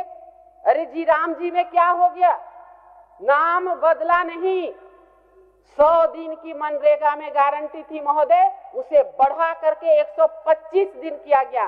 कौन सा गुनाह हुआ महोदय? सभापति महोदय, पहले 15 दिन में पेमेंट किया जाता था, अब 1 सप्ताह के अंदर पेमेंट किया जाएगा। क्यों दिक्कत होने लगी महोदय, क्यों होने लगी बताइए? कल मंत्री जी को दिक्कत है, मंत्री जी को महोदय, कल जो आप पारदर्शिता महोदय, एक फोटो उसको हर एक एंगल से लेके बिचौलियों ने 10 बार पैसा निकालने की कोशिश की। आज उन बिचौलियों को साइड करके महोदय पारदर्शिता लाने की कोशिश की जा रही है। तो आपको मिर्ची क्यों लग रही है? जी राम जी से इतनी नफरत क्यों है? अभी हमारे वरिष्ठ सदस्य हमारे सुरेश पासवान जी बोल रहे थे, ये कभी राम का नाम लेते कभी हनुमान का। अरे जब आखिरी समय भी जाइएगा तो श्री राम जी का ही नाम लेकर के जाना पड़ेगा महोदय। अध्यक्ष महोदय, आगे हम जाते हैं पेज 2 पे। अच्छा थोड़ा शांति शांति, ओम शांति। अध्यक्ष महोदय, 2 नंबर में आप देखिए, यहाँ पर है महोदय पेज नंबर 2 का पैरा 6 में, प्राकृतिक संसाधनों से समृद्ध ये झारखंड। एक्चुअल में है महोदय, क्योंकि हम यहीं जन्मे, यहीं पले बढ़े, यहीं पर हमारी कर्मभूमि जन्मभूमि झारखंड है महोदय। एक्चुअल में ये झारखंड। आज क्या हो रहा महोदय, आज हम अपनी मिट्टी को नहीं पहचान पा रहे महोदय। आज जो स्थिति है, क्या यही रांची है जिसके अपर बाजार में जा करके 2 बजे 3 बजे रामलीला देखने जाते थे महोदय? आज यही झारखंड है जहां फिराया लाल चौक में जाते थे गुड़ और चना लेने के लिए, दौड़ पड़ते थे रामनवमी के जुलूस में। क्या आज ये यही झारखंड है महोदय जो करम टोली, जो अहिर टोली के नाम से नाम है, आज बेरगा कॉलोनी के नाम से जाना जाता है? नदी नाले बहते थे महोदय। आज भी 1994 की वो बरसात की घटना हमें रूह कपा देती है। बारिश के कारण बाढ़ आ गई थी, स्थानीय युवाओं ने हाथ पकड़ पकड़ करके लोगों को पार कराने का काम किया था। आज वो कहाँ चल गया महोदय? आज चारों तरफ अपार्टमेंट और अपार्टमेंट। आज ये झारखंड की खुशबू, आज ये रांची की खुशबू कहाँ चल गई महोदय? आज ये भोले भाले लोगों को दिग्भ्रमित करने के लिए इतनी अच्छी अच्छी शब्दावलियों का चुनाव, बहुत बहुत आभार माननीय मंत्रीगण, लेकिन कम से कम इसमें अमल भी करने की कोशिश करें। आज अखबार में आता है महोदय, पहाड़ों को खा गए। हमें लगता है अरे हम लोग अनाज खाना छोड़ के कब से पहाड़ खाने लगे? लिखा है 5 पहाड़ खा गए। हमें भी लगा अरे पहाड़ भी कोई खाने की चीज होती है क्या? लेकिन महोदय ये सच्चाई है। आज जो पहाड़ पठार से भरा हुआ, जंगलों से भरा हुआ ये झारखंड, आज ये सरकार इस झारखंड का खंड खंड कर दी है महोदय। आज अफसोस होता है महोदय कि जिस प्रकार से आज यहाँ जो पर्यटन स्थल थे, जो देखने आते थे बाहर से लोग, आज इसका हर्ष क्या हो रहा है? अरे चिल्लाइए मत, आपकी बारी में हम उठ करके नहीं बोले थे। बैठिए आराम से, बैठिए आराम से। बोलिए बोलिए बोलिए, एक मिनट। सभापति महोदय अपनी समय महोदय झारखंड राज्य का हम बात कर रहे हैं महोदय। बहुत छोटा सूचना है, खनन विभाग का और पहाड़ पत्थर का बात कर रहे हैं। घड़ियाली आंसू जो है बहा रहे हैं महोदय। हाल का ही घटना है महोदय, अगले बार भी हम विधानसभा में बोले थे महोदय। दुमका में जो है कुछ ट्रक पकड़ाया था महोदय, और उसमें गिट्टी लोड था, एकदम भरा हुआ, पहाड़ पत्थर कोड़ काट के और लेके जा रहा था महोदय। तो जब पुलिस पकड़ी, यहाँ झारखंड सरकार का हेमंत सोरेन का जब पुलिस वहाँ पकड़े ट्रक को, तो ट्रक वाले को पूछे ट्रक वाले का नाम, मालिक का नाम क्या है? तो उसमें महोदय नाम नहीं बताएंगे, नंगा हो जाएंगे महोदय। बोला कि ये बीजेपी का जो है ट्रक है, बीजेपी पार्टी का ट्रक है महोदय। और अभी जो सभापति महोदय नाम बताने बोलिए, हम लोग डरने वाले में से नहीं है। अरे माननीय सदस्य, इतनी हिम्मत है तो नाम बताइए। आप बैठिए सुरेश जी, बैठिए। सभापति महोदय, आए दिन सभी माननीय सदस्य इस बात को लेकर के चिंतित हैं कि आज हाथियों का जो झुंड है वो आज हमारे लोगों को कितना नुकसान पहुंचा रहा है। लेकिन क्या कभी हम लोगों ने सोचा महोदय, आज प्राकृतिक संसाधनों के साथ छेड़छाड़ महोदय, आज हम उनका आशियाना छीन रहे, वो हमारा आशियाना छीन रहे। आए दिन जिस प्रकार की घटनाएं घटती है महोदय, आज जंगल उजाड़ने के लिए हम लगे हुए हैं महोदय। आज ये समृद्ध झारखंड,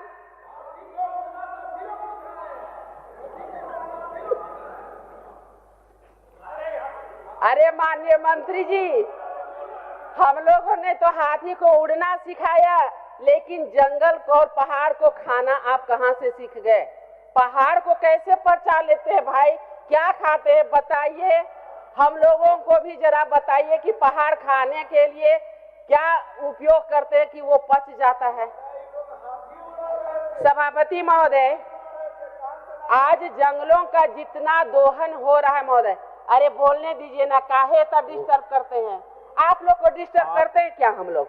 आप नीरा जी इधर मुखातिब होके बोलिए ना। सभापति महोदय, आप उधर आज जिस प्रकार से जंगलों का दोहन हो रहा है, उनको बहुत डिस्टर्ब कर रहे हैं।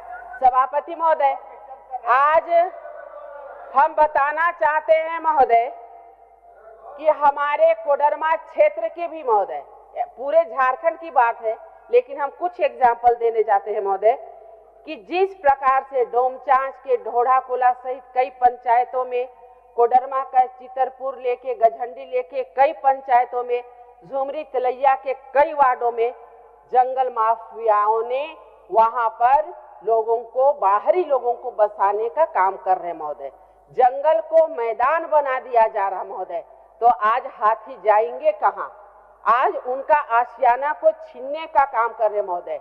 इसमें हमें लगता है कि सदन को विशेष चिंता करने की जरूरत है, सभी लोगों को ध्यान देने की जरूरत होगी महोदय, क्योंकि हम वृक्षारोपण करते हैं, क्या उसके बाद हम देख पाते हैं कि वृक्षारोपण में कितना वो पौधा आगे बढ़ा महोदय? एक पेड़ लगाने के लिए वर्षों लग जाते हैं, आज धड़ल्ले से उसे हम काट दे रहे हैं महोदय। आज हम जंगल को उजाड़ रहे हैं।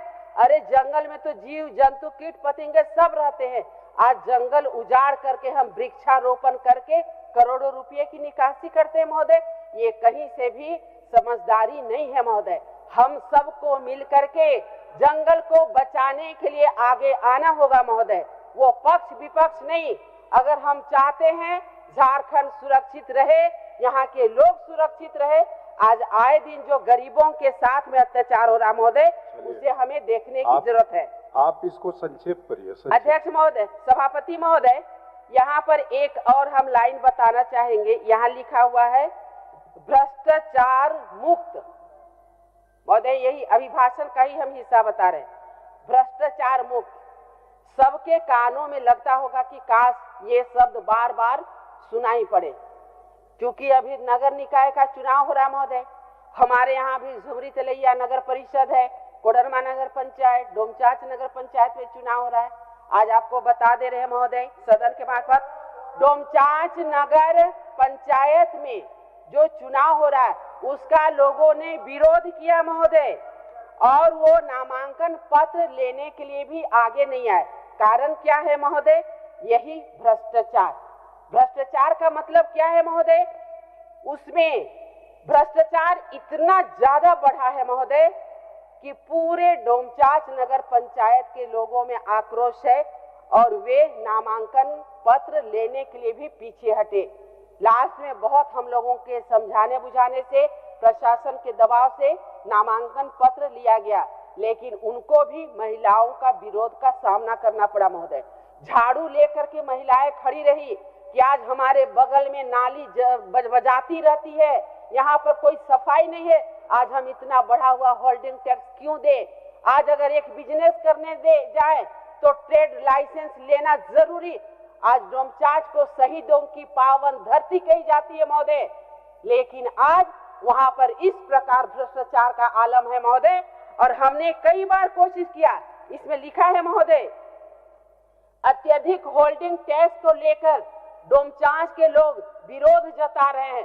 शनिवार को तीसरे दिन भी किसी प्रत्याशी के द्वारा नामांकन पत्र करना तो दूर, दाखिल करना तो दूर, किसी ने नामांकन पत्र भी नहीं खरीदा। क्यों महोदय? क्योंकि महिलाओं ने काफी विरोध किया। क्यों किया? यहाँ के लोगों का आरोप है कि नगर पंचायत बनने के बाद से विकास और सुविधाओं के बजाय लोगों पर कई तरह के टैक्स का बोझ डाल दिया जा रहा है। पिछले कुछ सालों में विकास की योजनाओं, मतलब नाली, लाइट, अन्य कार्यों में करोड़ों रुपए का खर्च हुआ। माननीय सदस्य, आपका समय समाप्त हो गया। अभी है महोदय, मेरा 15 है 2 मिनट और हमारे पास भी घड़ी है ना। लेकिन यहाँ पर स्थानीयों को कोई सहायता नहीं मिला महोदय, कोई सुविधा नहीं मिला। इसके लिए हमने नगर विकास के जो प्रशासक हैं शंभू कुशवाहा जी, उनको भी पत्र दिया महोदय। हमने मांगा जवाब कि आखिर भाई इतने छोटे एरिया में इतना स्ट्रीट लाइट कहाँ लगाया जा रहा है? आज तो वहाँ रात होना ही नहीं चाहिए था, वहाँ तो दिन का उजाला ही उजाला रहता। आज आपको बता दे रहे महोदय, कभी नगर विकास फंड, कभी जरेडा के माध्यम से, कभी अनावध फंड से लाइट का अधिष्ठापन किया जा रहा है, तो आखिर उससे जमीन निगल जा रही है या आसमान महोदय? जब हमने पूछा कि इसका रेट बताइए, देखिए महोदय, डोमचांच क्यों विरोध हुआ उसके बारे में कंक्रीट बेंच का मार्केट मूल्य 3,600 रुपया है। खरीदा कितना में? 14,000 रुपया का एक कंक्रीट बेंच। उन्होंने कहा कि नहीं, हम तो जेम पोर्टल से खरीदे। तो देखिए, जेम पोर्टल भी हम लाए महोदय, इसको भी निकाले। इसमें हाईएस्ट क्या लिखा गया है? जेम पोर्टल में कम लीजिएगा 6,122 रुपया, और लीजिएगा तो 2,650 रुपया, और एकदम बढ़िया हीरा मोती जड़ा लीजिएगा तो 7,600 रुपया। लेकिन नगर प्रशासक ने कौन रेट से खरीदा महोदय? 14,000 रुपया। अब बताइए, तो नगर पंचायत के लोग, समाप्त करिए, बस 2 मिनट समाप्त करिए, 2 मिनट तो नहीं मिलेगा सभापति महोदय। अब नगर प्रशासक समाप्त करिए। इस कारण से महोदय आज लोग चुनाव में शामिल नहीं होकर के चाहते हैं कि नगर निकाय से वो ग्राम पंचायत में फिर से आ जाए। आज जो गर्ज पार्क का निर्माण होता है कोडरमा नगर पंचायत में, वही वहां भी प्रशासक है महोदय, 1,26,00,000 रुपये का। और वो जगह कौन सा है? सुनसान जंगल का इलाका। जब जमीन नहीं मिला, 2 पार्ट में मिल करके बनाया गया महोदय। तो आज इस प्रकार से, जिस प्रकार से आज भ्रष्टाचार का आलम है, हम माननीय मंत्रीगण से कहना चाहेंगे महोदय कि हर हाल में उच्च स्तरीय जांच जरूर हो कि इतने स्ट्रीट लाइट, इतने हाई मास्ट लाइट आखिर लग कहाँ रहे महोदय। महोदय यहाँ पर पूरी है, देखिए यहाँ पर लिखा गया है महोदय, पीसीसी के ऊपर कालीकरण। पता नहीं अब ये नया आया होगा नियम, तो हमें तो पता नहीं है कि पीसीसी के ऊपर कालीकरण होता है।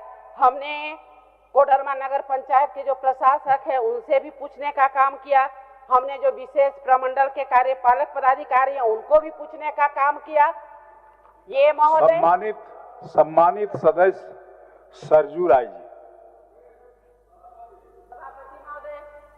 आपका समय समाप्त हो गया मैडम। नहीं, आपका समय समाप्त हो चुका है। आपको तो ऐसे आप 2 मिनट से ज्यादा बोल रही हैं। 1 सेकंड केवल महोदय। 1 सेकंड ना, चलिए 1 सेकंड आपको दिया। सभापति महोदय, स्ट्रीट लाइट का और जो हाई मास्ट लाइट का टेंडर हुआ महोदय, इसका उच्च स्तरीय जांच कराने की मांग हम सदन से करते हैं महोदय, ताकि आम लोग जो आक्रोशित है कम से कम वो आक्रोशित ना हो और उनको समझाने में हम अपनी भी भूमिका अदा कर सके, सदन का हमें मदद मिले महोदय। इस प्रकार के जो मन में भ्रष्टाचार को लोगों ने फैला दिया है महोदय, इसे कम करने की कोशिश करें और उच्च स्तरीय जांच जरूर हो महोदय। धन्यवाद। बिल्डिंग खमान होते विकास का विरोधी है, चलिए विकास का विरोधी है महोदय, इसलिए जलन हो रहा है। माननीय अध्यक्ष महोदय, माननीय राज्यपाल के अभिभाषण और धन्यवाद प्रस्ताव पर बोलने के लिए खड़ा हूं। राज्यपाल जी ने अपनी सरकार की कई विशेषताओं को गिनाया है और बताया है कि यह सरकार राज्य को आगे ले जाने की दिशा में काम कर रही है। सैद्धांतिक रूप से कई मुद्दों पर मतभेद नहीं हो सकता है और व्यवहार में सरकार द्वारा लिए गए निर्णय किस तरह से क्रियान्वित हो रहे हैं उनके बारे में मैं आपका ध्यान आकृष्ट करना चाहता हूं महोदय। अब महोदय, नगर विकास विभाग है, हम लोग शहरी क्षेत्र से आते हैं। नगर विकास विभाग इतना सुस्त है कि हमारे क्षेत्र की 6 योजनाएं पिछले साल अप्रैल में प्रशासनिक स्वीकृति के लिए आई। उसमें सरकार को 1 पैसा खर्च नहीं करना है, पैसा पहले से नागरिक सुविधा में वहां मौजूद है और आज तक प्रशासनिक स्वीकृति नहीं मिली। मैं कम से कम 3 बार माननीय मंत्री जी से मिल चुका। इसी तरह से जो हमारे यहाँ नगर निगम है, नगर पालिकाएं हैं, इनकी कार्य प्रणाली भी बहुत सुस्त है। अगर राज्यपाल महोदय अपनी सरकार की विशेषताओं को गिना रहे हैं तो एक विशेषता यह भी होनी चाहिए कि काम तेजी से हो, सही काम हो, अच्छा काम हो, तेजी से हो। महोदय, वित्त विभाग का मैं देख रहा था आंकड़ा, तो अभी तक केवल पिछले 31 जनवरी तक खर्च केवल 50% हुआ है और केंद्रीय करों में से भी पूरा नहीं मिल पाया है महोदय। 47,040 में से केवल 41,869 ही सरकार ले पाई है। उसी तरह से केंद्रीय अनुदान की स्थिति तो और खराब है महोदय। 17,057 रुपये का लक्ष्य था, केवल 4,921 रुपया, यानी 32% ही इसमें आ पाया है। तो अब जो योजनाएं इनके भरोसे हैं उनकी क्या स्थिति होगी हम आसानी से समझ सकते हैं महोदय। इधर अखबारों में खबरें छपी कि सरकार के 16,000 करोड़ रुपए का हिसाब नहीं मिल रहा है। हमारे पूर्व जो वित्त मंत्री हैं उन्होंने आदेश दिया कि आंतरिक अंकेक्षण किया जाए। आंतरिक अंकेक्षण हुआ तो ये खुलासा हुआ। हमारे वर्तमान मंत्री भी चाहते हैं कार्रवाई हो इस पर, और वहां जहां तक मेरी जानकारी है इन्होंने भी विभाग को कहा कि एक बैठक बुलाइए, जैसे हमारे पूर्व वित्त मंत्री ने बैठक बुलाया था, तो आज तक वो बैठक हुई नहीं, 3 महीना हो गया। ये बैठक क्यों नहीं बुलाई गई महोदय, ये जानना सदन की इच्छा है। उसी तरह से महोदय 107 करोड़ रुपया जो ऊर्जा विभाग का है, जो मास्टर यूनिट वहां कहा जाता है, इसमें कर्मचारियों के पैसे रहते हैं पीएफ के, उस पैसे का एफडी पहले bank of India Indian bank में था। ऊर्जा विकास निगम ने और ऊर्जा उत्पादन निगम ने उस एफडी को तोड़ दिया, सेंट्रल बैंक में रखा, कुछ रखा कनारा बैंक में। अब वो एफडी है ही नहीं वहां, पता ही नहीं चल रहा है कि है कि नहीं, कोई निकाल लिया है। जैसे हम लोग यहाँ साइबर क्राइम करने वाले किसी एक खाता से पैसा निकालते हैं तो 2 दर्जन खाता में ट्रांसफर कर देते हैं, वैसे ही 500 से अधिक खातों में पैसा ट्रांसफर होकर गायब हो गया। इसका जवाब तो देना चाहिए सरकार को, बैंकों से कैसे वसूली हो रही है। किसने सरकार को इसके लिए प्रेरित किया कि आप एफडी पुराना तोड़िए और नए बैंक में एफडी करा के रखिए। एफडी कराने के लिए सरकार का जो पैसा है, इस पैसे के लिए बैंक वाले ऑफर देते हैं। सेंट्रल बैंक ने तो कोई ऑफर नहीं दिया था, बिना ऑफर दिए पैसा सेंट्रल बैंक में डाल दिया गया। तो स्थिति महोदय वित्त की है, मैं बड़ी संक्षेप में इसको बता रहा हूं। इसी तरह से कानून व्यवस्था में जो पुलिस की स्थिति है जमीनी स्तर पर बहुत ही चिंताजनक है। मैं एक अपने क्षेत्र के पड़ोस का किस्सा बता रहा हूं। हमारे क्षेत्र में एक अपहरण हुआ, पुलिस ने अपहरणकर्ताओं को खोज लिया, इसके लिए हमने धन्यवाद दिया। मगर एक और घटना घटी बोड़ाम थाना में, गेरुआ बस्ती के पास। संतोष गिरी नाम के व्यक्ति हैं, वो वहाँ लेक व्यू होटल रिसोर्ट चलाते हैं। रात के 2 बजे हमला करके वहाँ से अपराधी उनको निकाल ले गए। पूरी रात कहीं कहीं रखा, पुलिस को सूचना हुई, पुलिस ने दबाव दिया, सुबह सड़क पर मिले। मगर जब इसका केस दर्ज हुआ, एफआईआर हुआ, उन्होंने लिख कर दिया अपहरण का एफआईआर, पुलिस ने अपहरण को हटा दिया, सामान्य घटना मानकर इसका एफआईआर कर दिया महोदय। तो ऐसी स्थिति है पुलिस की। हम लोग तो देखते हैं कि जमशेदपुर में कोई दिन नहीं है जब चैन की चिंता ही नहीं होती है। कहीं घर का ताला काट के ऑफिस गया है और दोपहर में वहां से चोरी हो गई महोदय। एक भी मामले का उद्भेदन नहीं हो रहा है।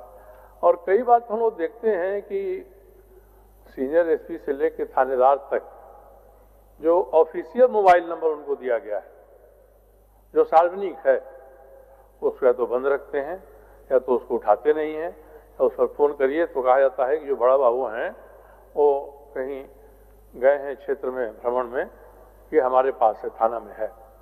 तो ये स्थिति में सुधार नहीं होगा तो कानून व्यवस्था महोदय कैसे सुधरेगी। मैं इसको ध्यान में देना चाह रहा था महोदय। उसी तरह से अवैध खनन की स्थिति, अवैध खनन के बारे में बहुत चर्चा होती है। मगर अभी जो नई सूचना मिली, मैंने उसको ध्यान आकर्षण में भी डाला है महोदय, कि धनबाद जिले में बरानी घाट पर दामोदर नदी के धारा को मोड़कर नदी के पेट में खनन हो रहा है। वहां से मुहाना बनाकर आसपास के क्षेत्रों में खनन हो रहा है, बड़े पैमाने पर खनन हो रहा है, जेसीबी, ट्रक सब वहां लगे हुए हैं। अब इसकी जानकारी वहां के उपायुक्त को नहीं होगी, ये तो नहीं कहा जा सकता है, कोई कार्रवाई नहीं हुई। महोदय, धनबाद बागमारा रोड पर 100 मीटर की दीवार खड़ा कर दी गई है रोड और किसानों के खेत के बीच में। किसान 2022 से आंदोलन कर रहे हैं। हमने मामला सदन में उठाया था और वो दीवार किसने खड़ा की, जो सरकारी रोड है उसको भी घेर लिया, ये सब कर लिया। किसान खेती नहीं करने जा रहे हैं। किसान जाते हैं प्रशासन के पास तो लोग कहते हैं हेलीकॉप्टर ले लीजिए, हेलीकॉप्टर से उस पर चले जाइए, खेती कर लीजिए। और इसका कुछ लोगों ने अतिक्रमण का मुद्दा उठाया, सीओ ने सही ठहराया। अब वो पेंडिंग है 3 महीने से उपायुक्त के यहाँ। तो ऐसी अब सड़क के किनारे खुलेआम कोई 100 मीटर का दीवार खड़ा कर दे 3 तरफ से और किसान खेती नहीं कर सकें, तो महोदय कानून व्यवस्था के बारे में हम लोग क्या निष्कर्ष निकालेंगे महोदय? तो कम से कम ऐसी घटनाओं का संज्ञान लेकर तो सरकार इस पर कार्रवाई करे। महोदय, वन विभाग में कहा गया है इसमें कि अरण्य क्षेत्र है, मगर सम्मानित सदस्य संक्षेप करिए, आपका समय 8 मिनट में मौत कर दूंगा, कोई बात नहीं है। अब वन विभाग में इतना ही ध्यान देना चाहूंगा कि सारंडा वन क्षेत्र के एक हिस्से को सेंचुरी बनाने की बात हुई। क्षेत्र ज्यादा था, सरकार ने कम किया, उसको कम किए। क्षेत्र पर सुप्रीम कोर्ट का ऑर्डर था, 3 महीने के भीतर करना है उसको। 3 महीना पिछले 13 फरवरी को बीत गया। अब इसके दिशा में क्या प्रगति है सरकार बताएगी तो अच्छा होगा महोदय। इसी तरह से महोदय, समय नहीं है सदन के पास, वरना और भी कई चीजों को मैं कहता महोदय। पदाधिकारियों के बारे में अगर हम नहीं ध्यान दें किस पदाधिकारी को कहाँ बैठाना चाहिए। अब एक पदाधिकारी हैं, सदन में नाम लेना उचित नहीं है, वो कुछ दिन पहले तक ग्रामीण विकास में थे, उसके पहले खान में थे। हम लोगों की समितियों में भी कई बार आए हो। उनकी क्षमता, उनकी रुचि, उनकी प्रकृति सब जानते हैं, मगर उन्हें कहाँ बैठा दिया गया? ऊर्जा विभाग में भी सचिव और ऊर्जा की जितनी कंपनियां हैं उन कंपनियों में भी एमडी। तो ये क्षमता के साथ कैसे काम होगा महोदय? इसलिए मैं माननीय मुख्यमंत्री जी भी हैं, उनसे कहना चाहूँगा कि विभाग की योजनाओं का क्रियान्वयन सक्षमता से हो।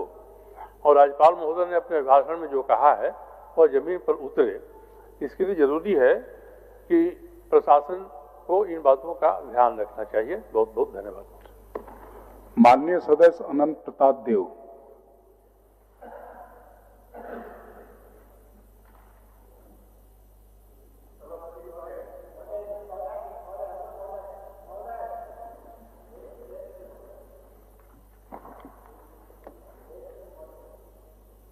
सभापति महोदय, अब उनको बोलने दे लीजिए, उसके बाद राज्यपाल महोदय के अभिभाषण के पक्ष के प्रस्ताव में बोल रहे हैं अध्यक्ष सभापति महोदय।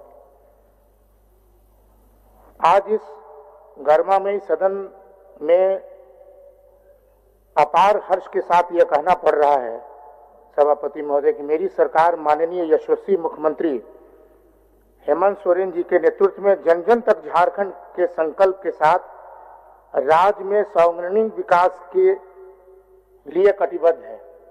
सभापति महोदय, अभी मीरा जी का हम लोग चर्चा सुन रहे थे। भारतीय जनता पार्टी को बहुत तड़प है कि हमारी सरकार नहीं बन पा रही है। कार्य ऐसा कर रहे हैं, 2019 में सरकार हेमंत सोरेन जी की बनी, जनता ने विश्वास दिया, जनता का विश्वास माननीय मुख्यमंत्री जी ने जीतने का काम किया और इस विश्वास के साथ 2024 में भी सरकार हमारी बनी। ये बड़ा बड़ा उदाहरण इन्होंने देने का काम किया, लेकिन जनता ने पूरी तरह से नकारने का काम किया है सभापति महोदय। और ये अब जो है इनका सीट का देख लीजिए स्थिति, ये अगर इतना गंभीर रहते सदन चल रही है और सदन के चलने के बाद भी इनके कम से कम 95% सदस्य जो है ये किस चुनाव में है? पंचायत के, नगर परिषद के, नगर निगम के चुनाव में। सम्मानित सभापति महोदय, ये जिस तरह से 2019 में हम लोगों की सरकार बनी, 2024 में भी हमारी सरकार बनी, हम लोग सदन में हैं। इस बार मैं आपको बताना चाहता हूं कि इस बार भी इन लोगों का काम नहीं चलेगा। इस बार कितना भी अगर अपने क्षेत्र में चले जाए, लेकिन जीतेगा तो गठबंधन जीतेगा और झारखंड मुक्ति मोर्चा और हमारी सरकार के लोग जीतेंगे। हमारी अबुआ सरकार जीतने का काम करेगी। सम्मानित सभापति महोदय, मैं एक बात निश्चित रूप से कहना चाहता हूं, गठबंधन मतलब सब है। सुरेश जी का भी नाम लिया है। आदरणीय सभापति महोदय, केंद्र से न्याय की मांग, संगठित ढांचा में जो हमारा झारखंड है उसमें सौतेला व्यवहार कर रही है। केंद्र सौतेला व्यवहार, पड़ोसी राज्यों की तुलना झारखंड के साथ बजट और सहयोग में भेदभाव बंद हो। बगल में आप बिहार में देख लीजिए, बगल में इनकी सरकार बनी है, इनको खूब पैसा बिहार में दिया जा रहा है, लेकिन हम लोगों के झारखंड के साथ सौतेला व्यवहार किया जा रहा है। सभापति महोदय, और केंद्र सरकार द्वारा झारखंड में बकाया राशि ड्यूज का अविलंब भुगतान किया जाए। खनन और खनिज संपदा राज्य होने के नाते झारखंड विशेष केंद्रीय पैकेज की आवश्यकता है। अरे जो हमारा हक है वो हमें दे दीजिए, और जब अब हमारा हक मिल जाएगा तो हम किसी से हाथ फैलाने की आवश्यकता हमारी सरकार को नहीं रहेगी। मेरा आपसे यही आग्रह है, और खास करके मैं इन लोगों को भी कहना चाहता हूं कि हमारा जो हक है आप दबाइए मत। झारखंड अभी भी गरीब की पार्टी है और गरीब लोगों की काम हो रही है। मैया सम्मान योजना की चर्चा चलती है। आज मैया सम्मान योजना को देख लीजिए, जहां भी इन लोग प्रेस में अपना मंतव्य देंगे, तो मैया सम्मान योजना के अलावा इनके पास कुछ नहीं।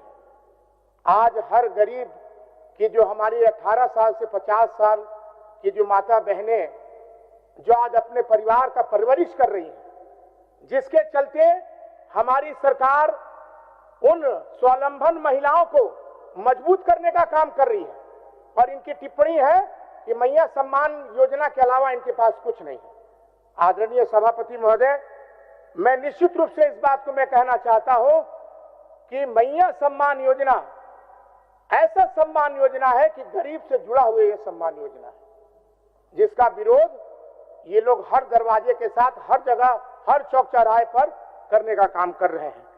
सम्मानित हमारे सभापति महोदय, पर्यटन के क्षेत्र में आप देख लीजिए, हमारी विशेष रूप से पर्यटन खेलकूद क्षेत्र में बीते वर्ष जो उपलब्धियां हासिल हुई है, वे राज्य के प्रगति का जीवंत प्रमाण है। पर्यटन केवल मनोरंजन का साधन नहीं है, बल्कि ये हमारी संस्कृति, प्राकृतिक तथा भौगोलिक विरासत में और उसे विश्व पटल पर अंकित करने का माध्यम है।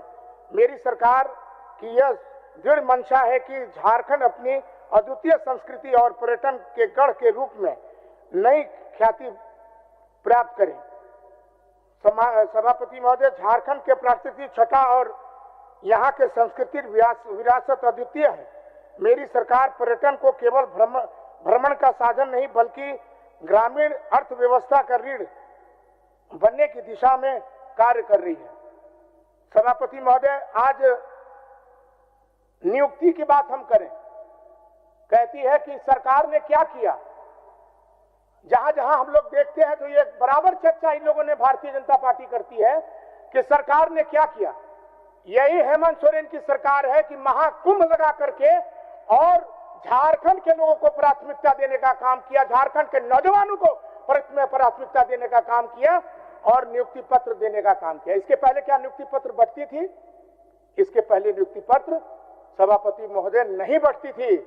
और ऐतिहासिक काम जो है हमारे माननीय मुख्यमंत्री जी सरकार के युवाओं को रोजगार जोड़ने के लिए नियुक्ति पत्र वितरण समारोह में अभियान के रूप में प्राथमिक मध्य विद्यालय शिक्षक उत्पाद सिपाही और विभिन्न विभागों के अभियंताओं के नियुक्तियां जेपीएससी और जेएसएससी के माध्यम से अटकी हुई परीक्षाओं को गति देकर रिकॉर्ड समय नियुक्ति दी गई है।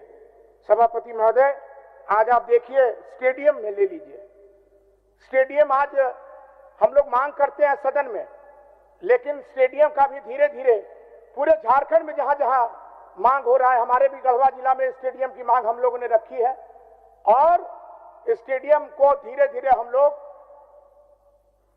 आईना की तरह जो है हमारी सरकार लाने वाली है। खेल कूद पे खास करके खेल कूद में हमारी जो प्रतिभावान खिलाड़ी हैं, चाहे वो हॉकी खेलें, चाहे फुटबॉल खेलें, चाहे वो क्रिकेट खेलें, निश्चित रूप से हमारी सरकार जो है पंचायत स्तरीय, गांव स्तरीय, टोला स्तरीय हमारी सरकार ने बड़े पैमाने पर जो है खेल का आगे बढ़ाने का काम किया है और खेलो झारखंड का सफलतापूर्व आयोजन करने का काम किया। सम्मानित सभापति महोदय, आज आप देख लीजिए हमारी सरकार जितने भी पर्यटन स्थल हैं, जितने भी बड़े बड़े मंदिर हैं, उनको राज्य स्तरीय का दर्जा पहले नहीं मिलता था। जब से झारखंड का निर्माण हुआ और जब से झारखंड बना, अगर सम्मान के राजकीय स्तरीय का दर्जा अगर किसी ने देने का काम किया तो आदरणीय मुख्यमंत्री हेमंत सोरेन जी ने देने का काम किया। इस बात को मैं कहना चाहता हूं। और आज विद्युतीकरण, मुख्यमंत्री ग्रामीण विद्युतीकरण, आज पूरे इलाके में इससे सरल विद्युतीकरण जो है किसी के सरकार में, भारतीय जनता पार्टी की भी सरकार थी, भारतीय जनता पार्टी की सरकार में इतना सुविधा पूर्वक जो है विद्युतीकरण नहीं होता था जो हमारी सरकार यशस्वी मुख्यमंत्री हेमंत सोरेन जी की सरकार में विद्युतीकरण हो रहा है। आप जाके देख लीजिए, गांव में कोई भी ऐसा कस्बा नहीं है, कोई भी ऐसा टोला नहीं है जहां पर विद्युतीकरण नहीं हो रहा है। और विद्युतीकरण माननीय मुख्यमंत्री ग्रामीण विद्युतीकरण के योजना के तहत हर गांव को जोड़ा रहा है। और सबसे ज्यादा तो इस बात को मैं कहना चाहता हूं, उसके पहले भी सरकारें थी भारतीय जनता पार्टी, जो 1 घंटा 2 घंटा, खास करके गढ़वा जिला और पलामू प्रमंडल की मैं चर्चा करना चाहता हूं कि मात्र 2 से 3 घंटा बिजली मिलता था। आज 2019 और 2024 के हमारी माननीय मुख्यमंत्री जी ने आज जो है 22 से 23 घंटा बिजली जो है हमारी सरकार देने का काम कर रही है। इसके पहले सरकार ने कभी भी, भारतीय जनता पार्टी की सरकार ने कभी भी इसको सोचने का काम नहीं किया। इसके पहले भी मुख्यमंत्री थे, उन्होंने ये घोषणा भी किया कि अगर हम बिजली नहीं दे पाएंगे तो हम वोट नहीं मांगेंगे, लेकिन कार्य करके किसने दिखाने का काम किया? कार्य करके यशस्वी मुख्यमंत्री हेमंत सोरेन जी ने दिखाने का काम किया है। आदरणीय सभापति महोदय, आज मैं निश्चित रूप से इस बात को मैं कहना चाहता हूं कि आज प्रधानमंत्री आवास कुछ दिन पहले बंद हो गई थी। गरीब ब्लॉक का चक्कर लगा रहे थे, प्रधानमंत्री आवास लोगों को नहीं मिल रहा था। झारखंड के साथ सौतेला व्यवहार केंद्र सरकार के लोगों ने करने का काम किया। आदरणीय सभापति महोदय, यही हमारी सरकार है, यही यशस्वी मुख्यमंत्री हेमंत सोरेन जी हैं जिन्होंने आपको आवास देने का काम किया, गरीबों को हक दे करके आवास बनाने का काम किया। इन लोगों ने तो सौतेला व्यवहार बराबर करने का काम किया है। सभापति महोदय, इस बात को मैं कहना चाहता हूं। माननीय सदस्य संक्षेप करिए। सभापति महोदय, आज सावित्रीबाई फुले की चर्चा हम लोग करें। उस गरीब, हमारी जो गरीब बच्चियां हैं जो 8 क्लास से लेकर 12वीं क्लास तक, 12वीं क्लास से लेकर ग्रेजुएशन तक हमारी सरकार उसको आर्थिक रूप से सहयोग कर रही है, कपड़ा तक देने का काम कर रही है। और ये लोग कहते हैं कि सरकार में कुछ नहीं हुआ। सभापति महोदय, मैं एक बात को निश्चित रूप से आपसे कहना चाहता हूं कि आने वाले दिन में, आने वाले समय में ये जो 29 का इंतजार कर रहे हैं, 29 में भी डंके के चोट पर जो है हम लोगों की सरकार बनेगी और इस राज्य के फिर दोबारा मुख्यमंत्री 29 में भी जो है माननीय मुख्यमंत्री बनेंगे। हेमंत सोरेन जी, इस बात को मैं कहना चाहता हूं। फूलो जानो आशीर्वाद योजना, हड़िया दारू बेचने वाली महिलाओं की सम्मानजनक स्वराज से जुड़ा हुआ योजना, सखी मंडल महिलाओं को आर्थिक स्वावलंबन, 995 करोड़ रुपया का आवंटन, कृषि एवं ग्रामीण समृद्धि कृषि माफी लोन, किसानों के हित के लिए आज पूरे झारखंड में बहुत बड़ा कार्य कर रही है सभापति महोदय। पशुधन विकास योजना, 50,000 ग्रामीणों को स्वराज रोजगार योजना हेतु सहायता, जल एवं पर्यावरण नीलांबर पीतांबर योजना, 2 लाख हेक्टेयर भूमि का जल संरक्षण और बिरसा हरित ग्राम तहत फलदार वृक्षारोपण, कोल्ड स्टोरेज, राज्य के सभी जिलों को 5,000 मैट्रिक टन भंडार क्षमता का विकास करना, हमारे 9,000 उद्योग से आधारभूत संरचना, 95% अनुपालन, 83,000 करोड़ रुपया का विकास परियोजना। अध्यक्ष महोदय, सभापति महोदय, समाप्त करिए। अब मैं बस यही आपसे आग्रह करना चाहता हूं कि इनके तड़पने से कुछ नहीं होगा।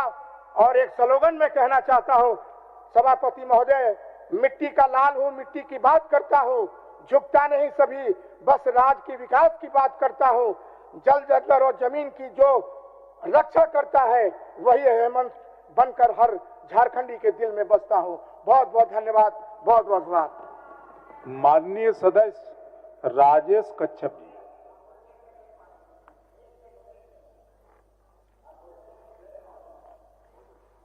बोलिए। एक मिनट। 1 मिनट क्या व्यवस्था है क्या? हाँ, 1 मिनट। व्यवस्था के नाम पर व्यवस्था तो नहीं है। हित की बात है, सार्वजनिक हित की बात है, मेरा व्यक्तिगत सार्वजनिक हित की बात है। 1 मिनट महोदय, अभी माननीय सदस्य सरजूराज जी ने अपने वक्तव्य के बीच में कहा कि सरकारी अधिकारी, सरकारी कर्मचारी जिनको सरकारी टेलीफोन मिला है कि उठाने के लिए, लेकिन बिना कारण हम लोग बार बार फोन करते हैं, हम भी आप भी बहुत लोग फोन करते हैं महोदय, उठाते भी नहीं है। तो निश्चित रूप से जो ऐसे सरकारी अधिकारी हैं, कर्मचारी हैं जो बिना कारण नहीं उठा रहे हैं, अगर नहीं उठाए तो उनको कॉल बैक करना चाहिए महोदय। अगर नहीं उठाते हैं तो वैसे लोगों पर कार्रवाई करने की अपेक्षा माननीय मुख्यमंत्री महोदय, सदन में महोदय, हम मुख्यमंत्री महोदय से भी अपेक्षा करें कि उन लोग पर कार्रवाई करने की कृपा करें। धन्यवाद। चलिए बोलिए। बहुत बहुत धन्यवाद सभापति महोदय। मैं सदन में आज महामहिम राज्यपाल के अभिभाषण के धन्यवाद प्रस्ताव पर बोलने के लिए खड़ा हुआ हूं महोदय। निश्चित तौर से मैं आदरणीय महामहिम राज्यपाल का आभार व्यक्त करता हूं कि उन्होंने जो अब वह सरकार के द्वारा किए गए कार्यों की समीक्षा और सराहना की, इसके लिए मैं उनका पूरे राज्यवासियों की ओर से आभार व्यक्त करता हूं। निश्चित तौर से महोदय, यह जो अब वह सरकार है महोदय, एक नई खोज, नई सोच और नई उमंग के साथ में राज्यवासियों को सरकार की योजनाओं के साथ में जोड़ने का जो साहस और जो संकल्प लिया है, आज आप प्रत्येक सुदूर गांव में अगर जाएंगे तो सरकार की जितनी भी योजनाएं हैं जो 25 वर्षों के इस युवा राज्य में आज तक ना हो सका, वो हेमंत सोरेन की सभुआ सरकार में हो रहा है महोदय। इसका एकदम जीता जागता उदाहरण है कि आज हम सरकार की योजनाओं को गांव तक पहुंचाने के लिए हम सीधे तौर पे गांव में पंचायत कर रहे हैं। जो अधिकारी गांव में नहीं जा घुस पाते थे, जो अधिकारी गांव से बात नहीं कर पाते थे, आज वो अधिकारी गांव में जा करके लोगों की समस्याओं को सुनने का काम कर रहे हैं। उस सरकार के पास में उसको भेजने का भी काम कर रहे हैं महोदय। आज तक ये पूरे देश में यह पहला राज्य है जहां पर इस प्रकार की योजनाएं चल रही है। और सरकार आपके द्वार के माध्यम से, ठीक है, बहुत सारी समस्याएं हैं राज्य में, बहुत सारी समस्याओं का समाधान एक बार में नहीं होगा, लेकिन समय समय आप देखेंगे कि इस राज्य में हम लोगों ने देखा है कि जहां पे वृद्धा पेंशन को भरने के लिए लोग 10 वर्ष 20 वर्षों तक इंतजार करते थे, बिचौलियों को अपना राशन पानी खिलाते थे, के बावजूद में भी वृद्धा पेंशन नहीं बनता था। हम लोगों ने या जो सर्जन पेंशन के माध्यम से और ये जो सरकार आपके द्वार के माध्यम से 100% झारखंडियों को सर्जन पेंशन से जोड़ने का काम किया। आज जिस योजना के बारे में लोग नहीं कह रहे थे, मैया सम्मान, आज अब भारतीय जनता पार्टी के नेताओं से कहीं भी आप पूछ लीजिएगा, जब योजनाएं नहीं आएंगी या हम कहीं पे हमारी योजनाएं अगर धीमी है तो वो लोग बोलते क्या है जानते हैं महोदय? वो लोग बोलते हैं कि सब पैसा मैया सम्मान में जा रहा है। अरे तो हम आपके जैसे झूठे थोड़ी हैं। आपने तो छत्तीसगढ़ में भी वादा किया, आपने तो दिल्ली में भी वादा किया, आपने तो बिहार में भी वादा किया, आपने तो मध्य प्रदेश में भी वादा किया, आपने तो राजस्थान में भी वादा किया और सरकार भी बना डाला।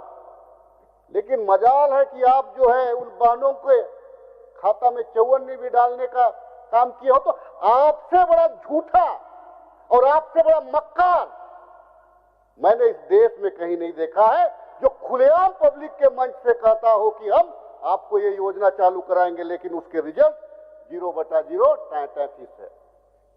आज इनकी ये हालत है। ये झूठ बोल करके सत्ता तो हासिल कर ले रहे हैं, लेकिन झूठ का बहुत ज्यादा दिन तक बोलबाला नहीं रहता है महोदय। आज ये हमारे विपक्ष के साथी, आज बहुत सारी, मैं आदरणीय हमारे नेता प्रतिपक्ष को भी सुन रहा था, उन्होंने बहुत सारी बड़ा धीमा और मधुर और बड़ा कटाक्ष भरे स्वरों में बहुत सारे राज्य को एक सिखाने का लहजा से बोलने का प्रयास किया। और ये नहीं देखा कि अगर आप कहीं पे अगर किसी को अगर अंगुली दिखा रहे तो 4 अंगुली आपके पीछे भी जाता है। आज शासन सबसे ज्यादा इस 25 वर्षों में आज भी आप ही का रहा है। आप इस राज्य के प्रथम मुख्यमंत्री थे, आपका कोई हिसाब नहीं है, आपका कोई लेखा जोखा नहीं है, आपका कोई इतिहास भी नहीं। आज आप जिस पार्टी को आप लीड कर रहे हैं और इससे पहले जिस पार्टी में आप थे, झारखंड विकास मोर्चा, उस समय आप जल जंगल जमीन की बात करते थे।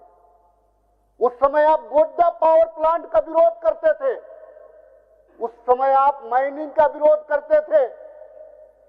लेकिन जैसे ही आपने पाला बदला, जैसे ही आप भारतीय जनता पार्टी का विपक्ष के नेता हुए, आप आज पूंजीपतियों को और पूंजीपतियों का राग बोलना शुरू कर दिए। आप कह रहे थे कि भाई यहां पे जमीन का अतिक्रमण हो रहा है। अब बता दें किस राज्य में सबसे ज्यादा जमीन का अतिक्रमण किसके शासनकाल में हुआ है राज्य बनने के बाद में? अभी सुरेश भाई बोल रहे थे, सुरेश जी बोल रहे थे कि भाई गुड्डा पावर प्लांट आपने लाठी के दम पे लिया, ताकत के दम पे लिया, पैसे के दम पे लिया। आप हिंदू मुसलमान तो बहुत करते हैं, लेकिन बिजली जो है उत्पादन हमारा, संसाधन हमारा, आबो हवा हमारा, और बिजली मुसलमान की राजनीति करने वाले, मुसलमान से नफरत करने वाले उस बांग्लादेश में आप भेजने का काम कर रहे हैं जहां सबसे ज्यादा मुसलमान हैं। तो आपका करनी और कथनी में जमीन आसमान का अंतर है, ये पूरा देश जानता है। आज आप ही का शासन काल था जो आदिवासियों का एक, आदिवासियों का नहीं, यहाँ के मूलवासियों का, यहाँ के मूलवासी भी पत्थरगड़ी करते हैं महोदय, आदिवासी और मूलवासी दोनों पत्थरगड़ी करते हैं। आपने उसको असंवैधानिक कहा, आपने उसको असंवैधानिक कहा और असंवैधानिक कहा करके उस ग्राम प्रधान, उन ग्राम प्रधानों को आपने FIR करवाया, जेल भेजने का प्रयास किया, लाठीचार्ज किया, लेकिन शर्म नाम का कोई चीज भी नहीं बचा आपके पास। आज आप जमीन अधिग्रहण के नाम से लोगों को, वहां के आदिवासियों को नक्सली बनाने का भी प्रयास किया, लेकिन यहाँ के लोग जागरूक हैं, यहाँ के लोग समझते हैं जल जंगल जमीन का अधिकार को जानते हैं। आपके दबाव के बाद में भी उन्होंने वे नहीं झुके, इवन कि आप ही को झुकना पड़ा और आपको लोग रास्ता दिखाने का काम किया 2014 में। आपने जो जुल्म ढाहा 2014 में पूरा देश ने देखा, पूरे राज्यवासियों ने देखा। तो भारतीय जनता पार्टी के लोगों के कथनी और करनी में बहुत बड़ा अंतर है महोदय। आज के तारीख में इन लोगों ने ग्राम सभा को भी कमजोर करने का प्रयास किया। ग्राम सभा को तो माना ही नहीं, इलीगल कह दिया। आज ये लोग जमीन के बारे, इनको तो हक भी नहीं है जमीन के बारे और राज्यवासियों के संसाधन के बारे में बोलने का भी। अगर ये लोग अगर आज किसी के सामने और किसी की बात करता है तो सिर्फ पूंजीपतियों की बात करता है। अगर इनमें दम होता सभापति महोदय, तो 2013 का कानून को 2015 में ये लोग संशोधन नहीं करते। 2013 का कानून कहता है कि जहां 5 वर्षों तक अगर कोई कार्य नहीं हो रहा और जिस कार्य के लिए जमीन को लिया गया वह कार्य नहीं हो रहा है तो जमीन वापस कर। लेकिन आपने संशोधन किया क्योंकि आपको अडानी, अंबानी और ना जाने कितने लोगों को आपको खुश करना था। संशोधन आपने किया, सजा हम भोग रहे हैं। क्योंकि कानून जब केंद्र में बनता है तो राज्य भी बाध्य होता है उस कानून को अपनाने के लिए। जो आज हम झेल रहे हैं या जल जंगल जमीन का जो प्रदेश है, आपके गलत नीतियों की वजह से आज यह भोग रहा है या झेल रहा है। हम करना भी चाह रहे हैं तो हम नहीं कर पा रहे हैं। ये आपकी गलती है। भारतीय जनता पार्टी के लोगों को शर्म आनी चाहिए महोदय। आज इन लोग बड़े बड़े वादे कर आदिवासियों के नाम, आदिवासियों को ठगने का भी काम किया। आदिवासी के नाम पे इन लोगों ने छत्तीसगढ़ में ना जाने क्या क्या प्रलोभन दिया, क्या क्या वादा किया। और जैसे ही इनकी सरकार बनी छत्तीसगढ़ में, याद करिए, हसदेवा जंगल, वहां का जंगली जानवर, वन्य प्राणी, वहां के लोग, मानव समुदाय, वहां का गांव, तमाम लोगों को आप लोगों ने उजाड़ देने का काम किया। अरे शर्म कहां बचा है? आप मूलवासी को हटा रहे हैं। आपके पास तो शर्म भी नहीं है। और लेकिन आप बोलते हैं राज्य जब काम कर रहा है तो आप एक सिर्फ मीडिया के लाइमलाइट में आने के लिए सरकार को आप कटघरा में खड़ा करने का सिर्फ प्रयास करते हैं। आप अरे दीदी भाई लगी हो तो पानी तो पिए के आई हो कि तो से बतिया सकती हो। संक्षेप किया जाए, संक्षेप कीजिए। दादा मेरा पूरा 25 मिनट है दादा। सभापति महोदय क्षमा चाहूंगा। आज जिस प्रकार से हंसदेवा जंगल में आदिवासियों को उजाड़ने का इन लोगों ने पाप किया है, पूरा आदिवासी समाज, इस देश का पूरा आदिवासी समाज भारतीय जनता पार्टी को देख रहा है। अब इनके छलावे में आने वाले नहीं है और आने वाले दिनों में 2029 में इनको इनकी औकात भी पता चल जाएगा महोदय। आज ये बीजेपी के लोग, आज बीजेपी के तमाम नेता पूंजीपतियों के सिर्फ गुलामी कर रहे हैं, उससे ज्यादा कुछ नहीं कर रहे हैं। आज हमारा नेता, सुन लीजिए दीदी, सुन ले भाई, सुन ले दीदी, बोलिए जल्दी से बोलिए। विपक्ष को भाजपा फोबिया हो गया है। बिना भारतीय जनता पार्टी के नाम लिए, बिना माननीय प्रधानमंत्री जी के नाम लिए, बिना हमारे गार्जियन मोहन भागवत जी का नाम लिए इनको पचता ही नहीं है महोदय। कैसे ये पहाड़ पचा लेते हैं पता नहीं चलता है। हम लोग बोले ही कहाँ है? मतलब कि आप लोग भी जान रहे कि आप लोग गलती की है। हम लोगों ने तो मोहन भागवत का अभी तक नाम भी नहीं लिया, प्रधानमंत्री का नाम भी नहीं लिया है। आप सुन लीजिए, आज जो है हमारे नेता कम से कम देश में ये कह रहे हैं राहुल गांधी जी कि हम इस देश में नफरत के खिलाफ मोहब्बत का बाजार खोलने के लिए निकला हूं, ये सब कह रहे हैं। और आप क्या कह रहे हैं? मियाँ लोग जहां 5 रुपया मांगेंगे तो उसको 4 रुपया दो। ये क्या आपका संदेश देना चाह रहे हैं? आपका नेता कह रहा है, आपका नेता जात और धर्म पे लोगों को बांटने का काम कर रहा है, लेकिन कार्रवाई के नाम पे आज उसके सामने भी कुछ नहीं हुआ। ये भारतीय जनता पार्टी को सोचना और समझना चाहिए। राजेश जी आपका 12 मिनट समय था, लगभग हो गया है। संक्षेप सभापति महोदय, निश्चित तौर से 12 मिनट से ज्यादा है महोदय। अकेले ये लोग ज्यादा बोल दिया है। आज मैं कहना चाहता हूं सरकार ने एक लंबी लकीर झारखंड राज्य ने एक लंबी लकीर खींचने का काम किया है महोदय। पिछले कार्यकाल से अभी तक के कार्यकाल में भले ही हमारा पैसा को रोक दिया गया हो, लेकिन हम राज्यवासियों को कोई भी योजना से वंचित नहीं कर रहे हैं, चाहे वो मैया सम्मान योजना हो, अबू आवास योजना हो, रोजगार हो, सड़क हो, चाहे जो भी हम स्कीम दे रहे हैं आज अपने दम पे दे रहे हैं। आज जिस प्रकार से पक्षपातपूर्ण रवैया केंद्र हमारे साथ अपना रही है और जिस प्रकार से संघीय ढांचा को समाप्त करने का और लोकतंत्र को खोखला करने का ये लोग प्रयास कर रहे हैं, आने वाली पीढ़ियां जो हैं, आने वाली पीढ़ियां इनको माफ भी नहीं करेगी महोदय। आज के तारीख में ये लोग सोचा भी नहीं था कि झारखंड के बच्चों को हम विदेश में पढ़ाएंगे। हम ये सपना को पूरा किए हैं और आज हम झारखंड के उन गरीब बच्चों का सपना को पूरा करना चाह रहे हैं जो हायर एजुकेशन के लिए वो विदेश में पढ़ना चाहते थे, हायर एजुकेशन के लिए वो बाहर पढ़ना चाह रहे थे महोदय। आज मैं कहना चाहता हूं महोदय, आज हमारी सरकार ने 25 वर्षों तक आपने जिस जल जंगल जमीन की बात नहीं की, पैसा का नाम तक नहीं लिया, हम लोगों ने कैबिनेट में पैसा को ला करके यह साबित कर दिया कि हम राज्य को कैसे चलाना चाहते हैं, राज्य को हम किस दिशा में ले जाना चाहते हैं, हम लोगों ने साबित किया है महोदय।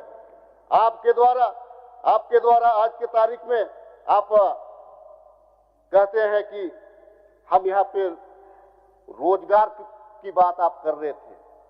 हम जितना सरकारी नौकरी का सर्टिफिकेट बांटे, आप हाथी उड़ाते हुए भी 6-8 हजार रुपया में आप आंध्र प्रदेश और केरल और मद्रास और मुंबई भेजे, उससे ज्यादा हम सरकारी नौकरी देने का काम किए हैं इस सरकार में। ये आप लोगों को जानकारी होनी चाहिए महोदय।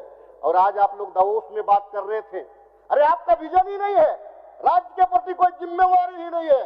इसीलिए मैं इस बात को दावे के साथ कह सकता हूं कि हमारे माननीय मुख्यमंत्री वहां जब ग्लोबल समिट हो रहा था, वहां जब बड़े बड़े पूंजीपतियों के साथ में अपना देश में इन्वेस्टर को निमंत्रण देने के लिए गए थे, आप लोग क्या बोल रहे थे, अरे ये तो आदिवासी मुख्यमंत्री है, इतना लाख रुपए का कोट कैसे पहन सकता है, वह रे आप लोगों का नफरती जुबान, वह रे आप लोगों का नफरती मानसिकता, वह रे आपकी सामंतवादी मानसिकता।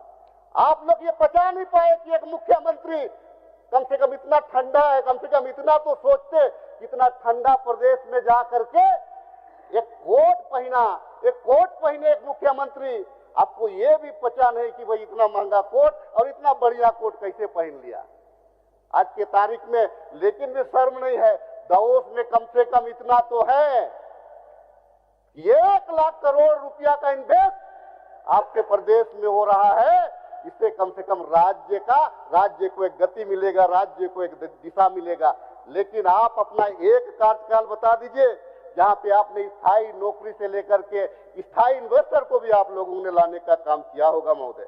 सरकार का उत्तर होना है सर, सरकार का उत्तर होना है। जी जी महोदय, मैं निश्चित तौर से महोदय आज सरकार का उत्तर से पहले मैं अपनी बातों को समाप्त करना चाहता हूं कि आज ये लोग एक अंतिम बात अपना बात को कंक्लूड कर रहे हैं महोदय। ये लोग एसआईआर की बड़ी बात करता है महोदय।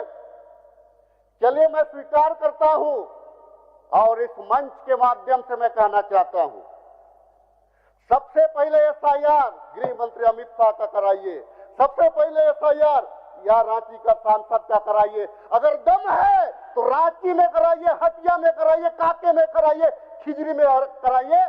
यहां से विधायक और सांसदी बनना आप लोगों का सपना हो जाएगा, ये मैं आपको चैलेंज करता हूं। अगर दम है तो सबसे पहले शुरुआत प्रोजेक्ट पायलट के रूप में यहां से करा करके देखिए।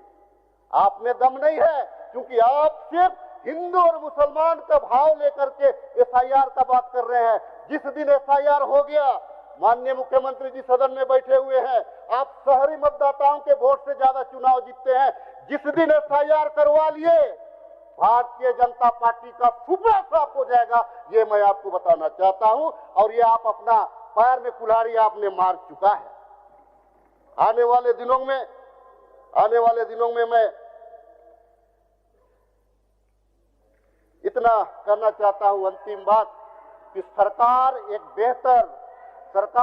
दिशा के साथ, सरकार एक दृढ़ संकल्प के साथ में आगे बढ़ रही है। मैं विपक्ष के साथियों से अनुरोध करना चाहता हूं, आइए मिलजुल करके आप हमारे साथ चलिए, आप हमारा साथ दीजिए और इस राज्य को एक विकसित राज्य की ओर ले जाने में हम सभी का योगदान रहे। इसी आशा विश्वास के साथ आपने बोलने का अवसर दिया सभापति महोदय, बहुत बहुत धन्यवाद। सरकार का उत्तर।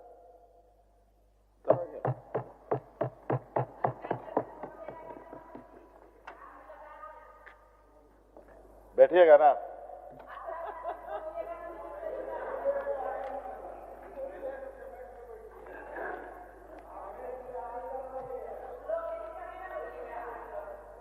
नहीं नहीं, बिल्कुल हमारी ऐसी कोई मंशा नहीं होती है। आप आश्वस्त रहें।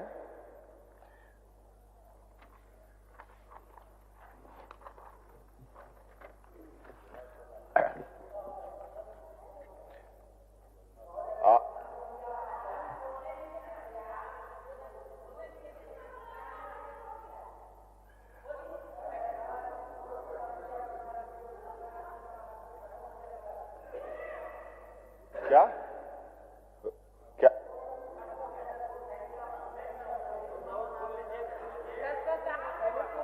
अच्छा अच्छा,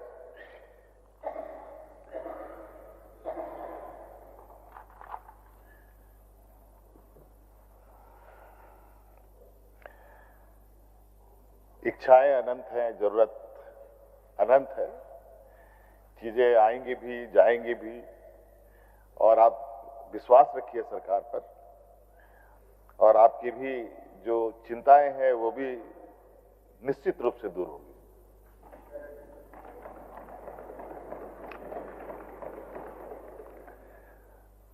धन्यवाद सभापति महोदय।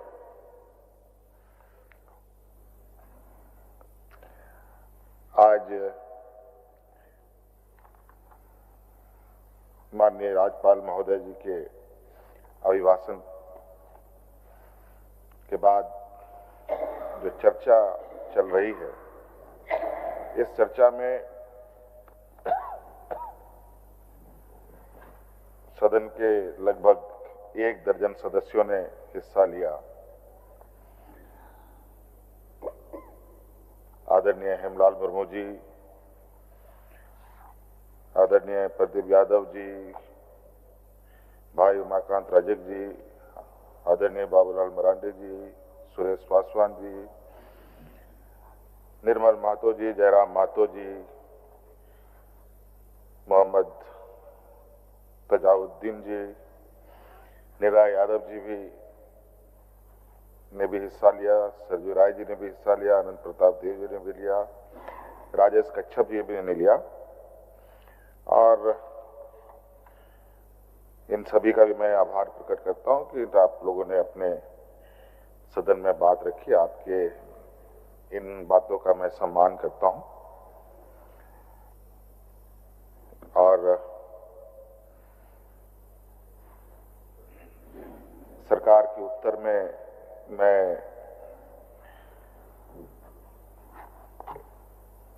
अगर कहा जाए तो बहुत लंबी बातें भी कही जा सकती है और जरूरत भर भी कही जा सकती है। मैं तो सबसे पहले आप सब लोगों को मैं बहुत बहुत धन्यवाद देना चाहूंगा। भले ही गिने चुने लोग अब यहाँ उपस्थित हैं, और यही बच भी जाएंगे, और शायद भविष्य में भी यही स्थिति या इससे भी बुरा स्थिति ना हो, ये शायद अभी से तैयारी आप लोगों की हो चुकी है, क्योंकि 25 साल का ये झारखंड के सफर में आज का ये इस सदन में बजट सत्र के प्रारंभ में एक नया चीज देखने को मिला। पहली बार आज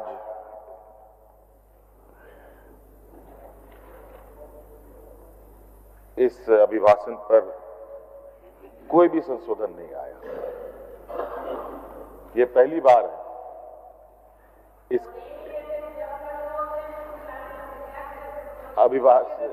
अभिभाषण के संशोधन। ये तो माननीय अध्यक्ष जी के चेयर से ही आदेश हुआ था कि सबको किस तरीके से अपनी चीजों को रखना था। और इस संशोधन नहीं आने से मुझे लगता है कि आप सब लोगों ने भले ऊपर मन से या अखबारों में छपने के लिए आप सरकार को खोरी खोटी आप सुनाते जरूर हैं, लेकिन अंदर खाने ये आप सरकार की उपलब्धियों को मानने लगे हैं। इसके लिए आप लोगों का बहुत बहुत आभार।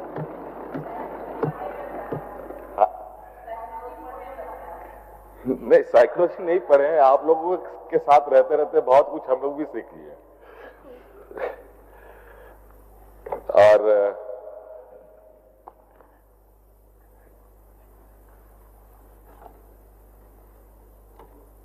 इतने बात में भी बात को खत्म किया जा सकता था।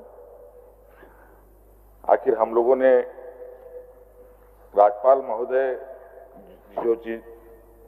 जिन चीजों को उन्होंने सदन के समक्ष रखा, वो सभी चीजें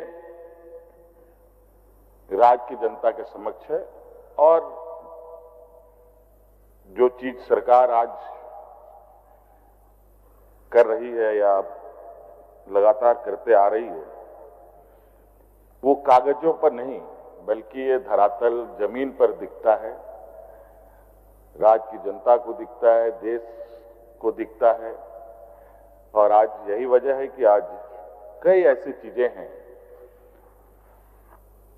पहले हम दूसरे राज्यों का कार्यों को सराहते हुए अपने राज्य में अपनाते थे, अब वो दिन पलट गया है। वो दिन अब धीरे धीरे बदलाव की ओर है। आज हम जो करते हैं हमारी कॉपी दूसरे राज्य की सरकारें करती हैं। ये छोटी बात नहीं है।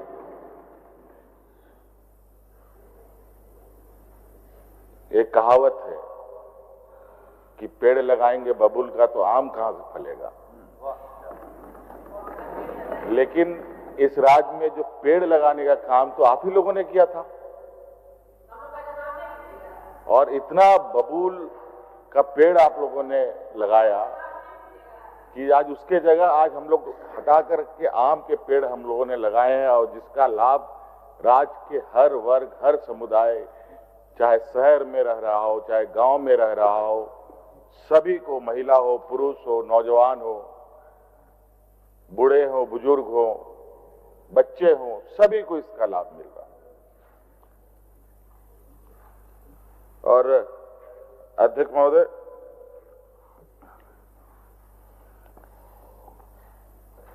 हमारी गठबंधन की सरकार, एक तो यहां डबल इंजन की सरकार ने, डबल इंजन की सरकार का भी हाल इस राज्य ने देखा और कई राज्य देख भी रहे हैं, और वहां क्या हस हो रहा है वो भी आप सबको पता है। और बहुत जल्द वो भी दिन आएगा जब सभी डबल इंजन की सरकारें धराशायी होंगी। बहुत जल्द इसका भी आप लोग को सामना करना पड़ेगा। और चूंकि कई चुनौतियों के बावजूद, कई विपरीत परिस्थिति के बावजूद अध्यक्ष महोदय, संविधान को, परंपराओं को हम लोगों ने मजबूत किया, लोकतांत्रिक मूल्यों की रक्षा की, जहां ना कायदा ना कानून, जो आप लोग कहें वही कानून हो, आप लोग के हिसाब से है। मानवता का तो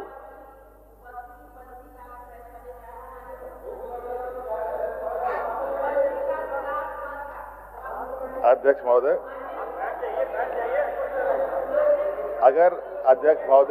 अगर नियत स्पष्ट हो, नियत साफ हो और संकल्प दृढ़ हो अध्यक्ष महोदय, तो सरकार सीमित संसाधनों में भी कई काम कर सकती है। और आपको पता है सभापति महोदय कि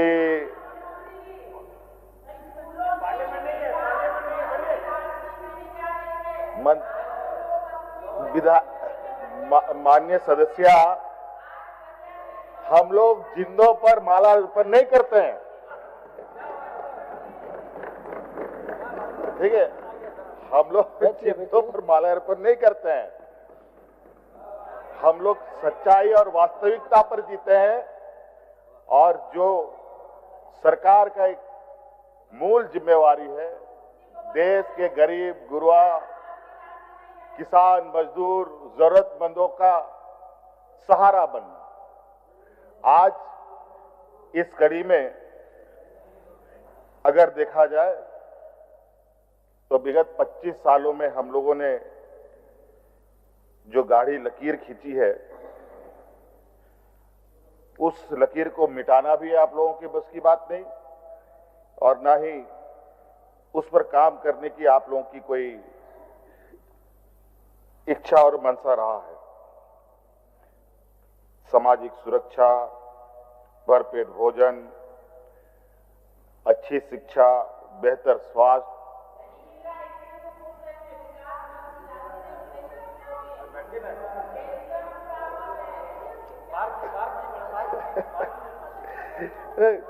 सुनिए, आराम से सुनिए। सभापति महोदय, बिल्कुल स्पष्ट रूप से अभिभाषण में कितने स्पष्ट और कितनी सत्यता इसमें लिखा है अध्यक्ष महोदय कि हम लोग पूरे राज्य में, और जो हम लोग का आने वाला, अभी तो शुरुआत है और हमने पहले भी कहा है, अभी का नहीं, 2050 में आप देखेंगे ये राज्य, पिछड़ा राज्य जो एक सुनियोजित तरीके से आप लोगों ने बनाया है, वो राज्य एक अग्रणी राज्य के रूप में गिना जाएगा।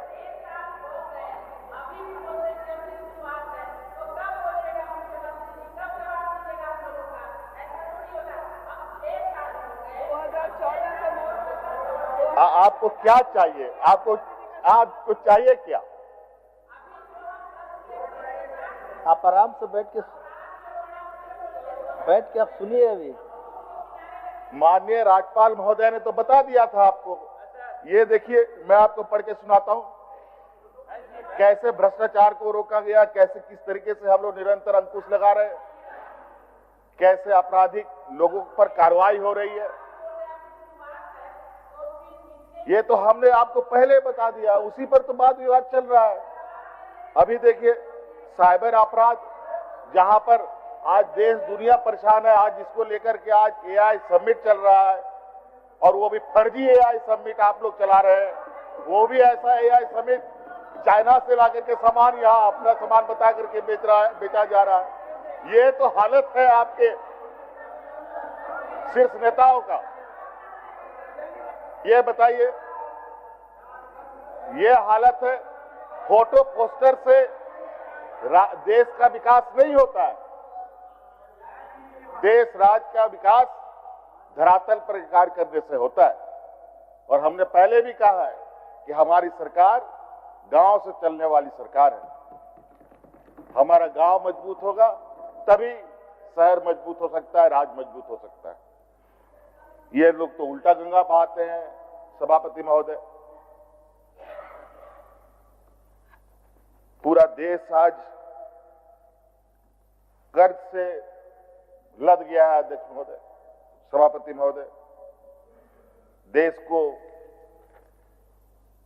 दूसरे देशों के हाथों में गिरवी रख दिया जा रहा है सभापति महोदय। सभी किसान मजदूर की तो भविष्य में क्या हालत होगी। ये धान क्रय की बात आदरणीय बाबूलाल जी कह रहे थे। अब धान क्रय का क्या होगा भविष्य में, वो बता देना। जब बाहर से अमेरिका से यहां पर अनाज आना शुरू होगा तो यहां का किसानों का क्या हाल होगा, इस विषय पर तो कोई इनका चर्चा नहीं। नमक, तेल, दाल, चावल, आटा सब जब बाहर से आने लगेगा तो यहां का किसान को फिर से आत्महत्या करने की स्थिति खड़ी हो जाएगी सभापति महोदय। हर वो काम इन लोगों ने कर डाला सभापति महोदय, जो इस देश का 80% लोग रोज कमाओ रोज खाओ की जिंदगी में जीते थे। ये बच पाएंगे कि नहीं बच पाएंगे कहना बड़ा मुश्किल है। और आज इनके विरोध में कोई आवाज उठाता है तो वो देशद्रोह कहलाते हैं। आज भी हमने देखा, न्यूज चल रहा था कि ये एआई समिट हुआ तो उसमें कुछ विरोध के स्वर भी सुनाई दिए, तो वो स्वर को देशद्रोही घोषित कर रहे हैं, ये लगे हुए हैं लगे, और हमको लगता है देशद्रोह का केस भी लगेगा लोगों के ऊपर। सभापति महोदय, सबको पता है इस देश का एक गौरव क्षण, एक नया अध्याय, जब मैं davos गया था दुनिया की वैश्विक मंच पर, और वहां के मुख्य अतिथि के रूप में पूरा दुनिया के लोग वहां थे, और उसमें मुख्य अतिथि के रूप में अमेरिका के जो बॉस हैं, वहां के जो सर्वे सर्वा हैं, ट्रंप साहब ही मुख्य अतिथि थे। उनका भी विरोध हुआ था सभापति महोदय वहां पर, बड़े बड़े होर्डिंग लगा लगा करके। उनको तो देशद्रोही नहीं कहा गया। ये लोग, इनके विरोध में आवाज बुलंद करने वाले लोगों को ये कहा जाए, सभापति महोदय, एक ऐसा दौर से हम गुजर रहे हैं और इतने संवेदनशील दौर से हम लोग गुजर रहे हैं। देश के लोग जरूर इस बात को देख रहे हैं, जान रहे हैं, समझ भी रहे हैं। अगर यही हालात बनी रही तो वो दिन दूर नहीं सभापति महोदय कि यहां लोग, ये अजीब तरीके की स्थिति हो गई। देश के ही अंदर लगता है कि एक बेगाना सा स्थिति, एक नया देश टाइप यहां एक डेवलप करने का प्रयास है। मणिपुर का हालत देख लीजिए सभापति महोदय, एक राज्य दूसरे राज्य के पुलिस फोर्स से खूनी संघर्ष करता है, और वो भी इन्हीं के राज्यों में होता है। हिंदू मुस्लिम का जहर तो इन लोगों ने पूरा उसका समंदर बना दिया।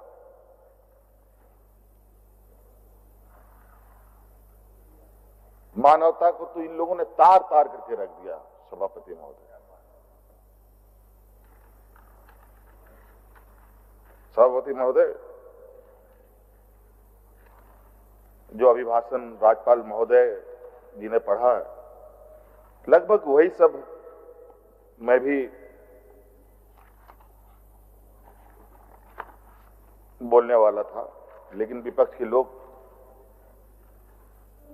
सुनने को, ना इनके पास पेशेंस है, ना सुनने का और ना साथ देने का इनका कभी मनसा रहा। ये तो संयोग है सभापति महोदय, ये सदन है जहां विपक्ष की भी बात हम लोग संयम से सुनते हैं।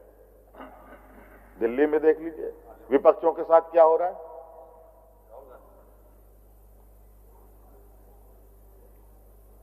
विपक्ष नेता को बोलने से रोक दिया जाता है सभापति महोदय, यह हालत है। और यहां तो विपक्ष अपना जो बोलना है बोल लिए और उठ के निकल भी गए। तो इनका हर काम बिल्कुल संवैधानिक, विपक्ष जो करे सारा असंवैधानिक। सभापति महोदय, मैं बहुत लंबा नहीं करूंगा। आज मैं एक विशेष बात को रखते हुए अपनी वाणी को समाप्त करना चाहूंगा, क्योंकि बातें बहुत और भी कई मौके आएंगे जहां हम लोग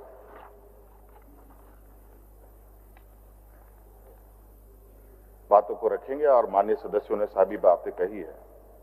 मैं एक घटना का जिक्र करना चाहूंगा सभापति महोदय, जो घटना बहुत ही मर्माहत करने वाला है लोगों के लिए, आम मानवता के लिए। एक मिसाल, एक कहा जाए सभापति महोदय कि एक ऐसा मिसाल, जो मैंने ये खबर पढ़ी तो मुझे भी 2 मिनट के लिए मैं सहम सा गया। बहुत हिम्मत करके मैं उस पर आगे बढ़ा। आपको मैं बताना चाहूंगा, अभी कुछ दिन पहले ही एक छोटी सी बच्ची 10 महीने की बच्ची ने अपना पूरा शरीर का अंगदान उसके परिवारजनों ने किया। 10 महीने की बच्ची ने, वो बेचारी किसी घटना में ब्रेन डेड हो गई और उसके माता पिता ने बहुत अपने समझिए जिगर के टुकड़े को इस तरीके से देश के लिए समर्पित किया, लगता है कि वो मरने के बाद भी वो अब अमर हो। 10 महीने की बच्ची जिसका नाम था आलिन सेरिन अब्राहम, जिसको हम लोग अंगदान महादान भी बोलते हैं, ऐसा ये चीज मैंने पहली बार देखा कि उनके माता पिता हैं श्री सरीन एन जॉन और अरुण अब्राहम। मानना पड़ेगा सभापति महोदय, ये साहस, ये ताकत जो उनको मिला और उस बच्ची ने जिस तरीके से उसकी बच्ची का अंगदान हुआ, हमें लगता है आज सैकड़ों लोग शरीर में कोई अंग खराब होने की वजह से लोगों की जानें चली जाती है और आज उस बच्ची के अंगदान से ना जाने कितने लोग, वो हिंदू होगा, मुसलमान होगा, सिख होगा, ईसाई होगा, किसके शरीर में गया या जाएगा, उस समय ये सारी चीजें खत्म हो जाती है। लेकिन ऐसे लोग, ऐसे मानवता के प्रति सजग रहने वाले लोगों के प्रति भी इनकी जो घृणाएं इतनी बुरी है कि ये आज अंगदान को लेके भारत सरकार में कानून है, राज्य सरकारों में भी कानून है, लेकिन आज इस विषय पर ना कोई एडवर्टाइजमेंट आता है, ना कोई लोगों को जागरूक किया जाता है, ना किसी तरीके का प्रोत्साहन करने का भी कोई कार्य नहीं होता है। तो हमने इस घटना के बाद ये निर्णय लिया है कि अब हम अपने राज्य में भी अंगदान को लेकर के एक कानून बनाते हुए आगे बढ़ेंगे और आम लोगों की जीवन कैसे बचे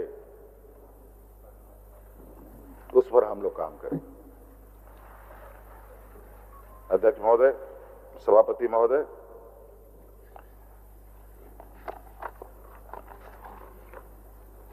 हमारे विपक्ष वाद विवाद में तो हिस्सा लिए, लेकिन कोई संशोधन नहीं। कुल मिलाकर के यही कहा जाए सभापति महोदय कि सरकार के कामों से ये घबराए हुए, सरकार की लंबी योजनाओं को लेकर के ये घबराए हुए।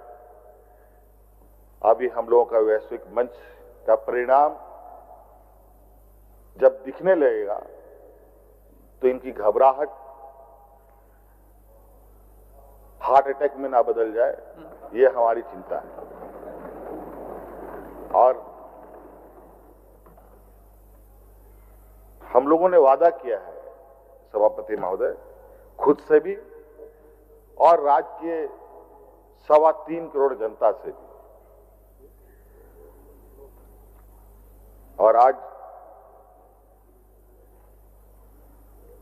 एक ऐसे वादे को जो हर लोगों को साथ लेके चलने का, और आज जो देश के सबसे पिछड़े राज्य में है, पिछड़े राज्यों में गिने जाते हैं, उसको अग्रणी राज्य में कैसे ले जाया जाए, जो बहुत बड़ी चुनौती है।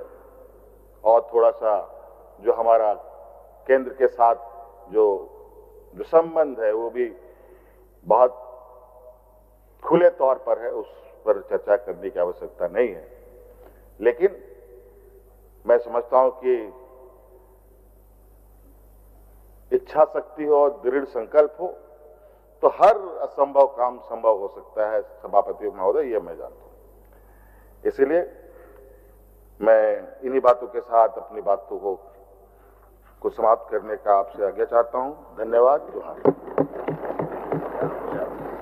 अब मैं श्री हेमलाल मुर्मू सविसा द्वारा प्रस्तुत एवं श्री प्रदीप यादव सविसा द्वारा समर्थित मूल प्रस्ताव को लेता हूं। सदस्यगण, माननीय राज्यपाल महोदय के अभिभाषण के लिए उनके प्रति कृतज्ञ हैं। जो इसके पक्ष में है वे हाँ कहें, जो इसके विपक्ष में है वे ना कहें। मैं समझता हूं कि पक्ष में बहुमत है, पक्ष में बहुमत है, प्रस्ताव स्वीकृत हुआ। माननीय सदस्यगण, सभा की कार्रवाई शनिवार दिनांक 21 फरवरी 2026 के 11 बजे पूर्वाह्न तक के लिए स्थगित की जाती है।